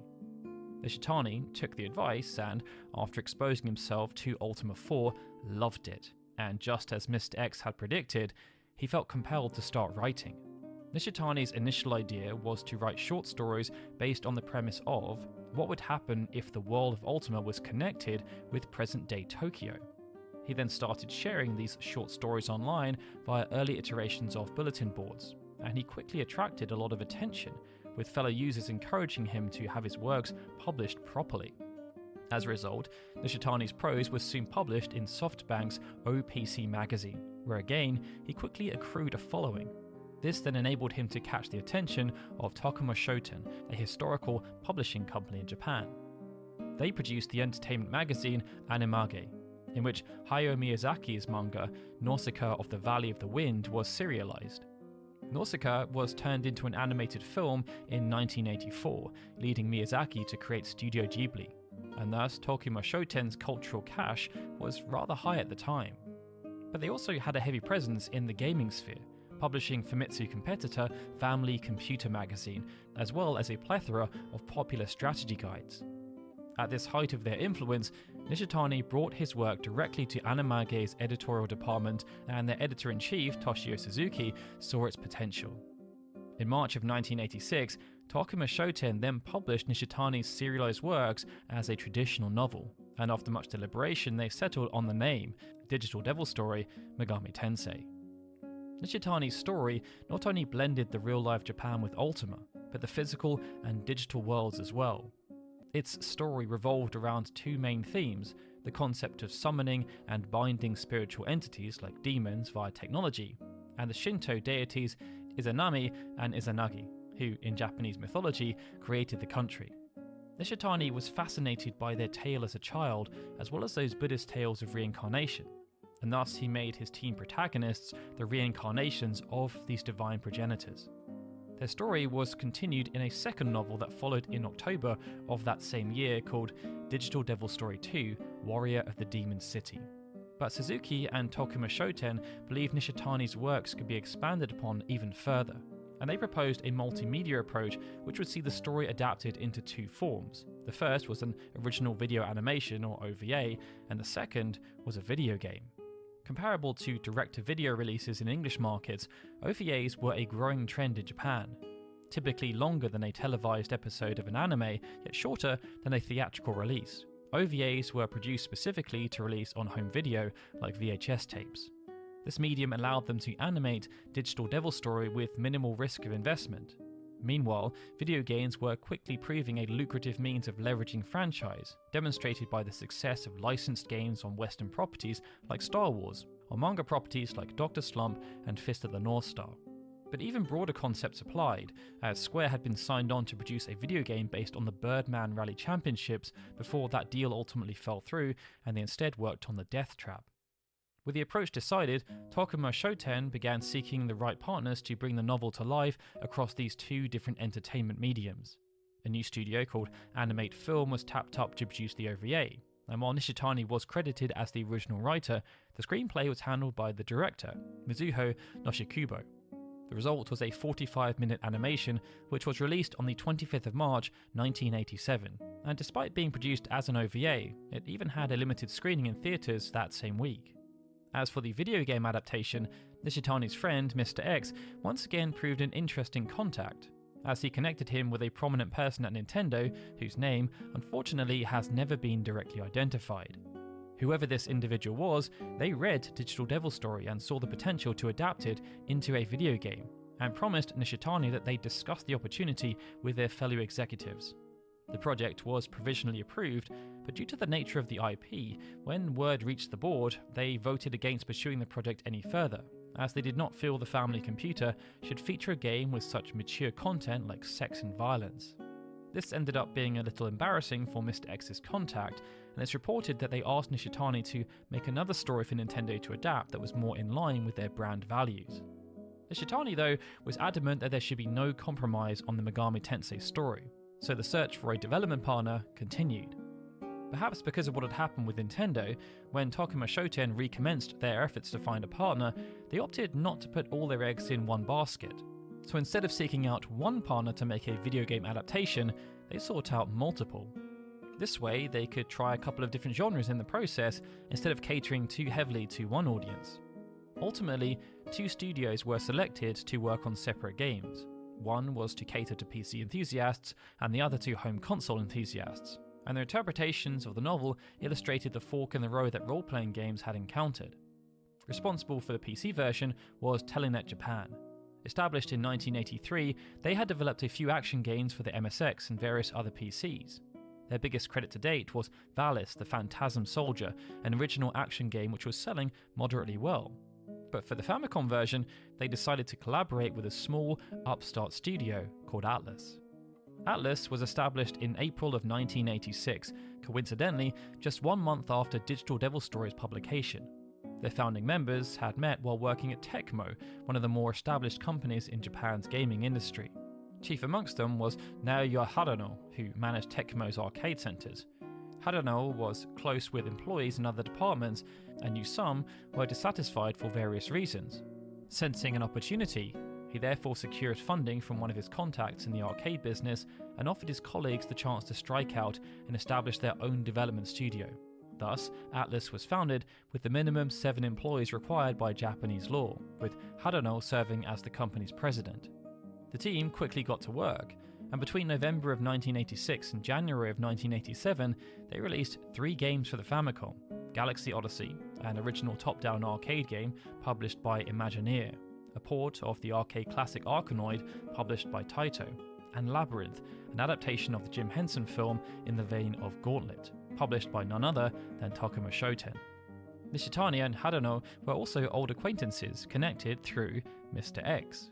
Given the budding connections between the companies, Atlus felt like a natural choice to produce the second adaptation, and they were so eager to make the deal happen that Harano used his contacts at Namco to secure a publishing deal for their adaptation. This then set the stage for the two projects to be developed concurrently, albeit on different systems, and despite being based on the same IP, their paths ended up being very different.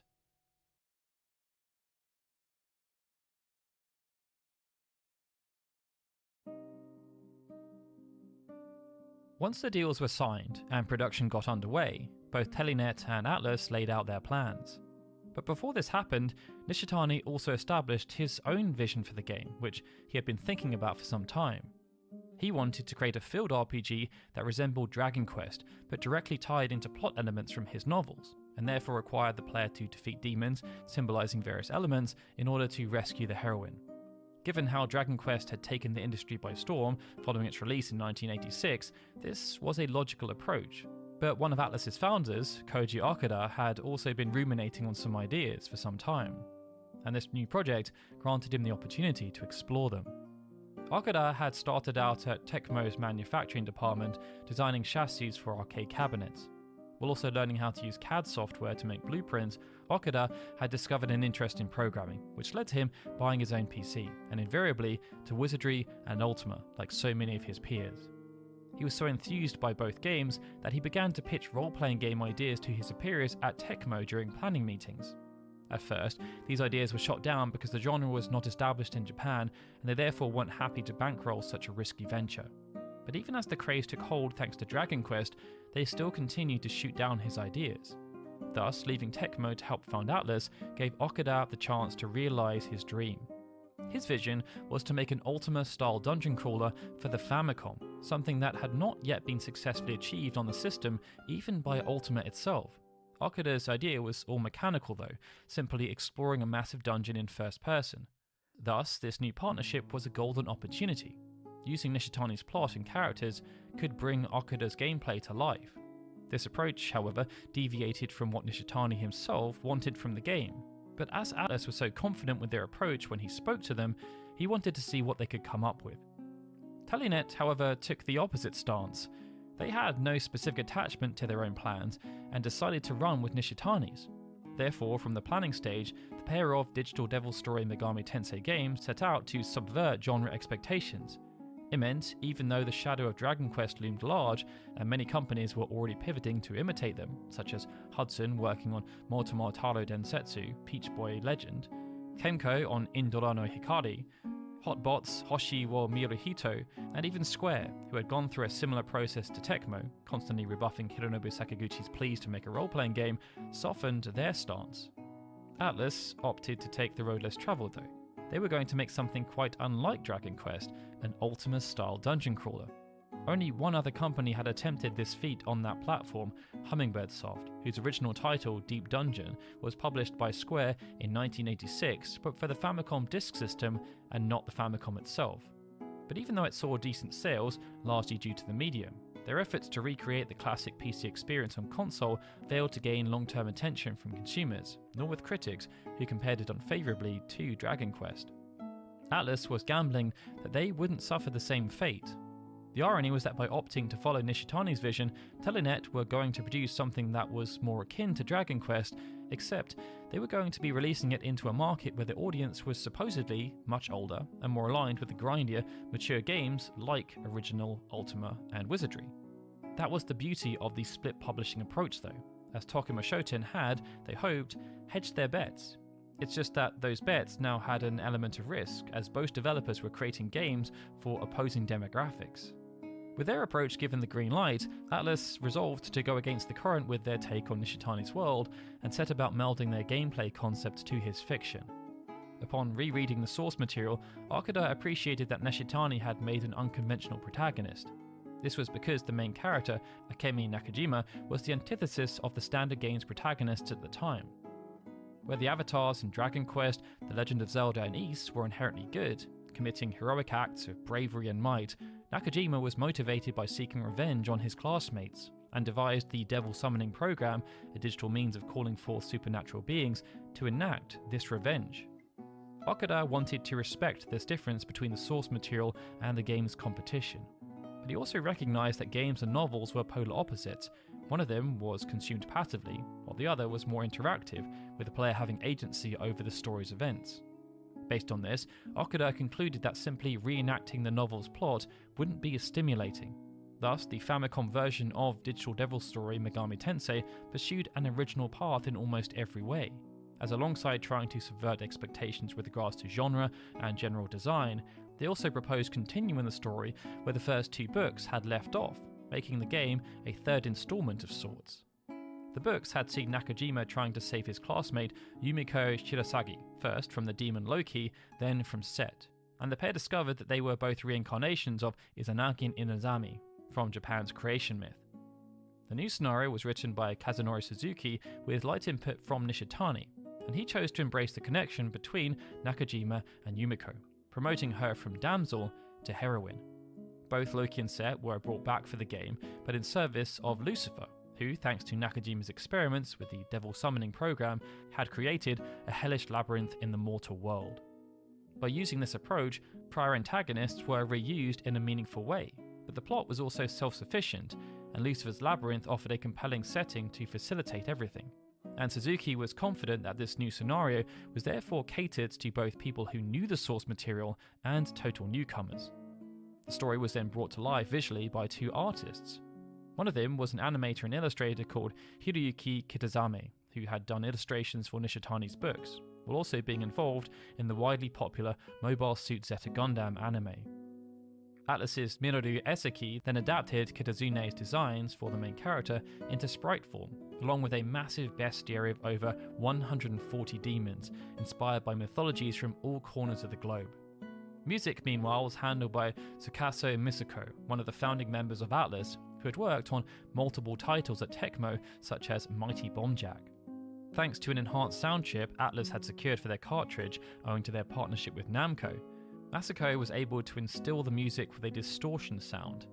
As a result, the 18-song score featured heavy gothic and rock influences, and this enabled him to create a horror-inspired atmosphere that subverted the typical Famicom soundtracks of the time. Okuda's efforts on the gameplay side then helped to ensure the player's experience was similarly elevated. Like Ultima, Digital Devil Story was designed as a party-based dungeon crawler, where a party of up to 5 characters could explore the maze, fight monsters, and obtain new boons, but only 2 of these characters were available off the bat. Upon starting a new game, Nakajima and Yumiko's stats could also be customized to the player's tastes. Nakajima functioned as a fighter from classic RPGs, able to operate a computer to handle demons, while Yumiko had magic at her disposal and the option to make the party flee combat. To fill out the roster beyond these 2 main protagonists, one of Atlus's founders, Kazutoshi Ueda, gave Okuda the idea for 2 original mechanics. To tie in with the mythos of Nishitani's novels and the concept of summoning demons, Ueda thought the hero should be able to directly negotiate with monsters and potentially convince them to join the party. Akin to Dragon Quest II, battles in Digital Devil Story pitted the player against multiple enemies, but if only one enemy remained, the option to talk to them through Nakajima's computer appeared. Negotiation involved making a series of choices in response to the monster's behaviour, either drawing closer or offering particular items, risking them either going berserk or running away. But if the offers were successful, the monster could join the party's team. This made Digital Devil Story the first role-playing game to allow players to recruit enemies, and in the process help to maintain the book's unheroic perspective, and the theme of binding supernatural beings through the use of technology. Thus, the player could fill the remaining 3 slots in the party with monsters, who, as in the books, were called demons despite being drawn from various mythologies. Negotiation alone was not enough, however. At a certain location in the dungeon, called the Cathedral of Shadow, players could fuse 2 demons together to make a new, stronger demon, an essential mechanic for obtaining the best demons in the game, like Odin. Ueda got the inkling for this idea from the way demons oozed out of the monitors in the books and OVA, wondering what would happen if the ooze rematerialized in a new form. The recruiting and combining of monsters offered a unique twist on Ultima's party development systems and stock role-playing classes, while also honouring the dark tone of Nishitani's novels. Beyond these concepts, Digital Devil Story kept the core gameplay of Ultima, but solved an issue which had briefly given Dragon Quest creators pause: how to convert the complex inputs of a PC game to the Famicom's simple controller. Whereas Dragon Quest adopted a brand new command-based approach to distinguish themselves from Ultima, Digital Devil Story essentially combined the two. The screen's layout took a familiar, windowed approach, showing the party's status at the bottom and the labyrinth near the centre. But they took inspiration from Dragon Quest by offering a vertical menu with the player's possible commands. Instead of a keyboard, players moved using the directional pad when outside of battles or menus, while the A button brought up a cursor and made selections, and the B button closed menus or brought up the map. This mini-map was an innovation in itself, derived from Yumiko's Mappa spell, which charted the immediate surroundings and helped players keep their bearings. At a time when most people playing role-playing games devoutly charted their progress on physical graph paper, this innovation offered a spot of convenience, even if the manual still did advocate for using the old-fashioned approach. These ambitions were very forward-thinking, but due to the lack of experience working with this genre and the hardware, it started to cause problems the deeper they got into development. One of the main points of contention related to the Famicom's capacity. Given their heavy background in arcade games while working at Tecmo, it was a particularly irksome problem. In the past, if they'd run into memory issues, they could just add more to the arcade board when they ran out. But that wasn't so simple with Famicom cartridges, which had much stricter limits, and those limits were tightly controlled by Nintendo and also had pretty significant cost implications. As such, as development continued, they realised the original plan for the dungeon, which Okuda estimated could take 50 hours to explore, was scaled back dramatically. A plethora of additional events that had been planned to flesh the story out were also cut, as were other elements they hoped would help to keep gameplay feeling varied, such as additional traps and hazards. Ultimately, about half of the planned content needed to be removed, but even still, the final version of the game ended up being quite massive, and by the end of production, the team were very proud on many levels of what they had accomplished.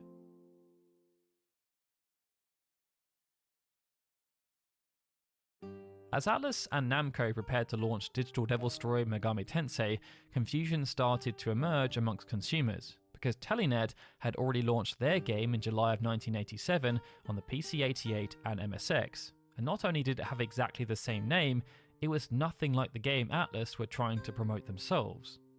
Though they had proposed using Nishitani's game concept for a field RPG, the final product Telenet launched deviated quite a bit in terms of gameplay. And whereas Atlus had gone the route of continuing the story, Telenet offered an alternate version of events from the original book, where Loki crystallized Yumiko and sent her to Set in the Demon World. To save her, Nakajima then ventured to the Demon World himself, in an action-adventure game far more reminiscent of Gauntlet than Dragon Quest. Nishitani's concept of defeating various elemental guardian demons to progress was honoured though, as the Demon World mirrored the shape of the Tree of Life from the Kabbalah, with bosses to be fought on each node offering various rewards, but despite being a sprawling, open-ended adventure with simple cutscenes, it only had a modest showing with critics and consumers. It lasted just 4 months on Login Magazine's charts, peaking at number 8, as even the unique trappings borrowed by Nishitani's books didn't help it stand out. There were just too many similar games available on that platform releasing at around the same time. To try and bolster long-term sales, Telenet continued to port their version of Digital Devil Story to additional PC platforms over the coming months, but this is where they started to step on Atlus's toes even more, as both Telenet's FM77 port and Atlus's Famicom game were both dated to release in September. This caused confusion for consumers and avid magazine readers who had already seen a different Digital Devil Story Megami Tensei advertised for months. Perhaps to get ahead of this, Atlus and Namco previewed the Famicom game early, showing it off in Famitsu in their July issue, and during the launch window of Telenet's game. Famitsu writers were excited to see the property adapted into a game and teased the unique monster recruitment features. They later scored it as a 31 out of 40 in their October issue, with all 4 reviewers praising its fusion system for setting it apart from similar dungeon games. One even credited this aspect for saving it from becoming too depressing of a game. But in the same issue, Hudson's Momotaro Densetsu was also reviewed, and it stole some of the thunder by receiving a slightly higher score of 32 out of 40. Momotaro Densetsu was a safer, Dragon Quest-inspired role-playing game, drawing upon specific Japanese folklore, and the staff made it their pick of the week, while admitting that either game would be a good buy. A modest ad campaign for Atlus's game then relied on Kitazume's artwork of the main characters from the OVA and the novel, and played up the spooky nature of the scenario. One brief commercial showed employees of Namco's call center being so creeped out by the game that they jumped up and ran away whenever their phones rang. There was also an effort to market the game's music. The November 1987 issue of Beat magazine included a disc with 3 rearranged songs, including the closing credits, Recollections. Following its launch on the 11th of September 1987, Digital Devil Story debuted at number 2 on Famitsu's Top 30 chart, second only to Momotaro Densetsu. But Hudson's competitor had more staying power, retaining its position in the top 5 for the rest of the year, while Atlus's title slipped and fought to even stay in the top 30. This fall was further cemented by the launch of a port of Ultima 3 releasing shortly after. And then 2 other big competitors arrived in the original Final Fantasy and Dragon Quest III. Nonetheless, the game achieved modest sales, with 69,000 copies sold during its first 2-week reporting period and another 59,000 sold in the next. It was only in the third reporting period that things started to slow down significantly, as only 14,000 copies were sold. Regardless, on the list of best-selling Famicom games released in 1987, Digital Devil Story Megami Tensei ranked 14th, having sold 142,000 copies before the end of the year. Though this positioned the game as a success, that success proved somewhat bittersweet for Atlus. Due to how fresh they were on the scene, they had relied on Namco via their Namco publishing brand. This had granted them access to better resources and technology, such as sophisticated sound chips on their cartridges, but this also meant royalties went to Nintendo, Namco, and Takuma Shoten. Atlus was still a fledgling company, and they relied on personal connections to help secure deals and funding. But given how well the game had performed, they were excited about their future in the industry and were keen to continue their momentum.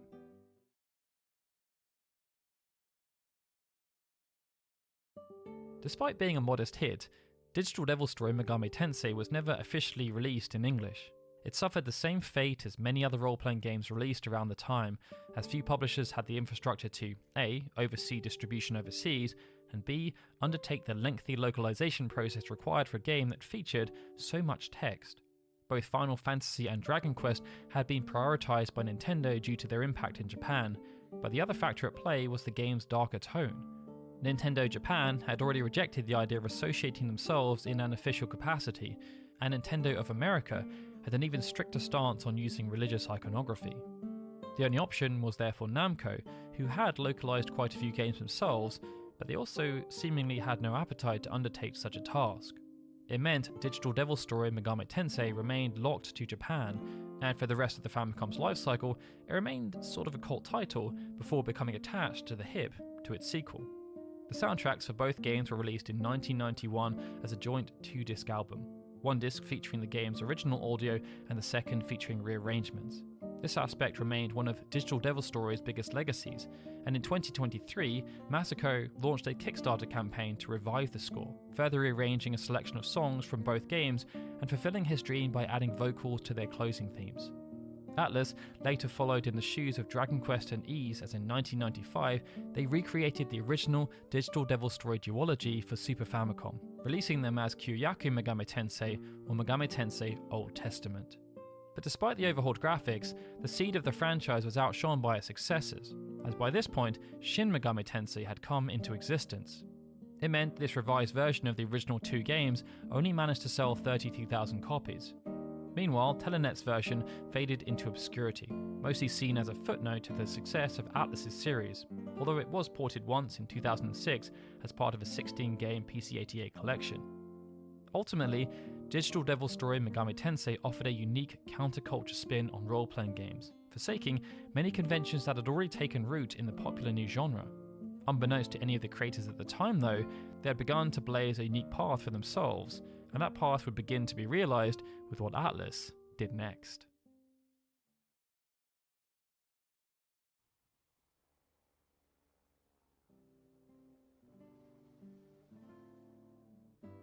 On the 18th of December 1987, a Japanese video game publisher called Square released a game that they hoped would revive their ailing fortunes and lift them up from the ashes of mediocrity.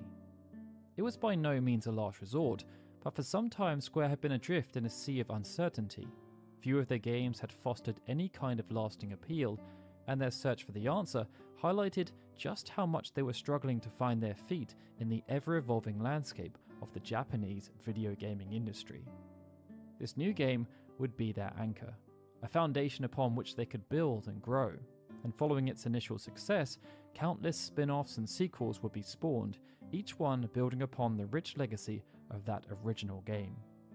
As of March 2022, that legacy stands to the tune of over 173 million copies being sold, something that has solidified the franchise amongst a pantheon of gaming greats.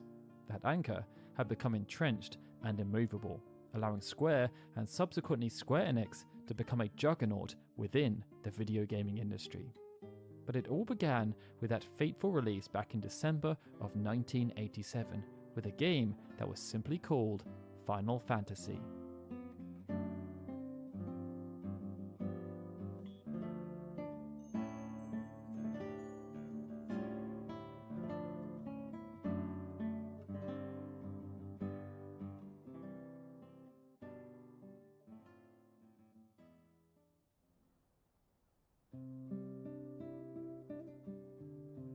By 1987, Square had become an established publisher and developer of video games in Japan. They had found initial success on personal computers, producing numerous text-based adventure games. Cruise Chaser Blasty and Alpha would serve as shining examples.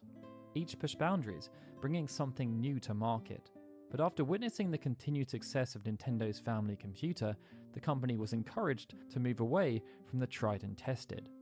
The only challenge was that they lacked the experience to do so in an effective manner. Square had become accustomed to creating games that suited a more mature audience, but the Famicom was attracting an audience that was younger and more vibrant. And the types of games that appealed to this new audience were not text-based adventures or early role-playing games. They were high-octane, action-based experiences that could satisfy the cravings of this younger audience and give them the arcade experience from their living rooms. In spite of this, the employees at Square were undeterred. They had faced challenges before, and a belief was instilled that there was every chance a silver bullet of a game could be made, and that this game would help them to realize the potential for huge financial returns associated with developing games for the Famicom.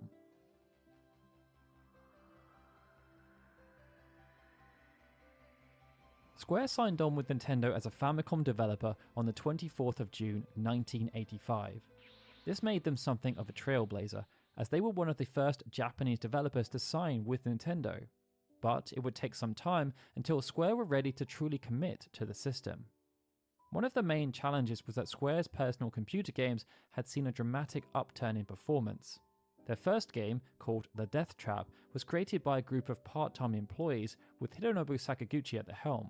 It would end up generating around $120,000 upon its release in October of 1984, and its success would prompt the production of a sequel. Again overseen by Sakaguchi, Will, The Death Trap 2 featured the same core gameplay and narrative premise, but this time the scope was much more ambitious. Square went heavy on graphical innovation, and it's believed that The Death Trap 2 became Japan's first animated PC game when it launched during the middle of 1985. These technical features, when combined with a new approach to product marketing, would see The Death Trap 2 end up generating approximately $2.4 million, a 1,900% increase in revenue compared to its predecessor. With The Death Trap 2 launching around the same time as the agreement had been signed with Nintendo, Square's plans to develop for the Famicom were placed on hold. They would still support the system, releasing a port of Thexter, but most of the newfound capital was used to further invest in producing games for personal computers. It saw skilled freelancers hired to either support existing staff or replace those that fell by the wayside, and partnerships were explored to further elevate the quality of the games they were producing. Cruise Chaser Blasty and Alpha served as evidence for this new vision. For Cruise Chaser Blasty, Square would collaborate with a respected animation house called Nippon Sunrise. And due to the scale of the initiative, Square even adapted the story into a manga and planned to release an original video animation to further expand the universe. For Sakaguchi, this was also a first opportunity to showcase his interest in the role-playing genre, as instead of making another adventure game, Cruise Chaser Blasty was created as a first-person role-playing game based around mechs. For Alpha, which would be overseen by a close friend of Sakaguchi called Hiromichi Tanaka, Square would continue to evolve the quality of their interactive text-based adventures. It would see time and money invested in cutting-edge technology, with the final product combining complex animations, sound effects, and music to create a dynamic and engaging video game. Both games would be well received, helping Square to consolidate their position as an up-and-coming video game developer and publisher. And to ensure their trajectory continued to move in the right direction, 3 crucial decisions were made. Prominent staff members, such as Sakaguchi and Tanaka, were rewarded with full-time contracts. The office would be moved from Hiyoshi to Ginza, an upscale part of Tokyo, and they would start developing meaningful games for the Famicom. These steps showed Square's ambitions, but there was one slight issue. When the deal had been signed with Nintendo, Square were reportedly the 7th company to do so. Fast forward a year later, and 26 separate publishers had produced games for the Famicom, with the majority of them, outside of a few outliers like Square, managing to release at least 2 games. Whereas Square had waited, these publishers had seen the opportunity and attempted to take full advantage. As a result, Square were left playing catch-up. But even still, there was a confidence within the company that they would be able to wrestle market share away from their competitors by producing compelling, arcade-based experiences. And to ensure they had the best chance of success, for their first Famicom game, which would be called King's Knight, they assigned some of their top talent. It would see Hironobu Sakaguchi assigned as director, with Kazuko Shibuya and Hiromi Ito assigned to work on the artistic vision. Nobuo Uematsu would then be assigned as the composer, and due to a lack of experience working on the Famicom, Square collaborated with Works, a third-party development company who had previously worked with them on the Famicom port of Thexter. To ensure King's Knight would resonate with the Famicom audience, instead of building on their experience with slower, more methodical games, the plan was to create a vertical scrolling shooter. And the reason for this was simple. The scrolling shooter genre had seen a huge boost in popularity throughout the early 1980s thanks to Japanese arcades, and that popularity had spilled over to the Famicom. This had been led by a range of ports, with 1942 and Twin B both selling over 1 million copies each. And publishers had started to produce Famicom exclusive games in the genre, often based on existing IPs. Even though they didn't have a license to leverage, Square's leadership believed that if they could create a compelling vertical scrolling shooter, success would be easier to achieve. But Sakaguchi didn't just want to create a derivative experience. At the time, many shooters were either based within a modern-day war setting or a futuristic space setting. Neither subgenre was all that appealing to Sakaguchi, but when looking for alternative sources of inspiration, a game called Nightmare stood out. Unlike its contemporaries, Nightmare was set within ancient Greece. As such, instead of using guns and lasers, its protagonist would shoot arrows and use swords. Upon launch, Nightmare would be lauded, with many publications recommending it to their readers due to its innovative visuals and overall quality of gameplay. And due to how well it was received, there was a feeling that it would serve as the perfect blueprint for Sakaguchi's vision for what a vertical scrolling shooter should be. It would see a similar style of gameplay adopted, but for King's Knight, a broader cast of characters would be created. Sakaguchi would also layer over role-playing mechanics, something that facilitated the creation of a brand new genre that was dubbed the Formation RPG. This decision further emphasized Sakaguchi's desire to create role-playing games. But with King's Knight not being well received by critics or fans, the leadership team at Square would end up pushing Sakaguchi to be more direct with subsequent games. Beyond that, even though Sakaguchi did have a desire to make a more complete role-playing game, neither he nor close members of his team had the required technical know-how in order to make it happen. At the time, Famicom cartridges did not have any kind of method for saving data, and there was a belief that role-playing games, due to how long their stories were and how long gameplay sessions can end up being, would need some kind of method for saving. Otherwise, players would get frustrated by not being able to pick up where they left off. As such, Sakaguchi had no real choice but to tackle other action-based genres such as the rail shooter and driving simulator. And although there was still room for innovation, this would come in the form of technical aspects as opposed to intricate gameplay mechanics. As Sakaguchi toiled away trying to make a smash hit for the Famicom, other minds in the company were hard at work creating games for the Famicom Disk System. Nintendo had developed this peripheral as a way of helping to reduce the retail price of games, taking direct inspiration from personal computers. It would see the initial system have a hefty price tag, but the games themselves would retail at about half the price of a typical Famicom game.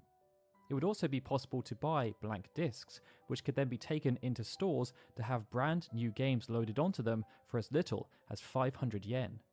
For consumers, this was a game changer. Brand new games could now be purchased for 90% less than the typical retail price, and the hope was that by removing the price tag, it would lead to increased demand. Publishers flocked to take advantage, and with the storage and medium being much more familiar to Square, instead of waiting around like they had done with the Famicom, they went all in immediately. Such was the level of Square's commitment that multiple games were planned for development. They even founded and helmed the Disk Original Group, a publishing arm that would see them distribute games on the Famicom Disk System for similar-sized Japanese developers such as Crystalsoft, System Sarcom, and Hummingbird Soft. The first game released by Square for the Famicom Disk System would be Crystal Dragon. It was helmed by Hiromichi Tanaka, and by leveraging all the experience Tanaka and his team had gained from developing adventure games for personal computers, as well as aggressive traditional and guerrilla marketing campaigns, Crystal Dragon would end up selling over 500,000 copies. Shortly after launch, another employee at Square called Kazuhiko Aoki started work on an ambitious project that was meant to be called Seiken Densetsu: The Emergence of Excalibur.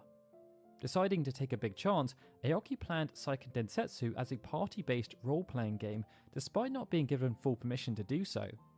The story was planned to be rooted in high fantasy, with players taking control of a party that consisted of 4 interchangeable characters.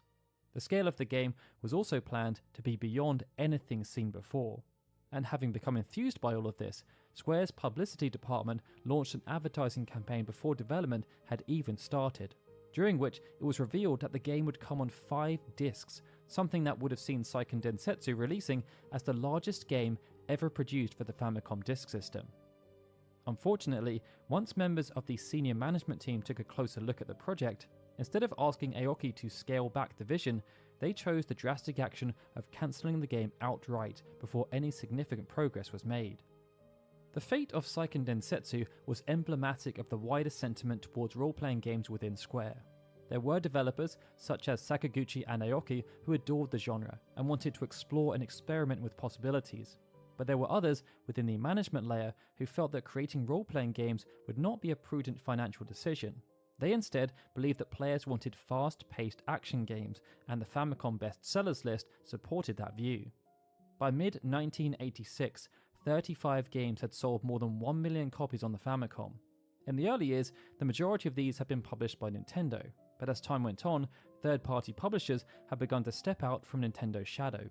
It would see companies such as Hudson Soft, Capcom, and Konami release now iconic games such as Bomberman, Ghosts and Goblins, and Gradius. And even though the literal genre differed, they all had a strong focus towards action. Bomberman, for example, was an action puzzle game.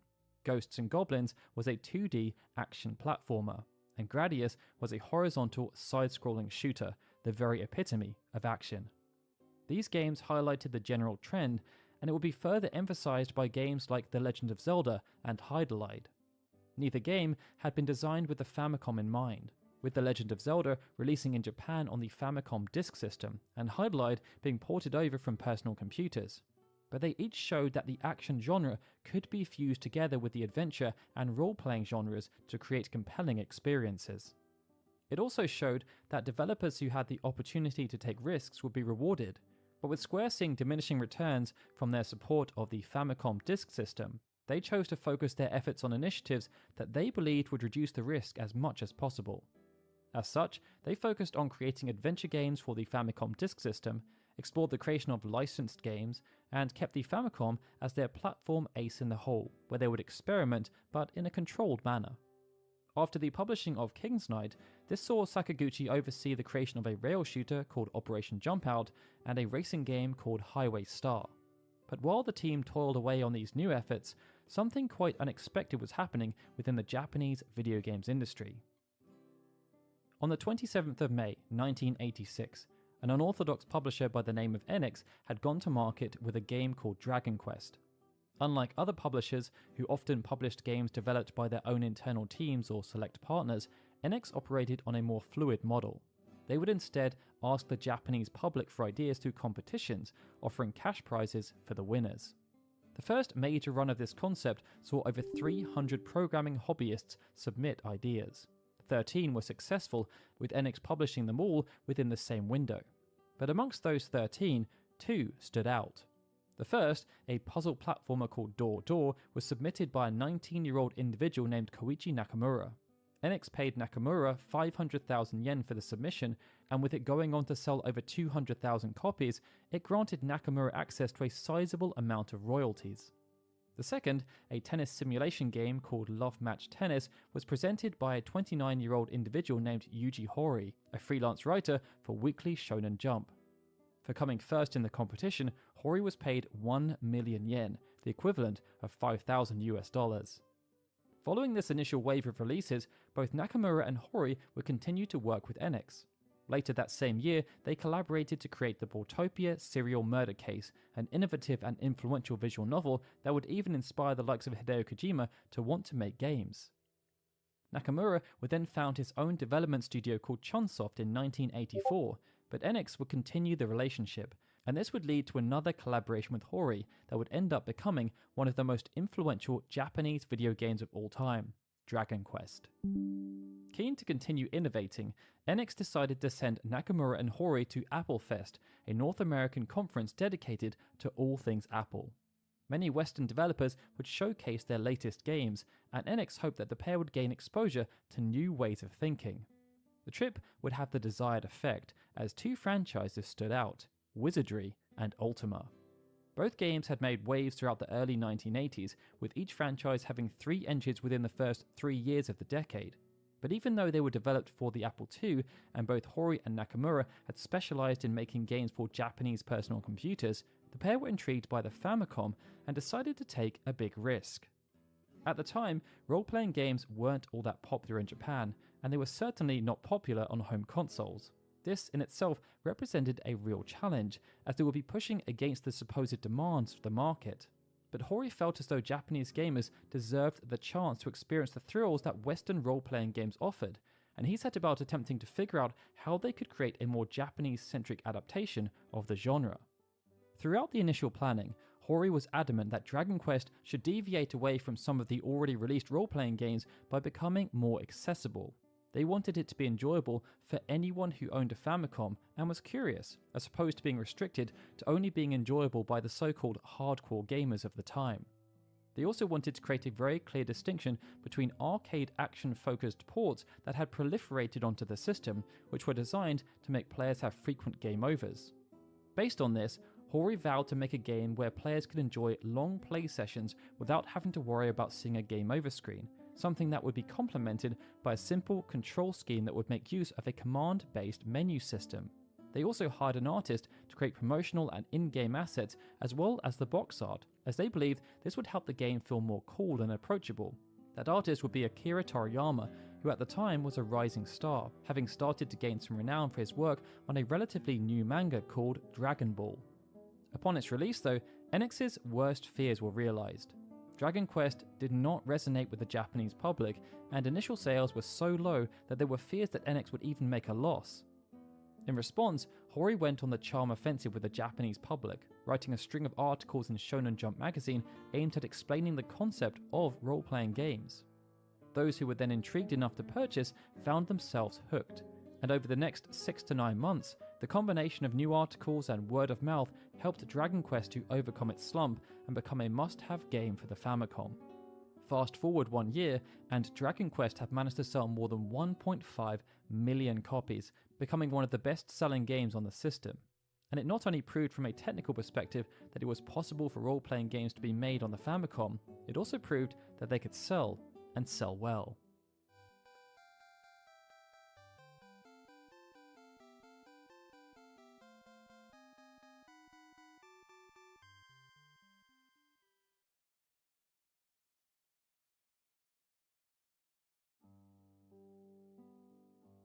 The success of Dragon Quest was just what Sakaguchi needed.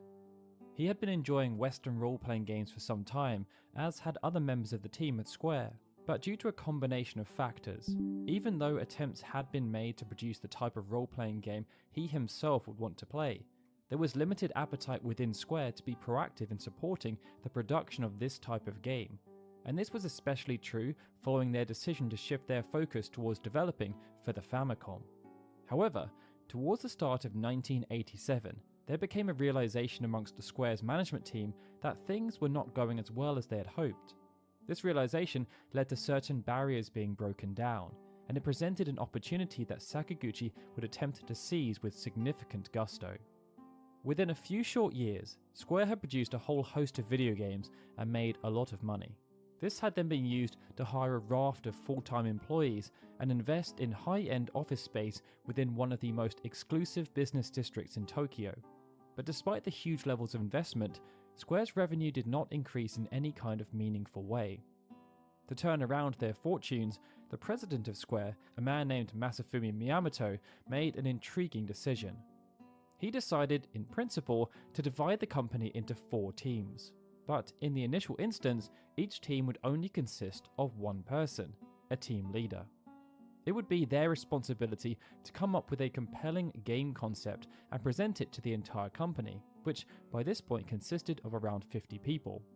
The teams would then be formed by using a democratic system, as each employee would be given the freedom to choose the idea that they wanted to work on.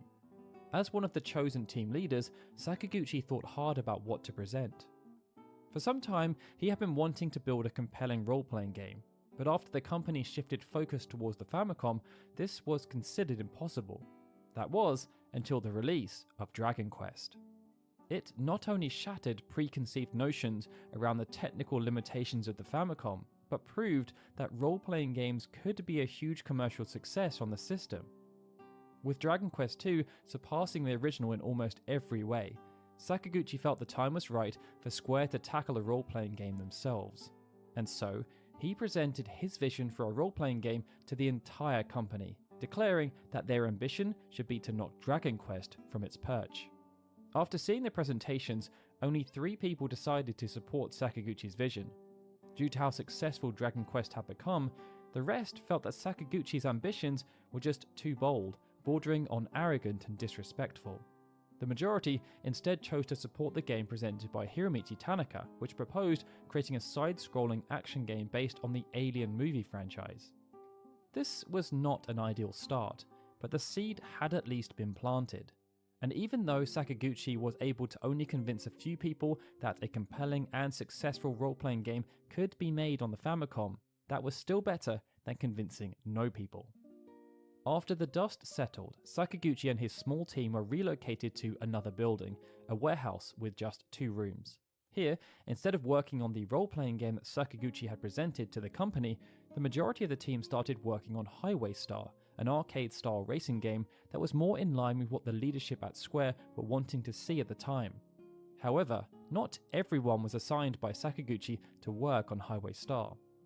An individual called Koichi Ishii was separated from the rest of the team, tasked with doing initial planning on the role-playing game, and while he occupied one of the rooms by himself, even creating a makeshift cubicle out of some foldable conference tables to make it feel more professional, everyone else was crammed into the other room to work on Highway Star. This was a real sink-or-swim moment for Ishii. Having joined Square towards the end of 1986, Ishii had very little experience within the video games industry, and he almost didn't even proceed through the interview process, as Sakaguchi was quite shocked to see someone turn up looking like a thug, wearing a leather jacket with peacock-like feathers attached. But Ishii turned out to be the very literal manifestation of not judging a book by its cover. As the interview progressed, Ishii showed Sakaguchi his notebook. Inside were tons of cute character drawings and wondrous concepts. They blew Sakaguchi away, and he became convinced that what Ishii lacked in experience, he would make up for with creativity. After being assigned to work on the role-playing game, Ishii was more than aware of the scale of the task ahead. After all, Dragon Quest had been a monumental success, and Sakaguchi wanted this new game to try and take its place as the king of the hill. Having already played Dragon Quest and other games in similar adjacent genres like The Legend of Zelda, Wizardry and Ultima, Ishii's first task was to establish what he liked and disliked about each of those games. Alongside this, Ishii also began to formalize the many ideas and illustrations that had found their way into his notebooks over the years, and he thoroughly enjoyed figuring out how these would translate into a digital format. One of the ideas that had featured with a high degree of prominence focused on 5 elements, and how they should be integrated into a world where supernatural beings were prevalent. The idea was to introduce 4 elements that were grounded in reality, and these would be enriched through the medium of fantasy. The 5th element was then planned to be something unconventional, but after careful consideration, this 5th element, which was meant to be dubbed mana, was removed. The 4 elements that remained would become associated with crystals, and they would end up becoming a focal point of the narrative. They would provide an impetus for the 4 protagonists, guiding their journey around the world to fight 4 powerful bosses, each of whom guarded much larger crystals. Alongside this, Ishii introduced a suite of design concepts that would be retained as development commenced, such as creating a diorama-inspired world map, the introduction of a title card that would show the game's prologue had concluded, and that the game's first boss, Garland, should also be the game's final boss. Another important decision would relate to the battle system. Many of the popular role-playing games, irrespective of where they had been developed in the world, had either seen combat play out in the field or in a separate first-person battle scene. Ishii felt this was restrictive, and instead proposed a side-on view that would allow players to see their entire party on one side of the screen and the array of enemies they were facing on the other. This decision would allow for more spotlight to be placed on a simplified class system, as each job, as they would become known, would have a unique visual style. And by having a side-on approach, players would see how their formation stacked up against that of their enemy. By the time Highway Star was wrapping up, Ishii had been working for a few months on the role-playing concepts. Some solid foundations had been created, but there were numerous challenges ahead. Even still, Sakaguchi was incredibly driven to make this project succeed, and wanted to be as efficient as possible with the remaining time they had. For years, it had been his dream to make video games, but neither King's Knight nor Operation Jumpout were games that played to his strengths as a creator. With both titles struggling from both a critical and commercial perspective, and Highway Star suffering a similar fate, Sakaguchi made a promise to himself.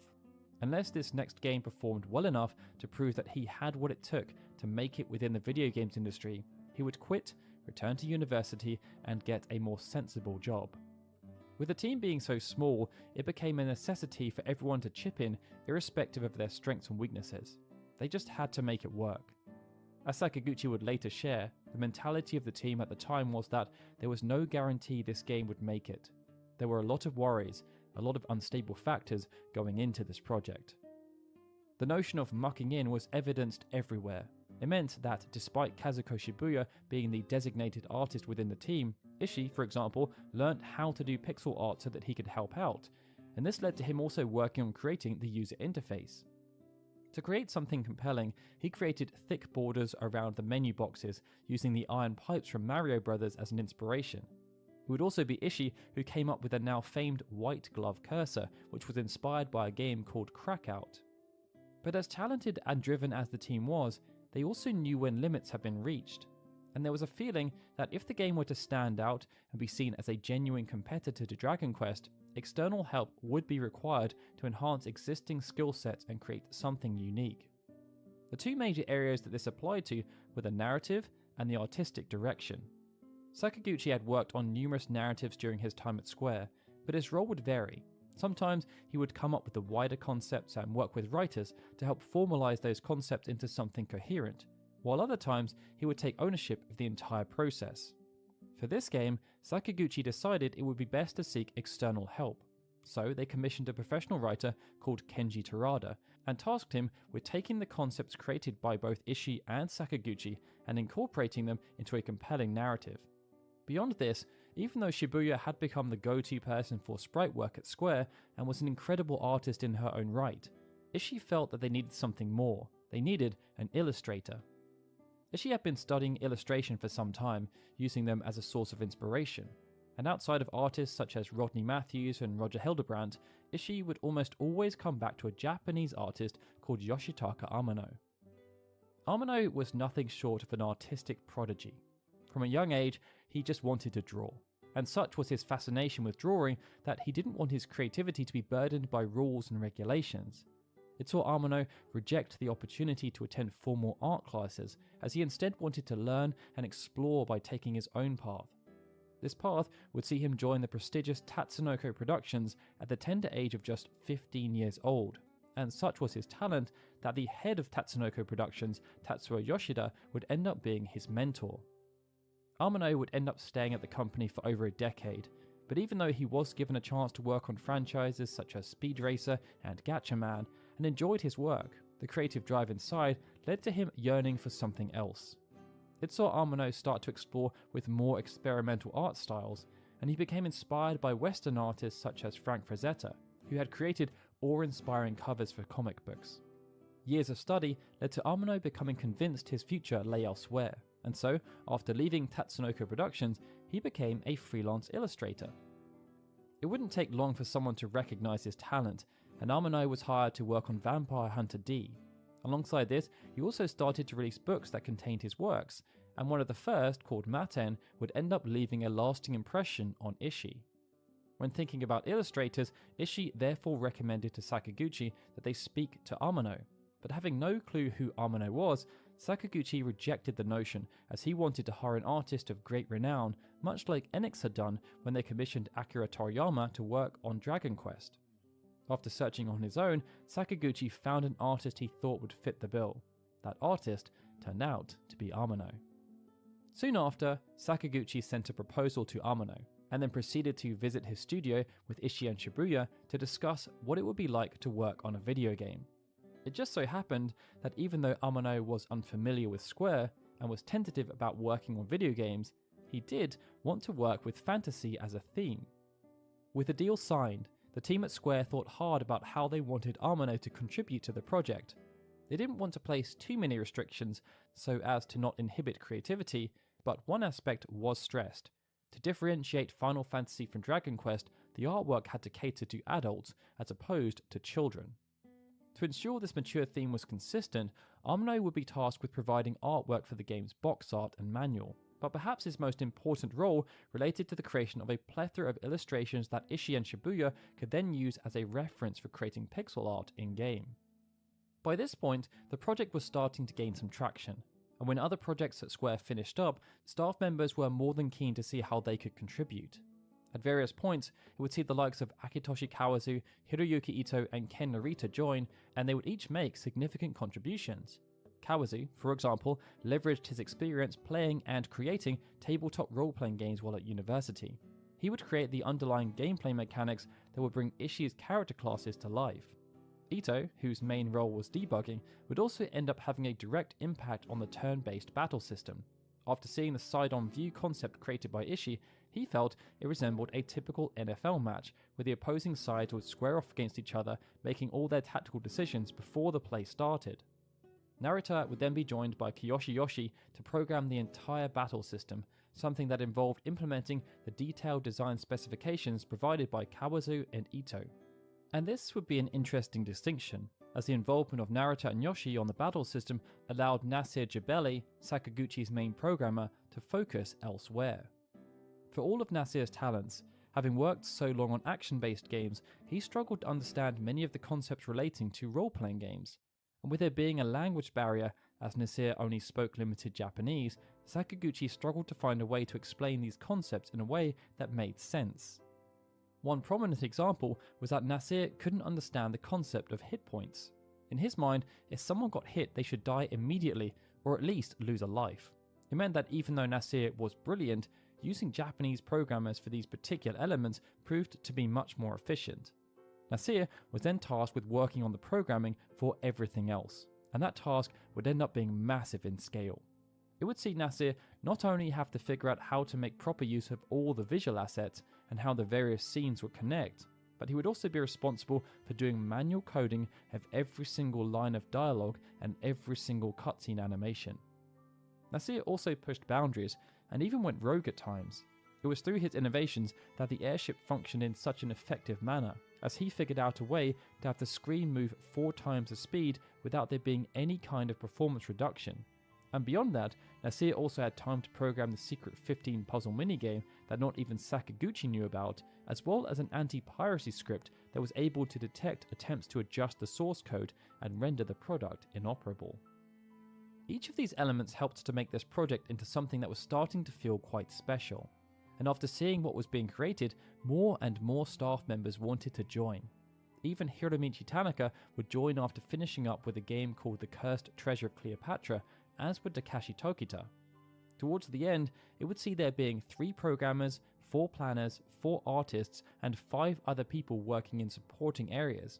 And perhaps one of the most notable in this realm would be the game's composer, Noboru Uematsu. Uematsu had been working with Square since the release of Cruise Chaser Blasty, but before that, he had been struggling to make ends meet as a musician. By today's standards, Uematsu was a late bloomer, with his interest in musical instruments only coming at the age of 12. In the following years, that interest blossomed into something else, and it led to a teenage Uematsu growing aspirations to become a professional musician, even wanting to study music at university. But, as it was deemed an undesirable career, his parents refused to let him go down that path. As an act of defiance, even though Uematsu respected this decision, choosing to study foreign languages instead, he chose to study almost 500 miles away at Kanagawa University. And he did so with the explicit purpose of continuing to pursue music outside of his studies. After graduating, Uematsu chose to stay in the area, producing numerous demo reels for prospective publishing houses, and after some luck, this relentlessness ended up landing him a part-time position at Square. After impressing on a few projects like Cruise Chaser Blasty and Alpha, Uematsu was retained as a full-time employee, and with his focus now clear, he worked alongside Toshiaki Imai to produce music for almost every single game they made thereon after. Often, the scores Uematsu produced would only contain a handful of pieces of music, but due to the scale of this new game, not only was there an expectation that the volume of music would increase, there was also an expectation that the quality would need to increase too. And as Sakaguchi himself had been an aspiring musician who had also been dissuaded from following that career path by his parents, he had a particular focus on this area. By the end of production, Uematsu had composed countless pieces of music, with over 20 being deemed strong enough to make the final cut. One of these would be a last-minute request from Sakaguchi, and it would simply become known as the Prelude. Due to this request coming right at the end of production, it needed to be completed with the utmost haste. Uematsu took this in the most literal of senses, composing the Prelude in just 10 minutes. That such a compelling and enduring piece of music was composed in such a short amount of time epitomized the sheer talent that Uematsu possessed. And even though he would often be at odds with Sakaguchi, with them having constructive discussions about the quality and quantity of the work that Uematsu composed, it would be hard to argue with the end result. As each piece of the puzzle fell into place, it became clear that the game would be a captivating and meaningful experience. But there was still one major problem to solve: what the game should be called. The only thing they knew was that the game needed to be based on alliteration. This particular concept for naming games had been used quite a few times within Square itself, but also with third-party titles where Square served as the publisher. Prominent examples of this would be King's Knight, Deep Dungeon, and Rad Racer, the name used for Highway Star's North American release. Outside of these names sounding cool in their own right, the development team also wanted consumers to be able to shorten the name to just 2 syllables, not least because this was what had happened with Dragon Quest, which was often shortened to either Draqware or DQ. With Square having already used the letters D, K, and R, they decided to work with the letter F because they wanted to use the word fantasy. After some deliberation, they felt the name Fighting Fantasy would work quite well. Not only would this allow consumers to shorten the game down to the cool sounding FF, they also believed it would lead to them referring to the game as Fi-Fan. With the name decided, the legal team started doing their due diligence, but they came back soon after with unfortunate news. 4 years earlier, a gamebook series called Fighting Fantasy had been created, subsequently taking the world by storm. The first 3 books were so popular within the UK that they occupied numerous spots at the same time within the Sunday Times' children's book chart, and by 1987, over 8 million copies had been sold worldwide. Due to the similar themes between the 2 properties, there was no way Square would be able to use the name without coming into some kind of legal trouble, but they also didn't want to budge too much. This meant they would keep the alliteration around the letter F, and they would also keep the word fantasy, as they wanted it to be front and center in the name as a descriptor of what the product represented. After looking at numerous options, the first word ended up being changed to final. This would be apt, as Sakaguchi had vowed to make this his final game should it underperform, and there was also a feeling that Square as a company were on a negative trajectory. But it was not meant to be all that symbolic. Instead, the primary reason they chose the name Final Fantasy was that it sounded really cool.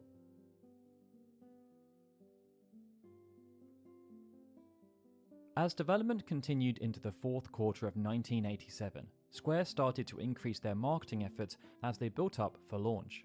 This saw numerous methods of advertising utilized, and within print publications, emphasis was placed on the involvement of Terada, Amano, and Nasir, as they were influential figures whose professional works pushed into different consumer demographics. Alongside this, and to ensure that no stone was left unturned, Square also employed some more unorthodox approaches towards driving pre-orders. For example, a letter was sent to everyone who had pre-ordered Seiken Densetsu.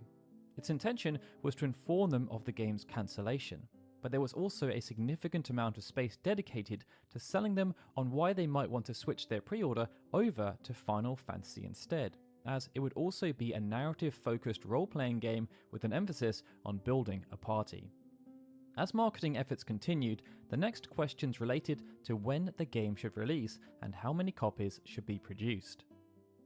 The latent success of Dragon Quest shocked numerous video game publishers and developers across Japan, and when Dragon Quest II released just 8 months later, they were shocked again. Unlike its predecessor, which had taken some time to win over the Japanese public, Dragon Quest II sold 500,000 copies at launch. This made Enix 2.75 billion yen overnight.